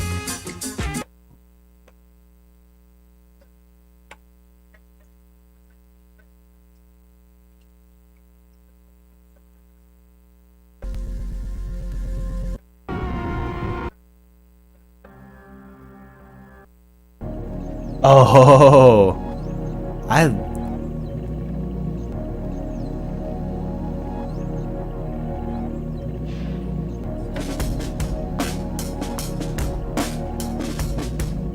yeah. See, yeah, shoot that to me. One of my favorite things in the world is music documentaries. I used to love a series called Classic Albums, and it's just old rock and rollers running through albums that they made. There's Def Leppard, I think Pyromania. There's Frank Zappa Apostrophe, Goodbye Yellow Brick Road, Elton John. There's a bunch of different. It's on Amazon Prime now. It's on IMDb TV now. It's a series called Classic Albums, and it's fucking phenomenal. Oh, some of my favorite things on planet Earth. But that's my hobby. You know, that's my not hobby. That's my trade. That's my interest. You know what I mean? That's where I got a lot of ideas for my real world, like, production. You know.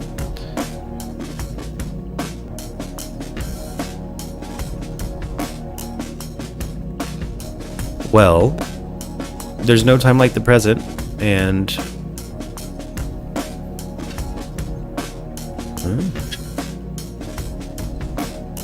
yeah. At the end of the day, it all comes down to groove, rhythm, pocket. There's just little tiny. Can you nod your head to it? I'm an older cat now, and I'm kind of becoming Rick Rubin slowly. I've become the reducer. Dumb it down, slow it down, less parts, less microphones, less bullshit. Less bullshit. If I can't fit it on a TV tray, get it out. I'm out. I don't need that. I don't need a whole production suite anymore. I refuse. If I'm there doing that, it's going to be reduced accordingly. You know what I mean? Like, yeah. I also think that it's something that, like the joy of painting, music is something you can learn to express quicker than people think.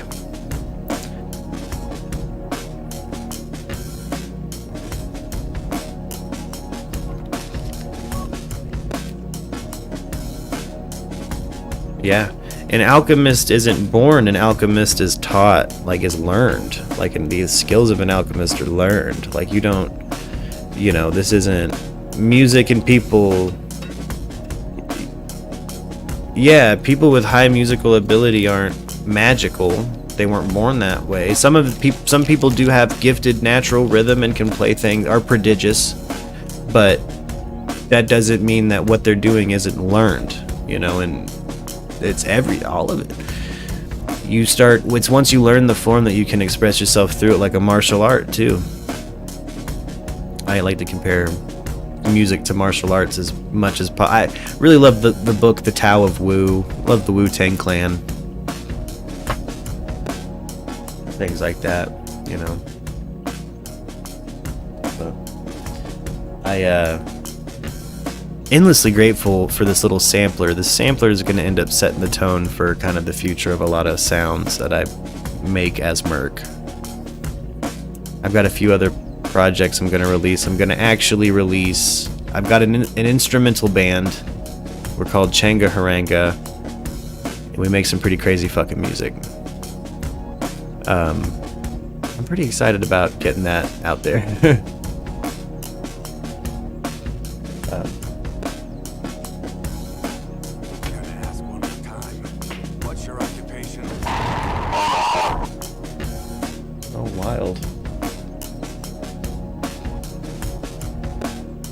Yes, no, it's gonna probably just be on YouTube only. I'm not sure how to bounce it to Discord yet, because Discord only allows for one audio input at a time. So I was thinking about trying to, well, actually, I could probably... Well... Yeah. It's, yeah, unfortunately kind of set up one or the other right now, but again, something I can change with a proper mixer at some point. I'm gonna try to get some more hardware that's like show and music related, something that's useful in both realms, you know. That's the goal. But again, I want to have enough meaningful conversation that we end up with the studio and Stan Odie and being the producer of the show, like Stan Odie actually being my Jamie, pull that up. Like I can say, Stan Odie, pull that up. And not have to pull shit up anymore. Which I guess in theory, I could, I don't know, if somebody was down to it, you could just screen share and I could share screen shares, but knowing, yeah. So I'm always open if anybody wants to hit me up to try to be if you're interested in being a producer for a show or being a Jamie, pull that up. You can flex a little bit here if you want to try it out. I don't mind.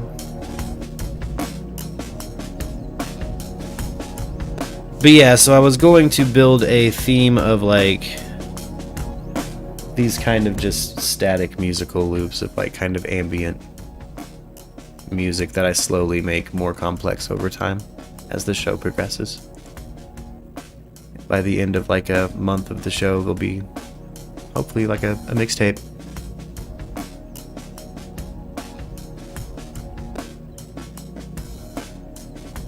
Yeah, exactly.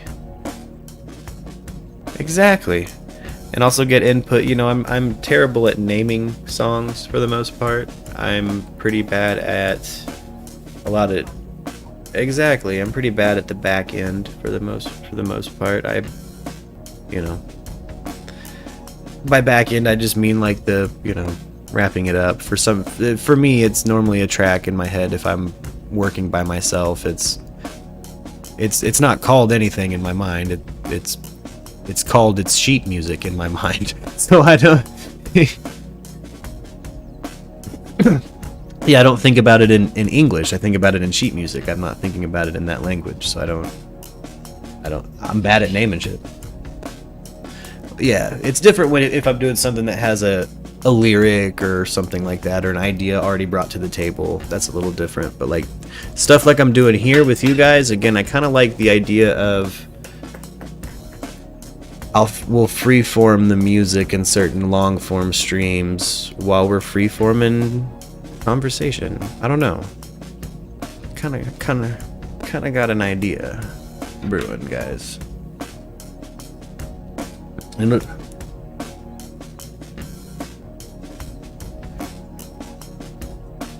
that's another thing. I've also queued up some kind of ominous stuff. I've queued up different things that are more in queue with what you could do on a show, but also maybe keep on a ambient beats to chill to mixtape. You know. So don't be surprised if you see a MURKradio lo-fi thick biggie to jam with or whatever. You know what I mean? Like Exactly. I would love to pull samples from the Murkies. Like if anybody had, or samples from the show, even when people called in like good quotes and stuff like that. I'd love that. Yeah, I can do that. That's a really good idea, man. I really want some art from a Murky. That's, again, if I could commission anything, it's thick biggie. Just draw me a Bigfoot with a big ass. It says MURKradio on it somewhere. Oh yeah, I've been thinking about trying to get all of the Brian Laundrie videos into a specific... Would you guys like a Brian Laundrie Saga playlist?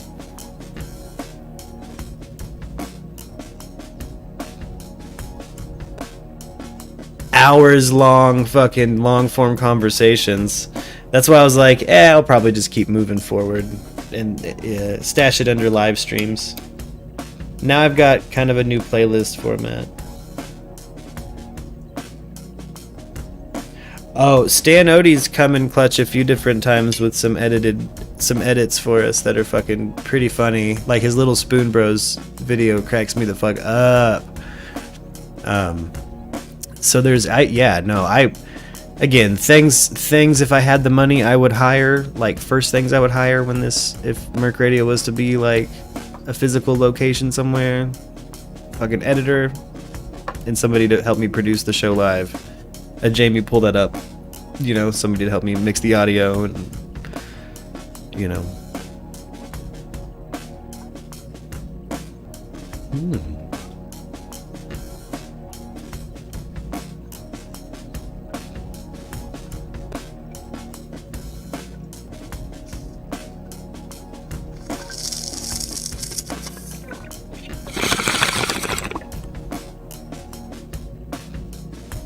Yep. Yeah. What's...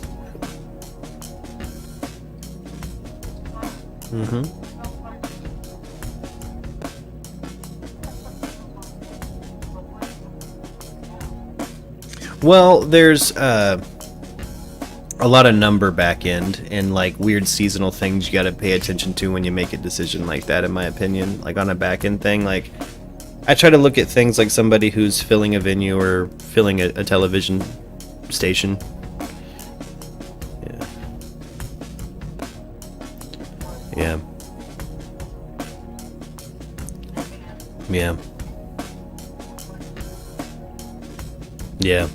Yeah, exactly. And there's what I had done when I had built the channel was, it was a very humble 20 subscribers. So I had set milestones that I reached very fast. And like all of my kind of milestones for the next year and a half got met in like 4 months. So I was like, well, shit, now I do have to kind of think beyond.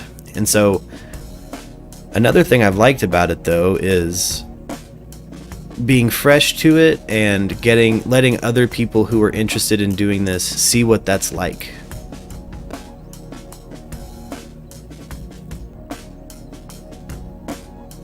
Yeah, because it's fucking weird. I've had music pop off in a smaller way, well, in a different way before. I would say maybe not smaller, but in a different way. And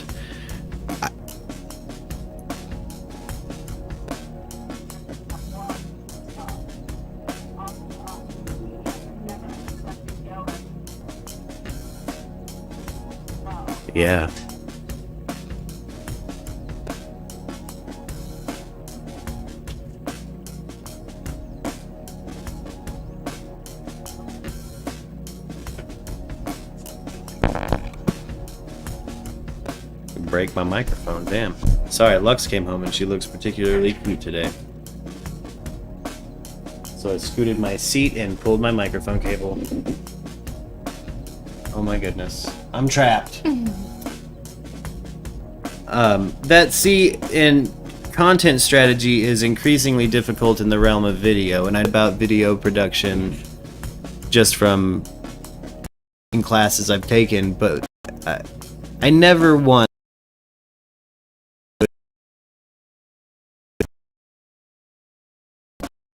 not just need actual like inbox to edit that.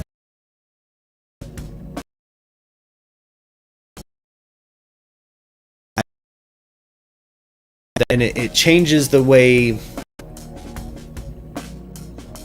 Yes, and it's definitely fucked up someone like me who's normally hella solo in something. I normally like to show someone how to do something without anyone else's help, because it's from a pretty limited area. You know what I mean? There's just sometimes you want to do something and there's just no like-minded people.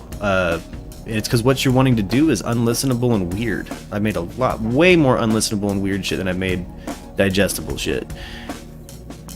And yeah, and you know, Justin's one of those one of the rare musicians in that area that you can experiment with. You know what I mean? Like, it is. Yes. Well, and that's something that's kind of becoming like something I'm learning about myself while doing this and having to be faced with like a content schedule, right? Is what I actually like to do. What is my favorite part of entertaining? And I do think my favorite element of not just music but all of it, video, everything, is the anything can happen improv elements.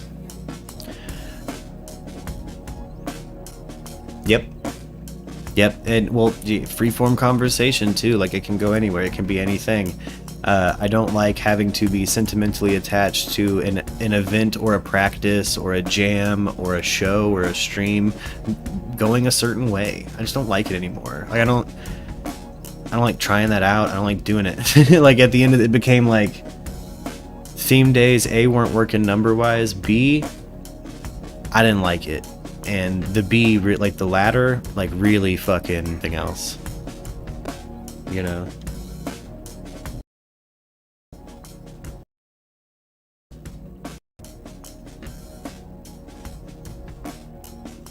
Yeah.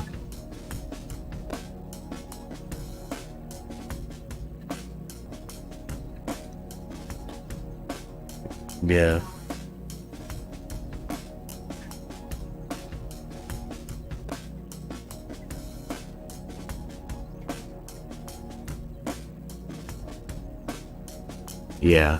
Yeah, you really I'm somebody now that I've really been fortunate in having music projects that gave me the ability to kind of look at, you know, your digital analytics and kind of know what's going on and be able to tweak and move and work things in a way that increases that or works toward the people that did show up. Because every record I've released, or every name I've released music under, I've started fresh with no clue who my target demographic is, and I'm always surprised at who it is.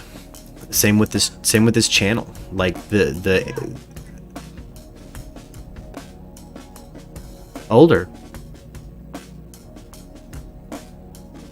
Yeah, we hold a demographic that you would typically see on not programming I really watch. So like even like the related things that I get from the analytics where it's like your viewers are interested in this, I'm like, really? Okay, I didn't know.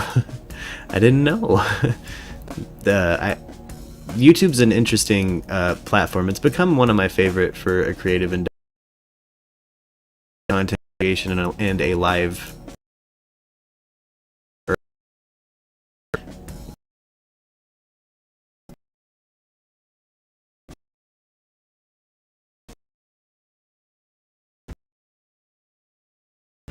Yeah. Oh yeah, if I had a physical location, I would have the big table and multi-cams and somebody to flip between the cams that, you know, we would have Stan Odie producing and we would have a whole setup. I do have, dreams, but I also would use that same space to do a whole lot of other stuff, production-wise. You know what I mean? Like I'm into, like I need a place for, me to do the same thing I do with people who are interested in streaming and building this kind of climate and environment. I want to do it I like doing it with musicians. I think that a studio climate can be a lot different than what a lot of people have to deal with. And I don't think it should cost as much as people pay.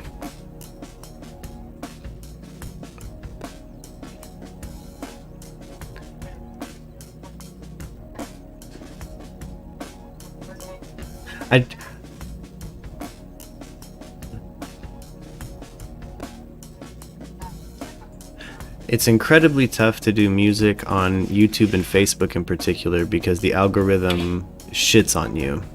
It shits on you. So like, the way I'd have to do it is after it's what's worked the best, like, because that's also something I wanted to do with like paranormal people or conspiracy theory people specifically, or anybody who has like a specific, niche or topic. And it doesn't, it's something I know would work exactly as the math and as YouTube or anybody who's been in advertising would tell you, because that is the black and white, that's part of building a schedule. That's like why you schedule content, is so that people know to get to it. Yeah, is so people can get to it. But building a themed day, I can't do it. It won't work. It can't work. And it's me. I'm the hang up with that. What up? Lux is home. Is it dinner time? Did I fuck up dinner time? No. Well, doors don't even open till 7. Oh, that's right. So I just came by for a snack. Oh, shit. Sorry.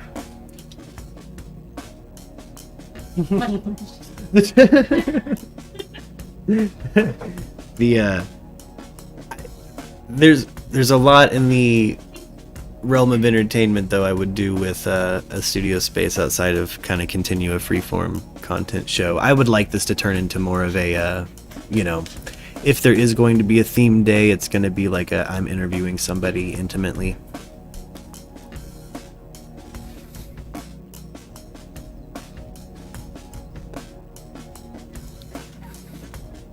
Yeah, what I've discovered about that kind of content too is what I prefer to do. My favorite thing to do and what resonates the most with the audiences is when I do 4 hours or more. Now, a themed episode, you can only do 2 hours. There's no, if you hit 3, it's gonna go off. It's gonna go off the rails by 3 hours. Like it has to no longer than 2 on a topic, and that is in a live stream. You don't get return audience, so it's almost like you have to do it like edited content. So I'd have to grind and edit it, like grind a topic episode. So record a good like 4 or 5 hours, edit it down to 2, post it, or again live streaming it. It's like I'd have to either commit the beginning of the day, you know what I mean? It's become like a logistical nightmare, almost.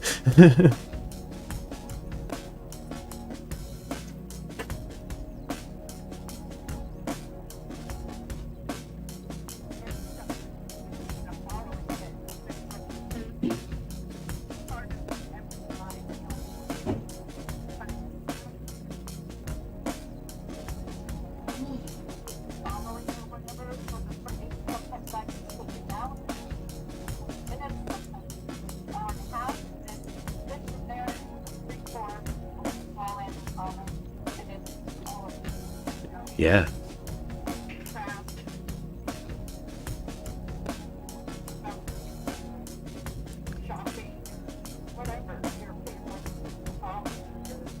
Yep. Yeah.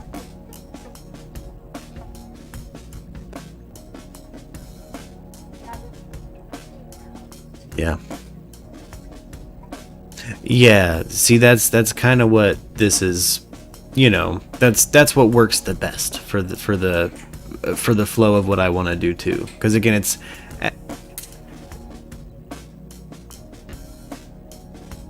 Yeah, because the best way I think to meet in the middle with like not just what the Murkies want, but what I want is just a free form, Monday through Friday, 4 hours free form. That's 4 hours a day, Monday through Friday, free form. So like, that's my issue now is naming the show. I guess I'm just gonna keep calling it MURKradio, just plain MURKradio. I've got a playlist made, MURKradio Daily. All of our new daily streams are going to go in there. And then I plan to do things outside of that, like we have the Tattered Map, and that's going to get its own, that has its own playlist now. So you can catch...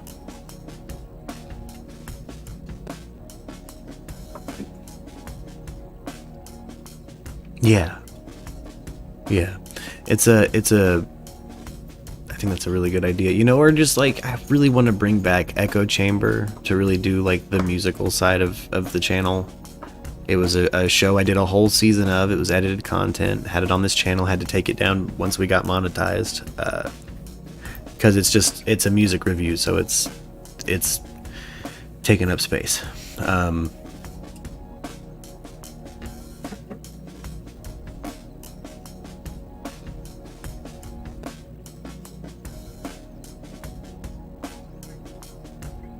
Oh, well, that's, see, here's the thing. With a live stream that's freeform, yeah, you can do it after the fact. So what I've started doing is I keep a notebook, and the topics we cover, I jot down, so I put it in after the fact for replay, because I have to have hashtags. I make sure everything is findable. That's how you guys found me in the first place.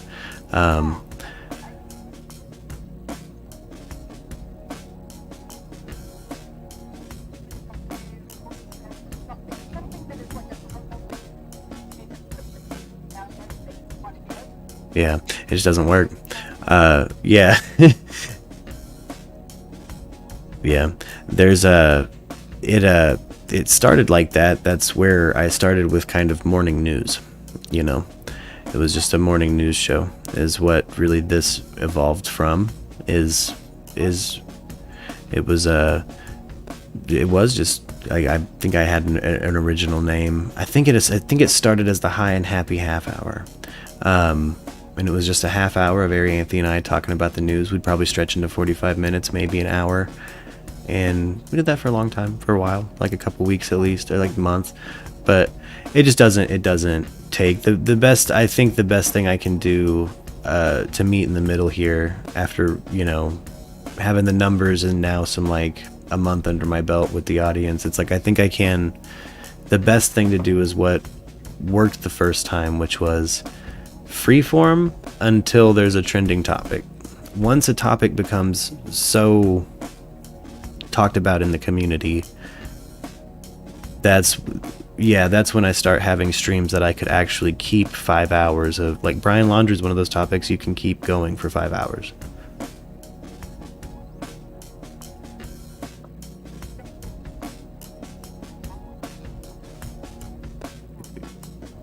Yeah. Oh, well, see, here's the thing too. That's gonna dip is the thing. There's people in, yeah.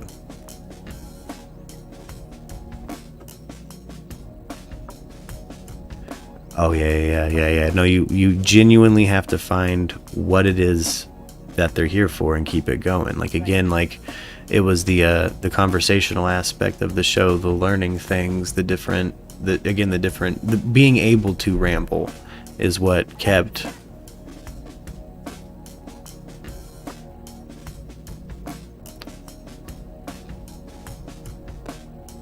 Yeah.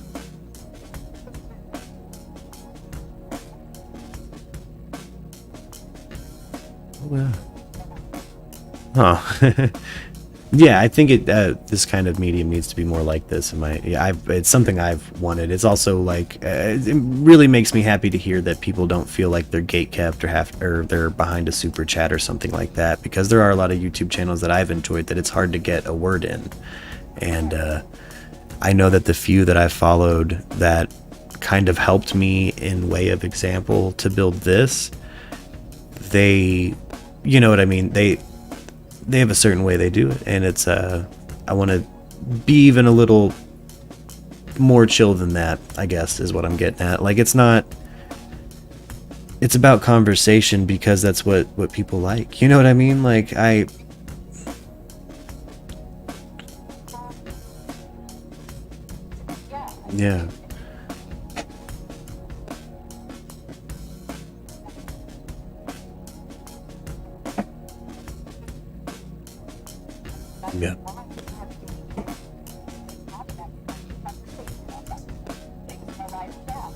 Yeah.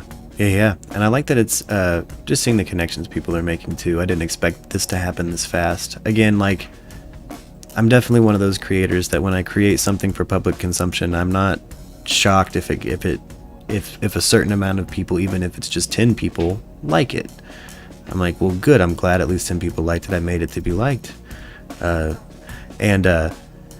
It's one of those. I already forgot what the fuck I was talking about. Holy shit! Mid sentence too. Fuck.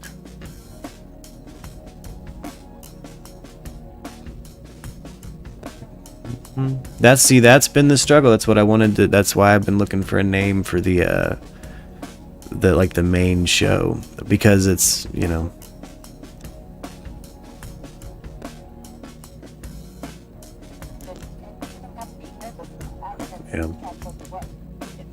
Yeah, you do have to toe the line with that, though. I have discovered.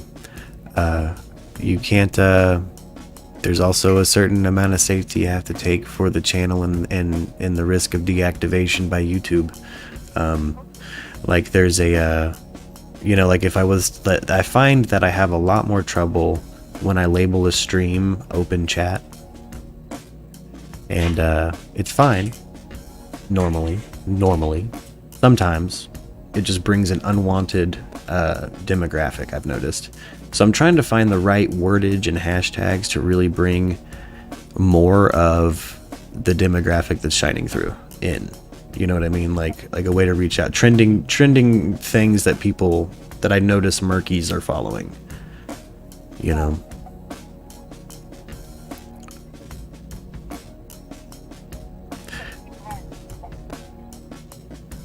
Oh, I was definitely gonna. I was spitballing for a minute the MURKradio roundtable, but I decided against it only because of the amount of times I'm kind of solo. You know.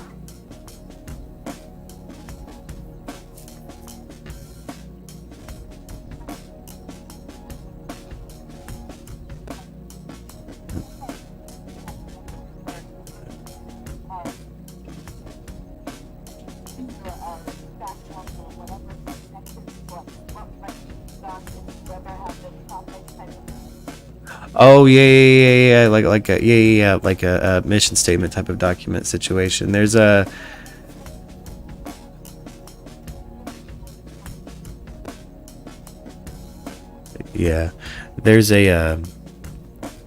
at some point I and I will say this, I kind of let the universe do its thing, and let who shows up to do it is how I've been running lately. Like I'm starting a band kind of thing, because that's just how I think, you know, where it's like if you show up and you've got the drums and you're behind them with the sticks, you're the drummer, you know.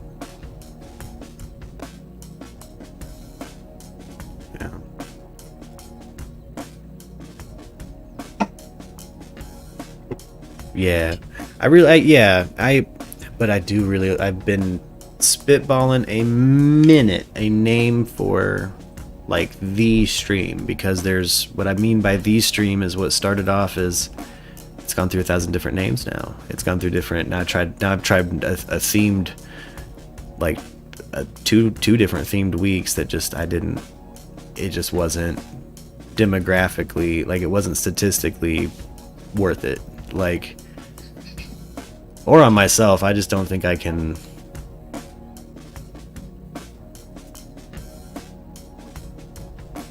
Yeah, and I'm pretty quick about finding when I'm getting there. I'm like, yeah, I'm good. I don't think I can keep up that pace of, like, I would need a staff and like people to, you know,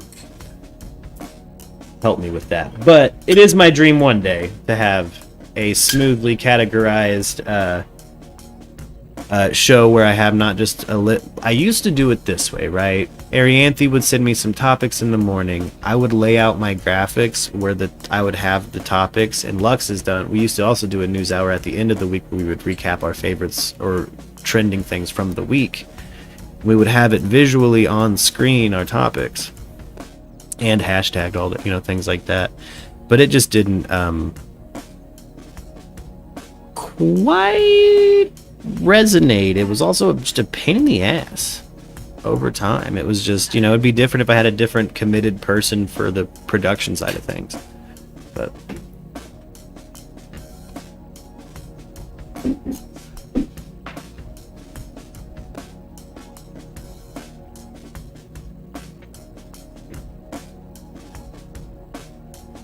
well, and that's how I used to do it, and it used to be very tenable when it was like the high and happy half hour, and I had just 45 minutes of material to cut down, and then I could share it to TikTok and promote the channel through TikTok and things like that. Like I normally do. That's the way I build things. But the actual source material to edit now is I don't have the time. I ain't got it. I ain't got time.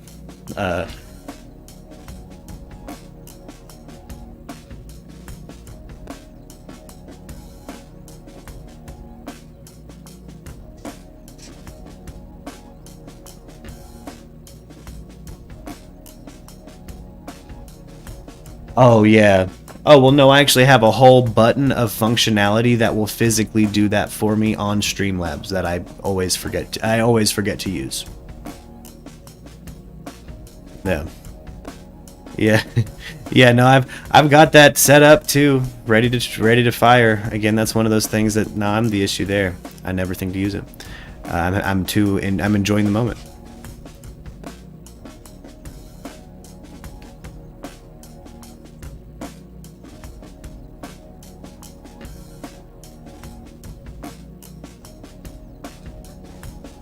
Yeah, I tried it, just it pulled me out of the moment too much. That was one of those decisions for daddy kind of thing. I'm like, nah, I can't. I don't even want to think about it just because exactly. Well, and again, that's why I kind of want somebody I could maybe even just dump the episodes over to. Are you that quick of a break? Yeah. Okay. The show fixed. Okay. Or at least, people are probably lining up. But no, she's not done with this show yet, gang. It's just now. It hasn't even started yet. People aren't there yet. Yeah, ain't even there yet. But yeah, no, I really tried for a minute to Okay.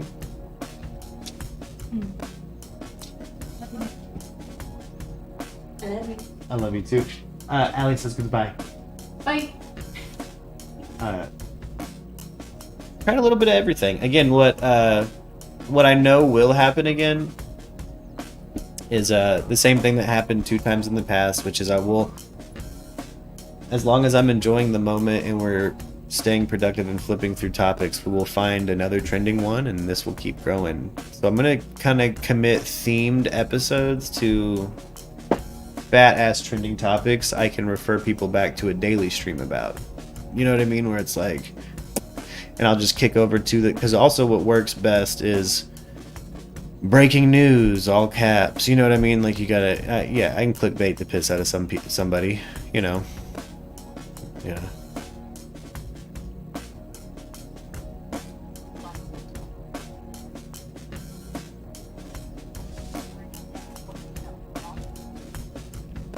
Oh no, I've said a whole bunch on this show. I want an editor. If you're an editor, hit me up. I've been saying that for years about music. There's just not any, again, this is where I get into do it myself dysfunction, because I'm not good at relying on other people, and I don't particularly care to. You have to show up and do it and prove to me that you're going to do it before I will, or get the fuck out of my way. And so yeah, that just hasn't happened yet. I've said it multiple times. Stan Odie's the only person come through so far. And but again, the challenge is out there. You want to be the MURKradio editor, you want to make the clips, you want to have your own playlist of fucking clips that you've made on the channel, of the channel. perfect for someone's portfolio. And you know, again, endlessly grateful. Fucking do something to make it worth your time.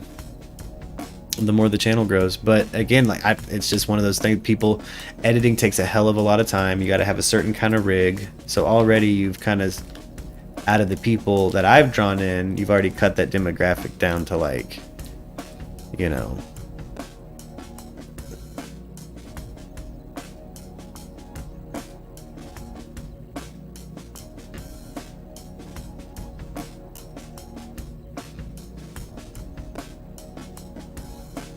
oh, I mean, yeah, people had timestamps for sure, but it wouldn't help me particularly. It does, yeah, no, only because I still have to, the time is spent in the editing bay. Yeah, I have to go in and cut and render down and bounce down and move, you know, there's a whole bunch of shit. Cut dead air, cut ums, cut ands, cut repetitive words. There's,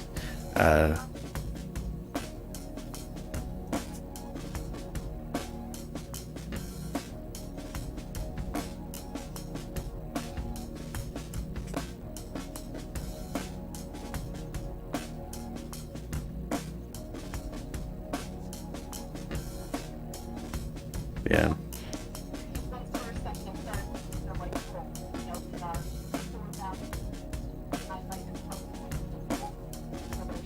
Yeah. One thing that seemed to take off that I think I could probably bring back in a way, just because again I miss edited content. That's where the channel started, and that's what I like to do. My schedule used to be a couple times a week I would spend no longer than 2 hours shooting Echo Chamber. So we'd watch an unsold pilot, or we'd listen to some music and we'd talk about it, we'd review it. I'd record it, and then I'd edit it, post it to YouTube, all in the same day. So 4 hours to have special guest, well, 4 hours to have special guest over and shoot it, 4 hours to edit it, post it on the 8th hour. You know what I mean? So it used to be, I can do it. I'm just down to one human problems. I can, right now what I can do is all of the creation time in my day, Monday through Friday, live stream. And then for the 4 hours afterwards,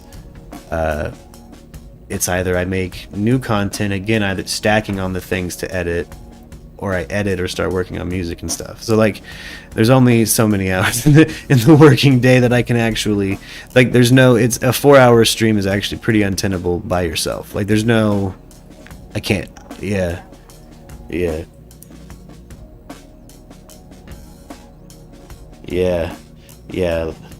It becomes a logistical, like, nightmare after a certain point. Because there's so many things. I've been wanting to make a thick Biggie mega cut for forever. A thick Bigfoot mega compilation of every time we've talked about thick Bigfoot.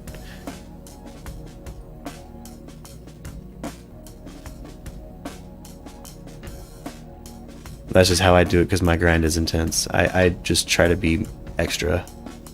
I'm just extra. No, I mean, logically, according to the numbers, according to YouTube, when I should be streaming is Tuesday, Wednesday, Thursday at like 6 a.m. my time.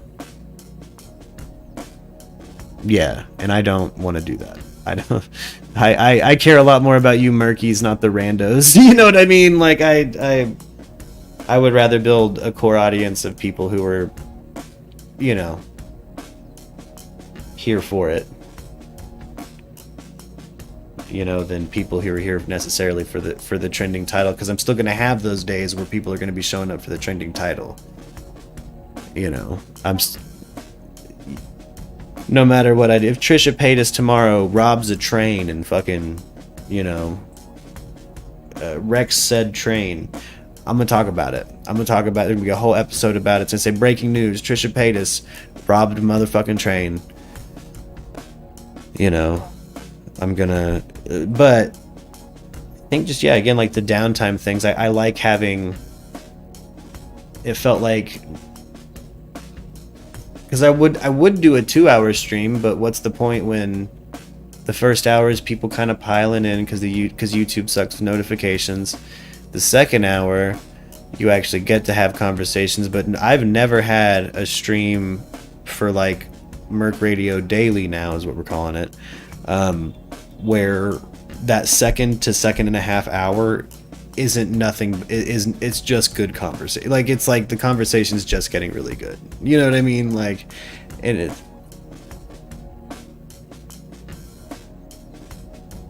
Yeah. Yeah. Yeah. Yeah, if there was a day, at some point, I'm sure a day will manifest where it's like, this is my hella off day, and it's only Monday through Friday, so one would assume Saturday or Sunday, but hell no. I got other shit I do too. Yeah. Yeah. Yep. Yeah. This is my back end day. Yeah, it's been hard to choose. I've been actually kind of also waiting for the numbers to show me what's going on, because I've been, as you guys can kind of see, testing out time slots, stuff like that. Like I really, yeah. Hey, no, I love your experience. Yeah. No, please, lab. I love this conversation. Again, like, endlessly interested in the back end of things and spitballing things like this. Like, I love being in a writer's circle or in any kind of, you know. How do we get that? I just love business. I love I love back end talk. It's fucking great. Yeah. Yeah. You can't hear the other half of convo on YouTube. Oh shit. Oh, that's why everybody did. Oh. On mine? Weird. Oh shit, is she back now? Oh, well, that's gonna be awkward.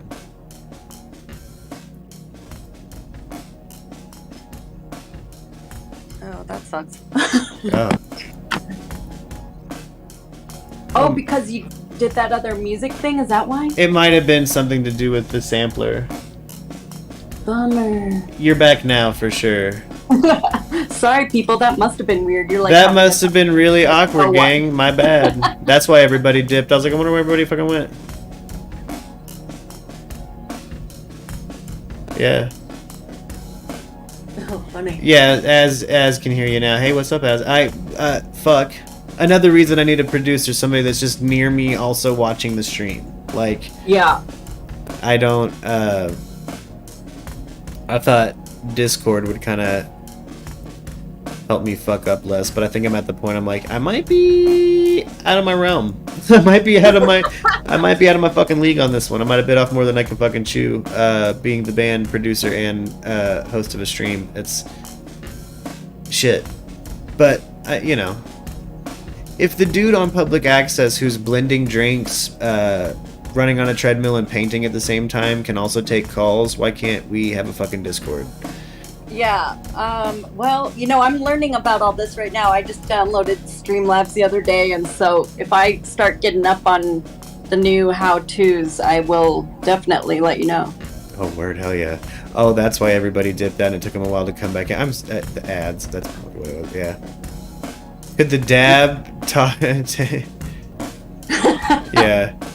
Could be the dab talking, yeah. My bad. Fuck. Well, we just had a very interesting... You guys got to see one half of a very interesting entertainment back-end phone call. So, sorry about that. Super secret, apparently. Yeah. But I am hella excited to... well, that sucks. I'll probably just try to trim out that chunk of the episode. Or leave it in. I'm not like shy. when you sit next to someone important on an airplane while they're talking to someone. Oh, yeah. You're like, what are they talking about? But the show, there's so many types of things I like. Once there's a budget to throw around, once it's a self-feeding machine, we're gonna make some cool shit. Like, I really do plan to like branch out. Like, Sure, but I think there's some core stuff we can do starting, just like the foundational stuff that you want to do starting now-ish, or whenever you want to do it. And you just can't do everything. You have to prioritize. That's the thing. Hello. Well, that's been what's going on right now, right? So that's why you've seen the layout of like the YouTube change a bit. You've seen oh, thank you, Sunbeam. Let me add you to the raffle. There's a lot you can do to solidify a project. I have a hard time doing every one of those things that you do to solidify a project. Yeah. Well, there could be just little things like, I don't know, like when I come in, I never know who's talking. It could be nice to just kind of have the name scrolling across or like something, or have them intro themselves, or Oh yeah. I used to do my best to kind of give plug time at the beginning and end, or as people roll in, but there's again not much I can do on the back end of that because I'm limited by Discord, and it's so freeform that I'd have to have. Then you get into the ergonomics of your layout. Yeah. And I was thinking, what if you had little sticky note like name tags we each kind of had that you pull up when one of us came on or something? Well, at some point, everybody who has like, I keep in mind people who have things to plug, and I'm gonna start adding it to the ticker. Okay. Because we have to me, because we have the news really ticker. About them plugging themselves. It's more about just when I go into a channel, I have no clue who's talking, what they're talking about, like, or whatever, and it's just kind of nice to know at least who's talking. Yeah. No, that's also a producer's job. There's for a sub scroll that says your name and your @ sign or your username for whatever profile you prefer. That is a whole fucking job. I couldn't talk. Yeah, just like if you made each of us submit like 5 words to describe us, that it'll come up when we come up type of thing. Oh, even then, if I was to organize it and do it by myself, I wouldn't have time to talk. I'd be doing that. Because I have to do it live. There's no... Well, what if we had to put it on our Discord thing? Yeah, screen share. That's always an option. That's again why it's like, if you want to produce the show or like be my Jamie, pull that up. That position is available, and you can do it through Discord. There's a screen share option. Yeah, but if maybe make it a rule. If you're gonna come up, you gotta do this, and this is the format. Oh yeah, but this crowd with rules. No. What are rules? This crowd with rules.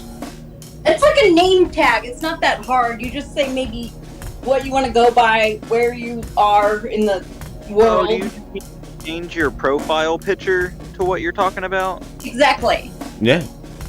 Any of these are good options that I suggest anybody do on the show to get your shit out there. But again, like, there's only so much holding a hand I can do on plugging your shit and making sure you're known and people know who you are. I know motherfuckers coming here with 8 different usernames. They're like, oh, I'm fucking Jillian of the Amazon. It's like, well, why? It has to be like either you follow these parameters or it's nothing. Yeah, or people who make a new Discord that's a different name than their username on YouTube.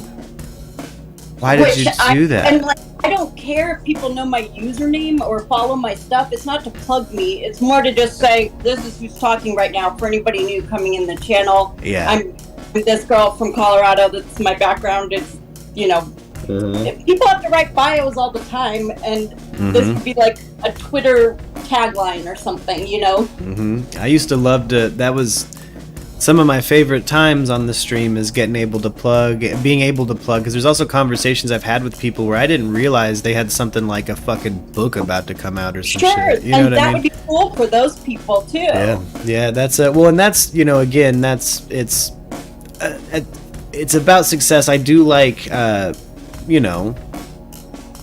I like to learn from people who have some shit going on. I also like, my urge is that everybody who's genuinely interested in streaming has a stream to plug. You know what I mean? Like, and it's very important for me to keep that space available. But visually, I don't have a whole lot of control anymore. I'm kind of at my limits with like what I could visually put up for people. They'd have to do it either themselves, Well, yeah. do it verbally. Maybe I can make a template that everybody has to use if they're going to go up or something. You know, it's just that way when people come in the stream, they kind of have a sense of who's talking, what their background, or whatever they want to say about themselves in a Twitter length, you know, like bio or profile. Yeah.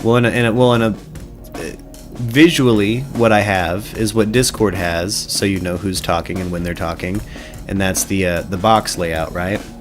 Yeah. And so it glows green when you're talking, like now. But again, it's a cat. So like there's, you know what I mean? Yeah. We made it so you have to put like your location and a fun fact or you know, a handle or whatever.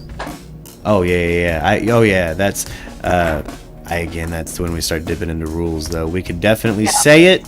Will people do it?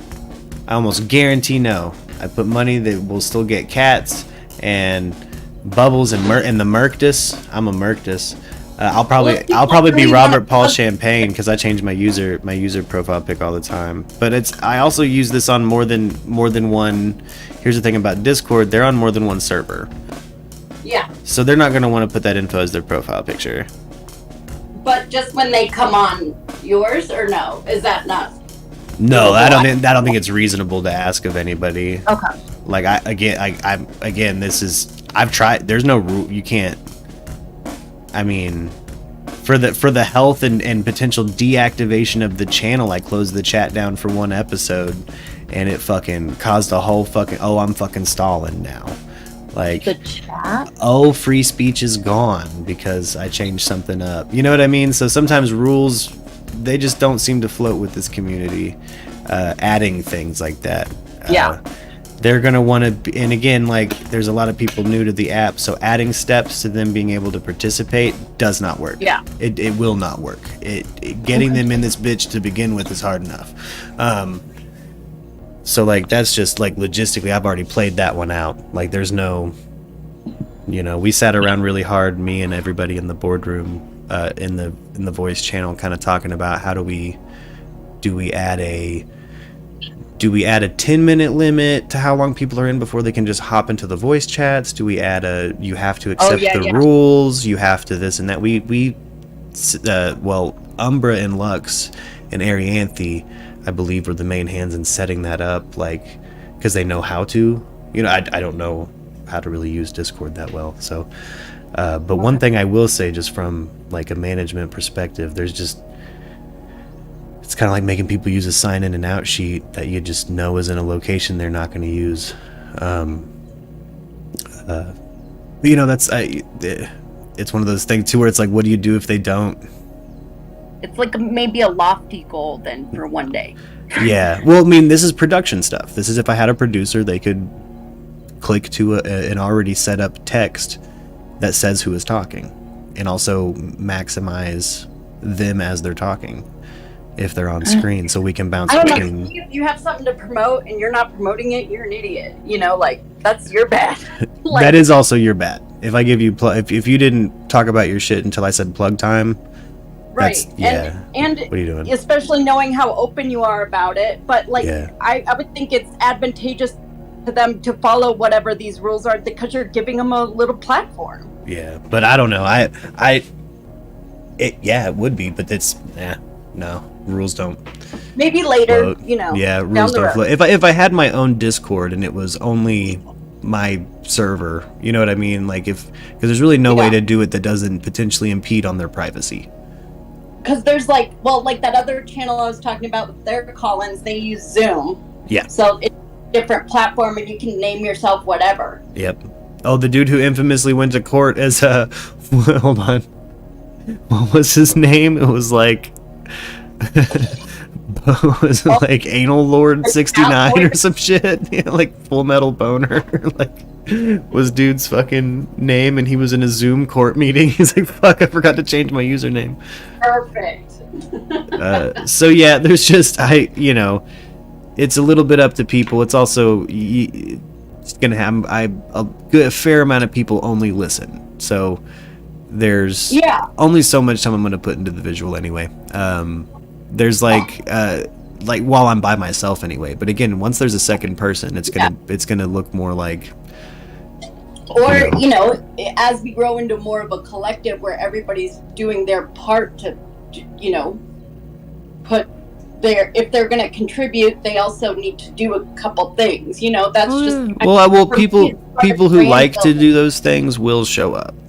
People who prefer, like, that's why I haven't done like a, what are you, like a skills thing or anything like that. Is like or what are you looking to do? What are your interests? Stuff like that. Is I genuinely feel like nature will, normally nature puts that person in front of me. If not, I'm normally, I get frustrated enough. I figure a way around it in a pretty clever way. But I'm probably just overthink it, is all. Well, the way I would prefer it is again what you're talking about, where you could visually bounce back and forth like CNN would when you're talking to somebody. That's what I would like. That's that's the goal. That's what would look the best and be easiest to communicate who's talking and when they're talking and what they're talking about. But yeah, if I was to set that up, which I logically could, I wouldn't have time to talk. It would just be me typing on a computer. Yeah, you think of it like a name tag. Like we all would have to just fill in the blanks on this form of our name tag, and then that goes up where we're talking, with our video or whatever.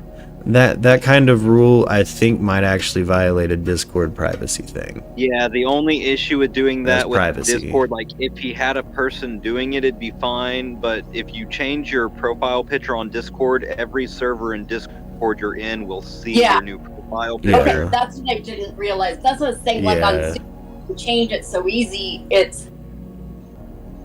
Well, and I'm not going to ask somebody to. Well, here's the thing. Even if you do ask somebody to do that, what do you do about the troll who gets mad that they broke another fucking rule and you kicked him out? Like, they're gonna turn you in for privacy violation. Well, and that's a whole nother deal. Yeah.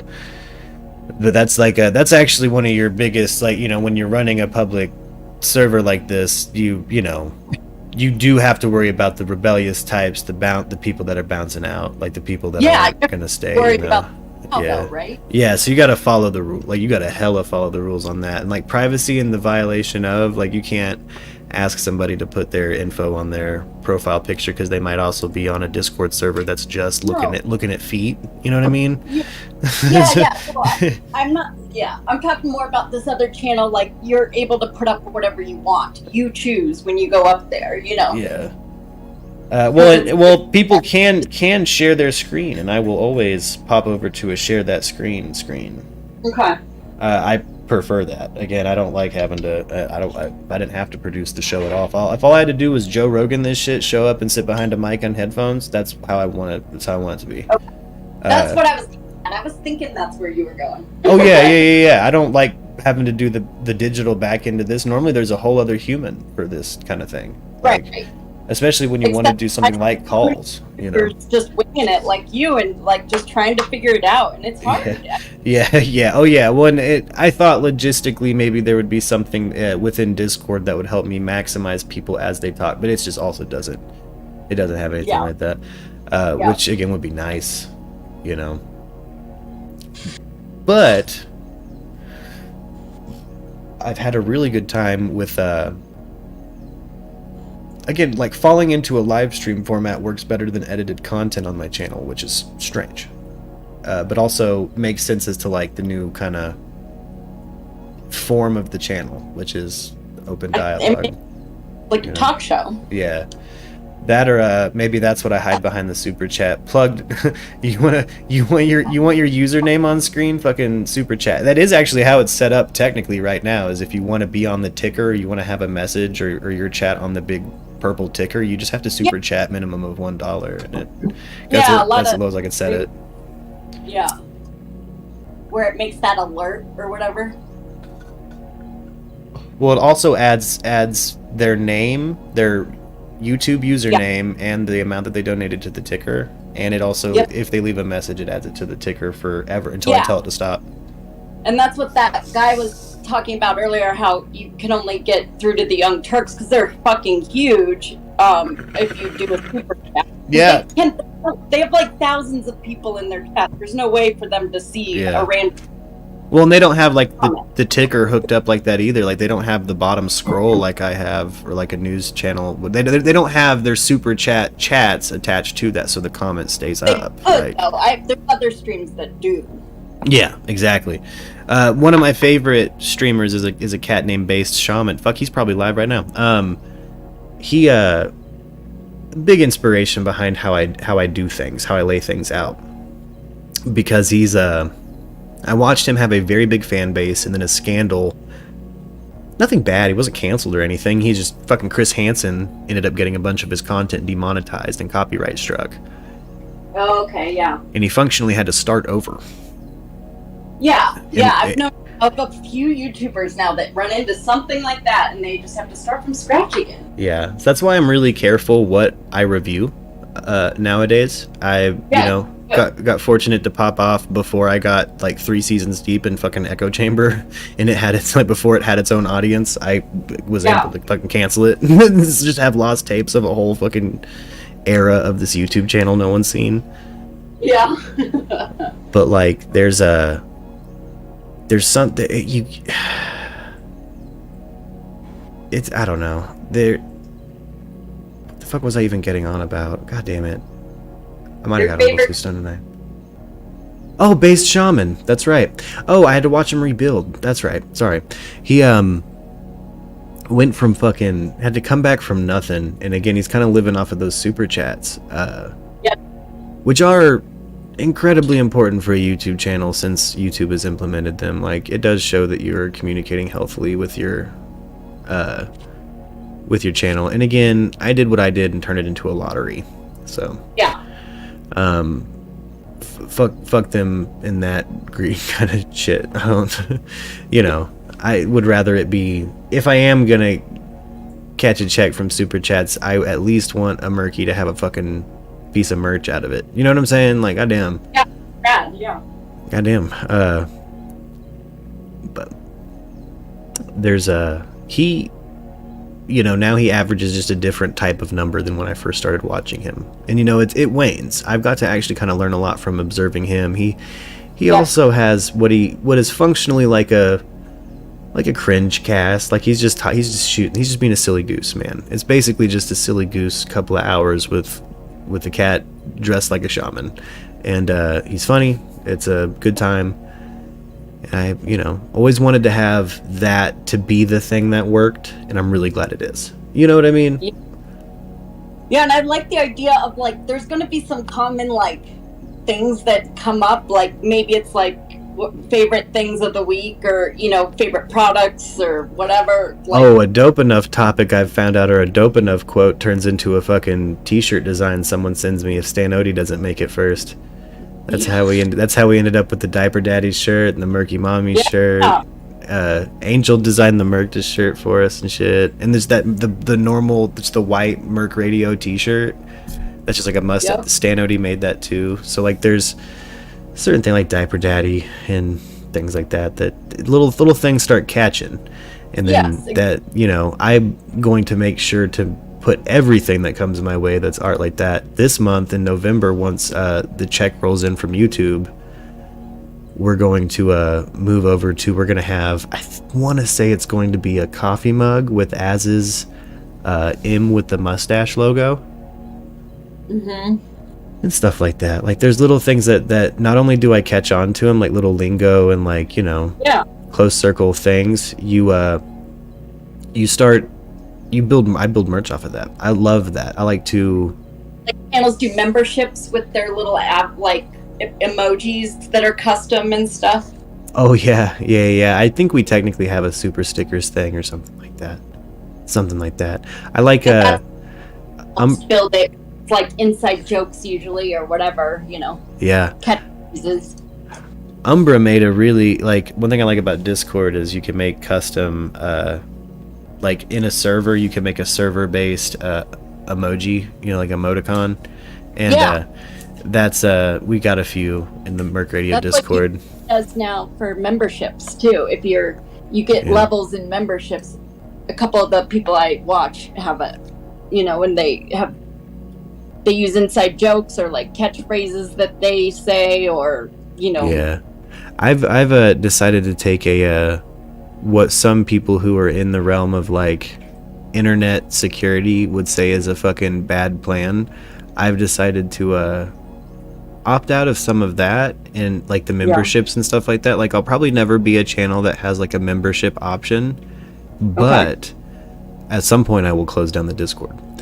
Not close it down, like the people who are in it will be the people who are in it kind of thing. Like it'll be no longer open to the public. Like it'll be like our server. Velvet rope. Yeah, like at some point it'll be, all right, I think 500 people is enough. You know what I mean? Like one in, one out. Exactly. So, and then once the number dips back down, we can open it back up, and who sticks is who sticks, who doesn't stick, who doesn't show up is who doesn't show up. So you get on the bus or you don't, kind of thing. And so I'm gonna try to do all of that through the Discord, just because I don't like hiding things like that behind a paywall. That's just me personally, though. Again, that's where I get in the way. Yeah.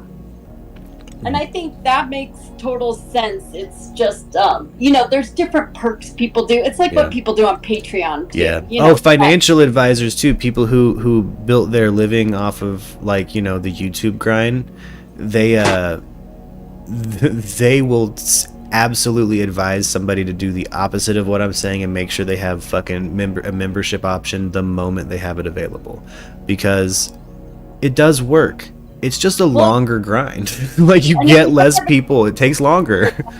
That you're committing to, then it really doesn't work, though. You know what I mean? Because I do know some YouTube channels that have done it, and people get disappointed and pissed when they don't get anything extra for paying. You know? Exactly. When it's just a normal membership, like you just have helped them, and it's not any time with the person who you are enjoying. It's not any time with it doesn't turn into anything, and so.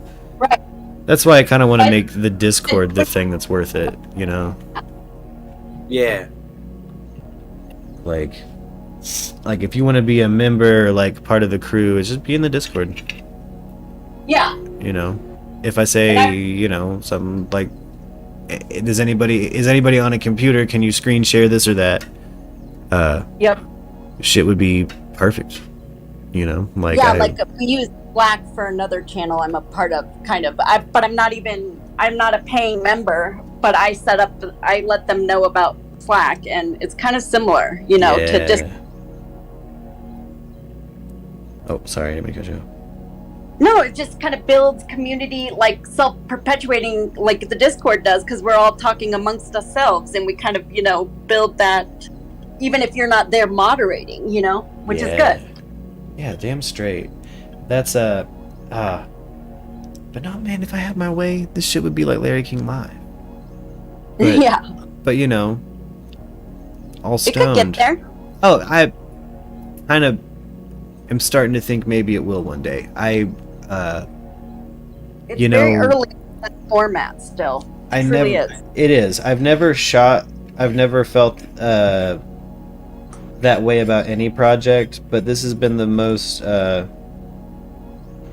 publicly consumable thing I think I've ever really made. Well, it's something, even when I was in college, I was a media studies major, and we talked about this format becoming a thing, and there were some people who did not see it at all, and I saw it coming from a mile away. I mean, it was like it had to happen. And when Periscope first came out, and I was like, oh man, you can live chat and live stream. Holy shit, this is going to be a thing. This is intense. This is going to be cool. This could get weird, though. People can live stream shootings now, and it's just weird. This cat stepped all over my fucking sampler. I was like, where the fuck is where's the beat? I said, fuck your dreams. I was like, why has it just been ambient background tone? Oh, because this cat's over here pissed.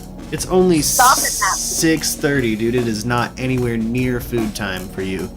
I loved Periscope. I watched a lot of stand-up sets on Periscope. That's another thing I don't know. I can't get it out of my head that I really... Okay, before I die, I do want to build a tight-ass, 20 20-minute set, like a stand-up set, That's fun. Yeah.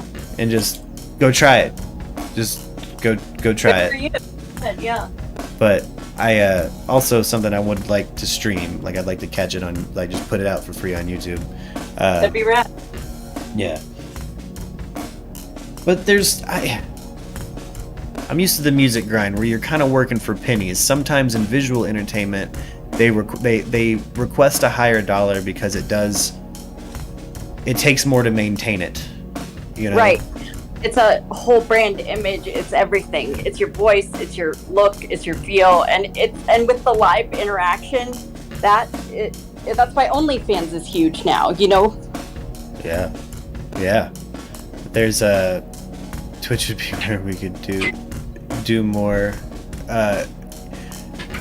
So I'm on Twitch right now, Sunbeam. By the way. Sports, yeah, all that. I'm on Twitch right now. I stream every episode to Twitch. I'd love an interview with Dave, Sunbeam. Fucking love it. Again, I'm a huge stand-up comedy fan. Fan of the form. I see what they're doing. You know what I mean? Like I'm an artist. I see what they're doing. Totally. I really want to do enough sets that I can grind to an hour special and never film an hour special. Yeah. You know, something like that. Be that kind of cat. But oh, you in Yellow Springs, Ohio? Shit. Yeah.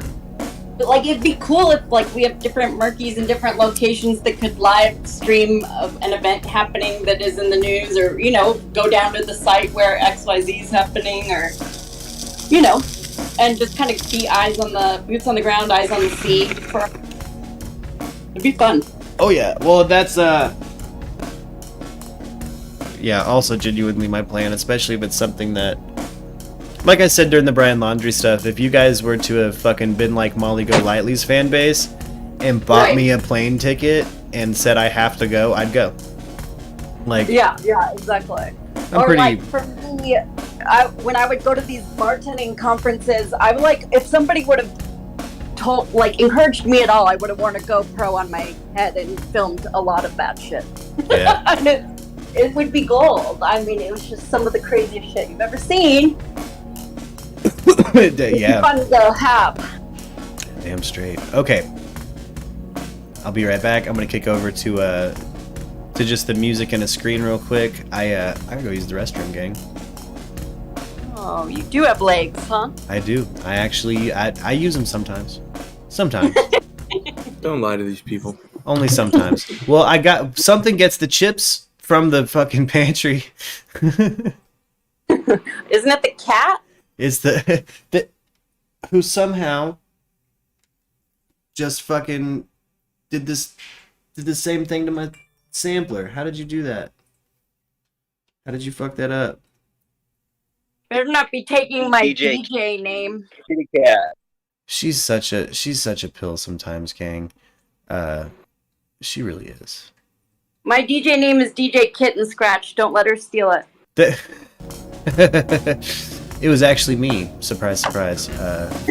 Damn it, I fucked that up. Okay. Let's see here.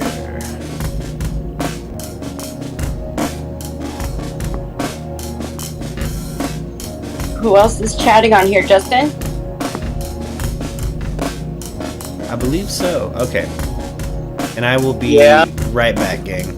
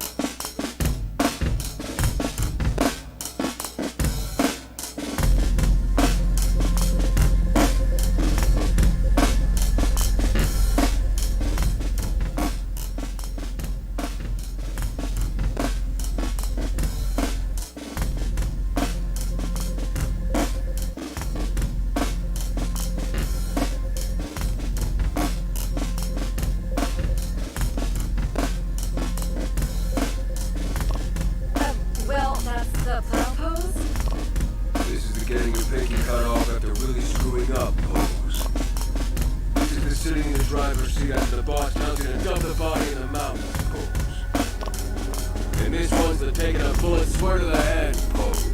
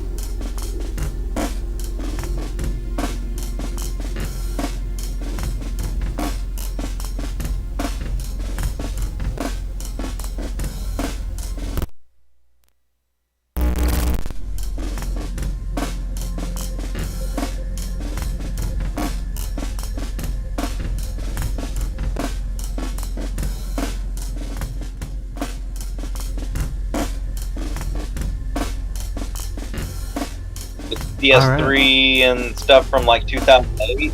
Okay. But if you're looking for any of the newer stuff, All right. Yeah, that makes sense. I'm back, gang. Shit.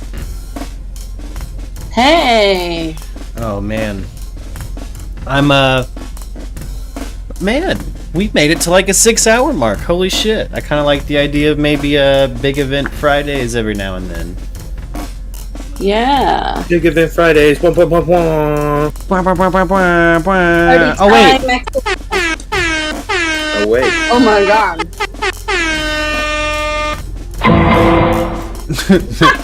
And the Law and Order noise. Just for good measure. That's yeah, so I've got a soundboard now. That's a lot of telling me I'm fired as your soundboard guy? That no. You've been enhanced, and you get relief work. You know what I mean? You guys can harmonize. Yeah.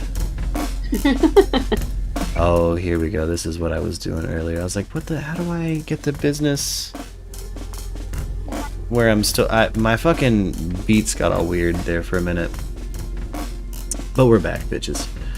I also checked the health of the stream. You got me thinking about back-end stuff, and I love having these kinds of conversations because the reality of being profitable and successful in the entertainment realm is, it's interesting, and a lot of people accuse people who become successful of being sellouts, but it's like they're not. Right. They're just successful. No. It's learning the new creator economy and the passion economy. It's stuff I'm really passionate about, and I don't mean to stress you out. It's just no, not stuff at all. that I'm having a great time. It's like some of my favorite types of conversations. me Like, too. And I don't get to have them with many people because most people don't give a shit. yeah. For me, it's like the goal always, right? So once I've made some art, right? Anything I've made, once I became an adult and I had a son and I realized I need to not just preserve my art, but maybe make a fucking dollar off of it for once in my life. Right, so passive income would be nice. Yeah, I started really like having that time where I do like you said earlier, like take a production back in day. I always do something like that. Like I have a period of time where I am sitting with the project and I am thinking about who the target demographic is and how best to get it to them. Yeah. And you need that space and time in your brain to let those juices kind of fly. If you're always making, there's there's not that free space to dream, kind of like spitball and then when you're able to collaborate with somebody else's ideas, there's stuff you never even thought of or their perspective, Yeah. In Sunbeam Farm, there is such a thing as passive income, in my opinion. My music royalties. I don't play that music live anymore. I haven't performed it on the record in years now. Example. Yeah, I still get checks from music that I've made. So. And that's why I was thinking like an NFT could be rad for you, because that'd be the same, along the same lines. Yeah. See, ever since my music kind of went behind a paywall, that's how I felt about my music, kind of like you would feel about an NFT or something, like this is my This is more digital time with me, and this is also something new, you know. Oh, just a bad term for it. It says Sunbeam Farm. Yeah, it's just I like the word passive income only because it's, you know, I'm literally making that royalty check scratching my nuts after I've released the record. Did I put work into it? Yes. But this is honestly how artists should be paid for that kind of thing. Right. And that's what, in my mind, there should be evergreen content on your, and that's what I mean by evergreen content, is it's stuff that will never kind of go out of style, out of fad or whatever. It's something that people will come back to because it's like token your channel, you know, and you can point people to, and, you know, it's like this is a perfect example of what we do here, you know, or whatever. Yeah, exactly. Like this is, you know, that was my idea for Echo Chamber initially. That was going to be my flagship evergreen property that, you know, people would hopefully be waiting with bated breath for the next season to hit, and it just didn't turn into that. But I think I'm gonna get there with it. I'm gonna have the flag. I mean, I have it now. The kind of MURKradio Daily, again, whatever name we end up with. Yep. Like going through the list of naming conventions I've used for this stream has been hilarious. Like it is hilarious. Like it's like the higher and happy half hour, the happier and higher half hour, the happier and high half hour. The what else did I go? I mean, I've been through fucking so many different iterations of I tested a bunch of shit pretty quick. I like to workshop things, right? So with my experience with selling a record, right, I'll do like little free I do little free kind of demo testing, right? I always do the same thing though habitually with pretty much any record, and that's I try to get my a friend of mine from back home to listen to it first, and he's pretty solid at giving me a clue as to what demographic, and I'll be damned if almost every time he says a demographic out loud it doesn't match up with it. But I'm talking about you, Carter. You know who you is. You better know you're that homie I'm hitting up. Like, bitch, who's buying this? Because sometimes it's not even me. like who's this for? Right. But that's like I've done that for many years using these digital platforms because the analytics are so clutch that you can dial in exactly who you want to market this to at what time, but they also buy dog food and they do this, you know, or whatever. That's the you formula. Can really narrow it down. That's actually I became addicted to it on Instagram. I fucking have hoisted up an entire music like the MURKradio. The reason I still use the name and thought maybe it would have even a thread of credibility and tissue into the realm of entertainment is because it's the most successful thing I've done musically, but it was because of an Instagram grind. Like I was able to target focus, like specifically focus in on the people internationally who would be interested in what I made. And it fucking paid off. And I'm telling you, I ran ads where I was putting in maybe $2. Yep. Once you dial it in, it's so fun. That's what I would do for clients too. And I feel like it just takes a little testing. Yes. But gosh, it's fun when you kind of get on a roll. It is addictive. Oh yeah, and once you find that target market and it's those you wake up to those numbers and you're like, motherfuck yeah, dude. Like, hit it. It's one of the best feelings in the world. Totally, and I can do that for clients all day. Doing it for myself is different. You know, it's hard. Yeah. So like you're saying, like doing production days, I have a hard time making myself do these things for me. But when it's for someone else on a deadline or, you know, for their bottom line, I move to help, you know? Yeah, able to pull it off sometimes. I kind of get that too. There's certain musical things I'll do for other people that I don't do on my own productions that are, you know, in industry standard shit. Real quick, Sunbeam asks, clients, ? Do you mind, real quick, I got to grab something from behind me and a new drink. Do you mind telling Sunbeam your trade? Yeah, I kind of do. Well, I've been in hospitality for years and years, but I also was a media studies major and just basically taught myself digital marketing as it evolved, and just because I like it or like to look at media effect on culture and trends. And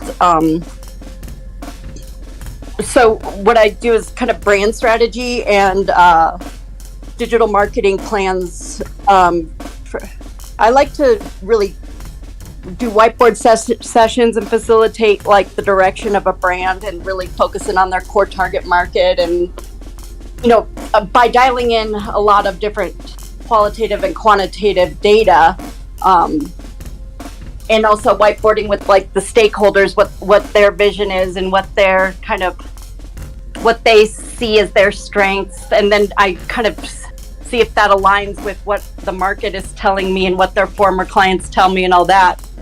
So I've done that for different restaurant brands, and then a beverage catering company out here, and big liquor brands, that sort of thing, like doing events for them, that type of thing. So, and I'm in Denver, and yeah, so I kind of made my own adventure. I taught myself how to do it all based on some creators that kind of put out content and courses or free stuff, a lot of stuff on YouTube, and then just reading books and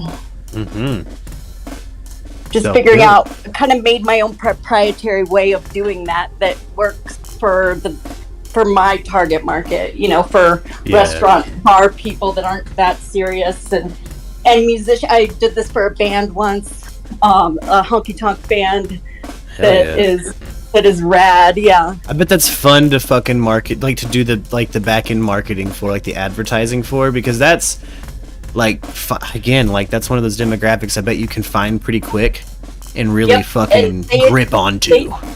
And most people or brands or companies or groups of people, they're just doing kind of what you're doing. They kind of like are too busy doing the work to like dial in the the back end side of things. The advertising side of things. And that's one thing I like. I'd gotten so frustrated with my area, and it kind of bred Murk as a project, like my frustrations with the scene and the different musicians, and again, in all creative endeavors, you have probably, I'd say, you're lucky if you get 1% of the people who want to be attached to it actually show up to attach themselves to it. I'm sure Justin knows what I'm talking about. We're like, you just can't get that band member to show back up. It was a great first time, but then the motherfucker never showed back up. Well, same with like bartending types too. Even though I was like at top of my field here in Colorado on the board for the Colorado Bartenders Guild and all that, I would organize all our events with these giant brands that have tons of money that want to like give away so much stuff. Do bartenders that are excited about the craft, but getting them to like RSVP and show up to a free lunch, and tasting of whiskey was like pulling teeth sometimes, and it was just insane to me. Murk was the second musical project I had made that was in the wave of fuck you, I'll do it myself then, like learning. Like I had learned enough from like a solo project where I used my real name. I shouldn't have. Then I started releasing as Murk, and motherfucking just addicted to it. Like I actually had the time for the back end then, and then you build this thing that, again, like I'm kind of hooked on your saying evergreen content, like content that's like there and forever. Now I don't have to, now instead of trying to get a band where you have no material and you're going to build material with a band or blah blah blah, now you have a place to fucking start. Like I have a place I can be like, all right, get on the bus or don't get on the bus. You've got kind of and that's what I love building for a group or a company or whatever, is like, here are your core values that I've kind of extracted from the whiteboarding we've done and facilitation that we've done, and we've got all the stakeholders on board that are going to commit, and then those that aren't, and you kind of still have your North Star you're aiming for, and then you've got your core brand values that you just, whenever you're wondering, should I do this or should I not, you should check in with those kind of things. They just keep you kind of on your little roadmap that's going to go off-road several times, but as long as you're kind of aiming towards your North Star, your gravitational pull is that way, then you're okay. I got tired too of waiting for other producers to give me my fucking record like that, you know what I mean? Like I got everything I've done is functionally out of like any kind of impressive back end skill I have is really just out of frustration that someone else Same was with me. fucking slow with it. You know what I mean? Yep. And I got to That's exactly why I picked up blacksmithing. yeah. That's actually hella interesting. That's It's like the yeah. choose your own adventure, like zen out type of activity. Indeed. Grab a bong hit real quick.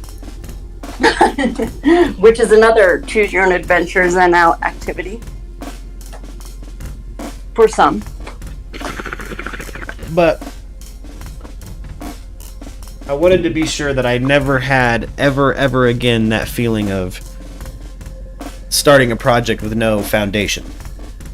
Yeah. So I didn't Or just not being in control of like it being successful. Whereas when you rely on yourself, I totally get that. That's why I've worked for myself for so long, and then bartended before that because you kind of grow your own following I and managed your own brand. Yeah. You know? Also, the moment I kind of outsold my local peer group in like records and stuff like that, in just individual songs and followers and shit like that, I fucking just kind of had an epiphany like about the area, and still hella glad I've kind of escaped it and still continue to be the person that makes the bus go forward and make sure there is a bus. You know what I mean? And now, now I'm at a point where I have such a discography, like I have a big enough discography and enough hours speaking on YouTube that there's no more foundationlessness. Like there's no more, you know, going into the deep dark woods alone. There's always a starting point. There's always, you know,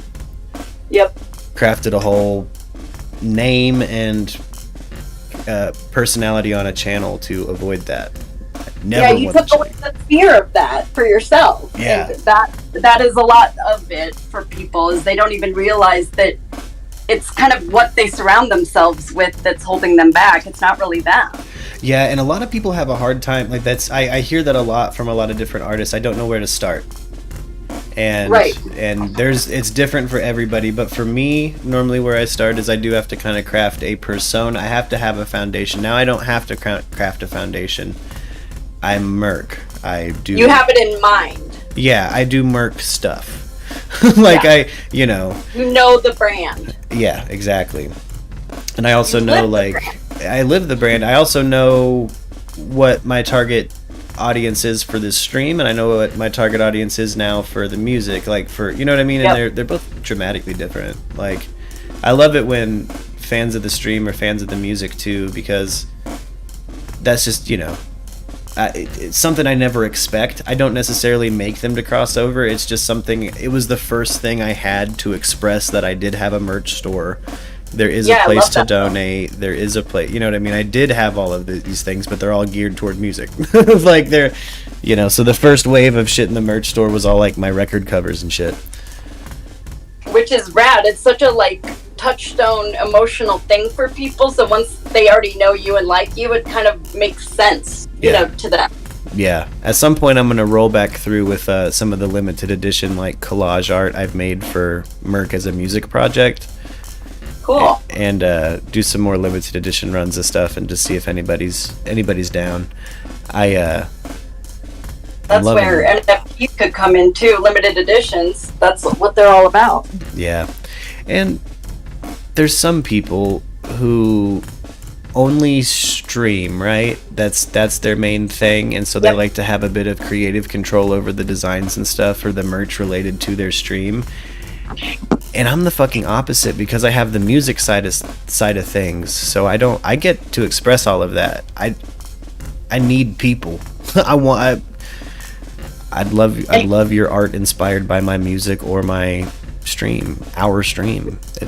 I love that too. That's always what I've wanted to do, is kind of create an online platform for bartenders to have a brand, you know, online, and be able to make money. No matter, like I was telling you that last time I was on. It's a thing that they don't think about ever until there's COVID, or you know what I mean, or they have to save for their kids' college, and then they're like, oh shit. And I'm like, you can't actually bartend forever. You know that, right? You know you can't bartend forever, right, homie? And they're like, I've known 50-year-old, 60-year-old people that are like, nah, I can, and I will. Yeah, and it's like, all right, yeah. all right.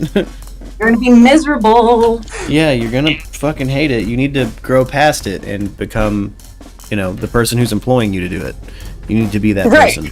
Or create a brand around whatever other thing. You start marketing yourself online in other formats because you're not going to always be able to prance around like a teenager behind a bar. Yeah. It's Shep Gordon, I talked about him earlier. He branched outside of music management into the realm of celebrity chefs. Yeah. And he was I think the first manager for Emeril Lagasse. He's the reason Food Network became a thing. He is the reason we have we wouldn't have Rachel Ray or any of that shit without Shep Gordon, the manager. Crazy. And it was a management thing. He liked to cook, and he felt like he used to watch, what was it, the old PBS, cooking shows. Oh yeah. I love those shows. Yeah, he loved shit like that and said, why can't that be its own fucking premium cable channel? Exactly. And I always wondered why, with that love of that side of things, and then with the real world type of things, why isn't there a bartender show like that? Probably because it's too much liability. Yeah. Well, and there's been a few, bar rescue stuff like that. There's been a few. I've seen them definitely attempt to. One thing I love. Another thing about Shep Gordon, I'm sure you've seen this in your side of the industry, right? Which is people in food/entertainment, right? So back before Food Network and shit, celebrity chefs weren't even allowed to eat in the establishment where they were cooking fucking food. They weren't. They were barely getting paid. Have a drink after shift or anything. Yeah, they couldn't do shit. They could, it was incredibly limited and felt like indentured servitude. And that's the upper echelon of that industry. That was the state it was in when Shep Gordon found it. And then now there's kind of you can actually functionally, if you're lucky, you might skate out of your celebrity chef career with a home cooking line, and exactly, like you said, brand or something. Which some of the chefs here in Denver have figured out that I do need to start, working on whatever's next, because you also can't cook forever. And I have a friend who now works for a bigger packaged food company in a test kitchen, and he loves it. Yeah. I would love to be the talk show for one of the I don't know. I wish that maybe so what I'm watching happen is YouTube, elements of YouTube are starting to emulate broadcast radio. By that I mean there's music exclusive channels. So one thing that built my music career in an exponential way, one thing that gives me more plays to this day than anything else are the playlists that are labeled things like lo-fi beats to study to. Love it, yeah. Those have sold more records for me than anything else. Yeah. And I would love to ideally, genuinely, my first idea for this show was I would have a channel that's like that runs 24/7, and then I have times when I do a show. That'd be rad. I have times when I do a show. I'd love to. It's all your music, right? Well, right now it is on the stream. Normally I use a rights approved music through an app called Pretzel. Okay. And it puts an embedded link on the screen on Twitch, but it doesn't do it on YouTube, and I hate that.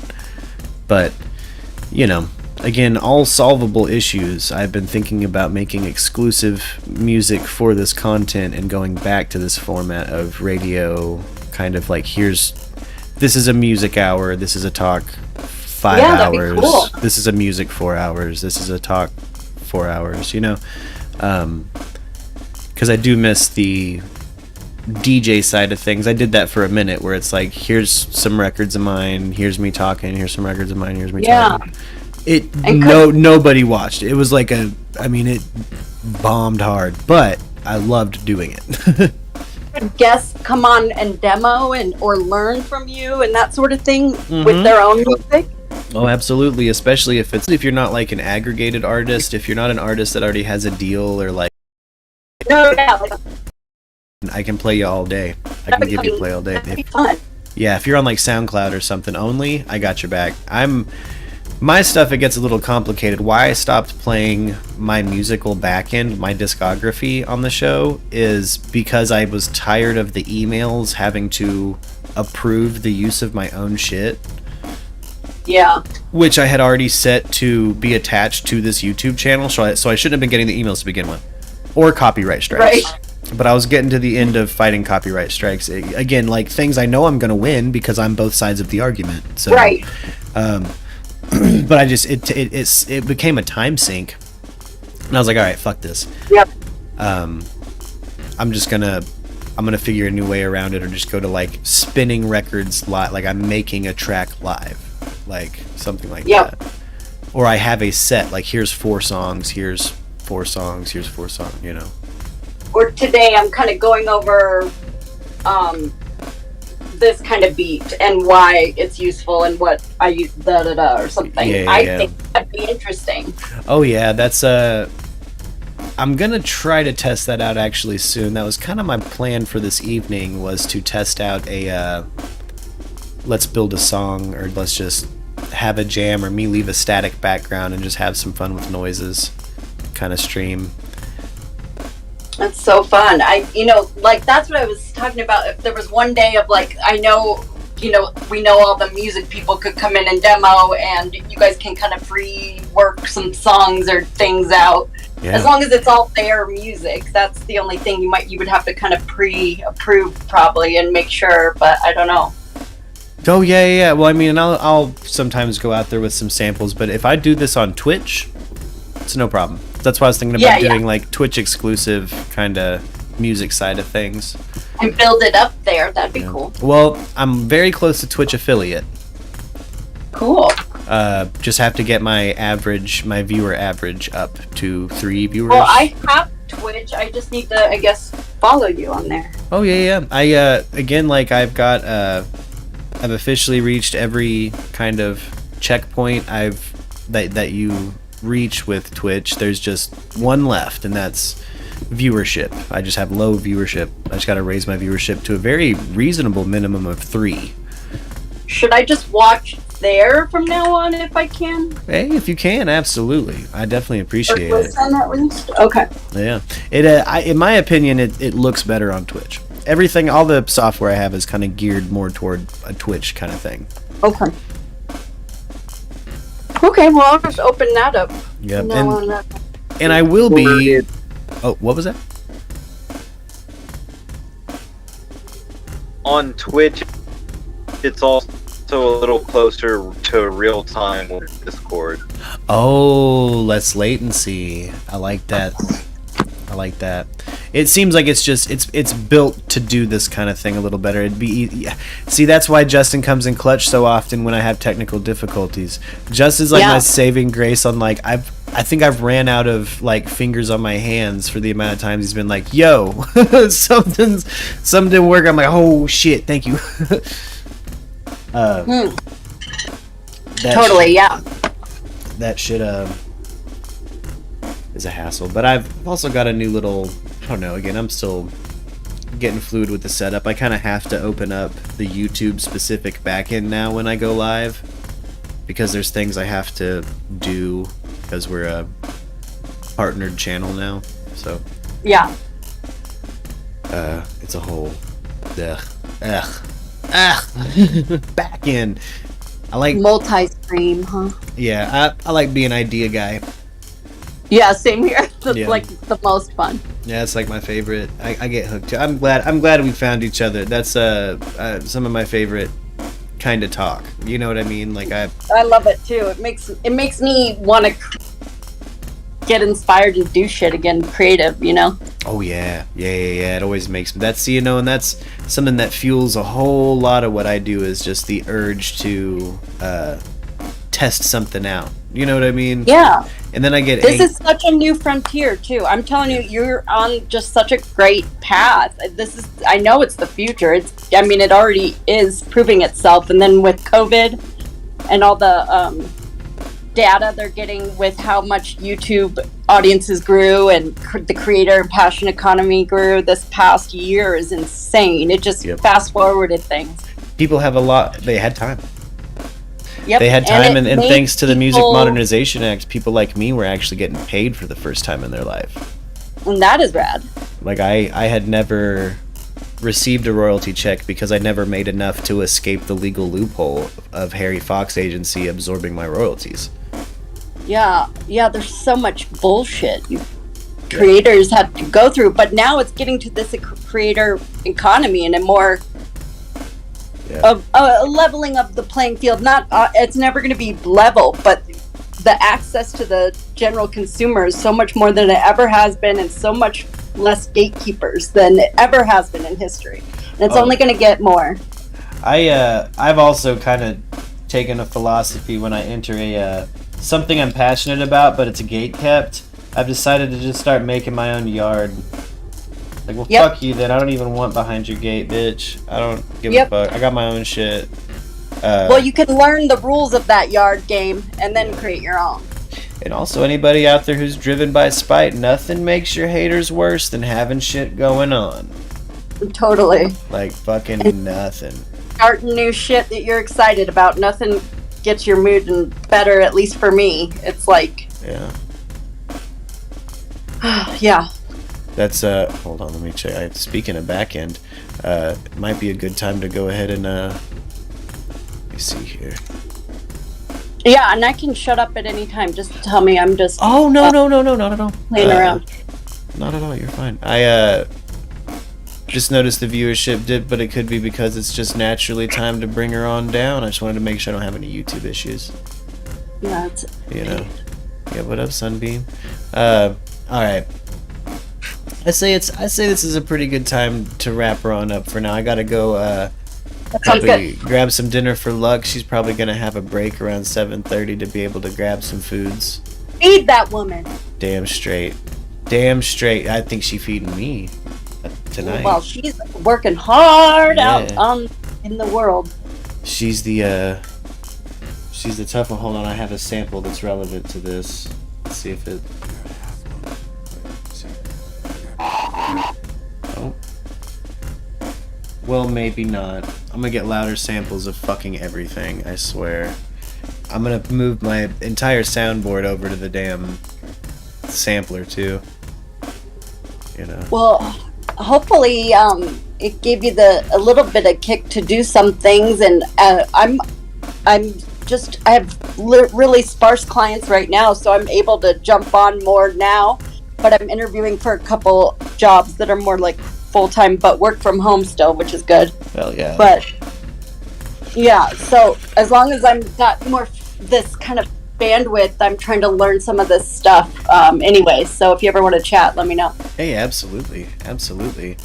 It's been a pleasure. Same to you, Justin. It's been a pleasure.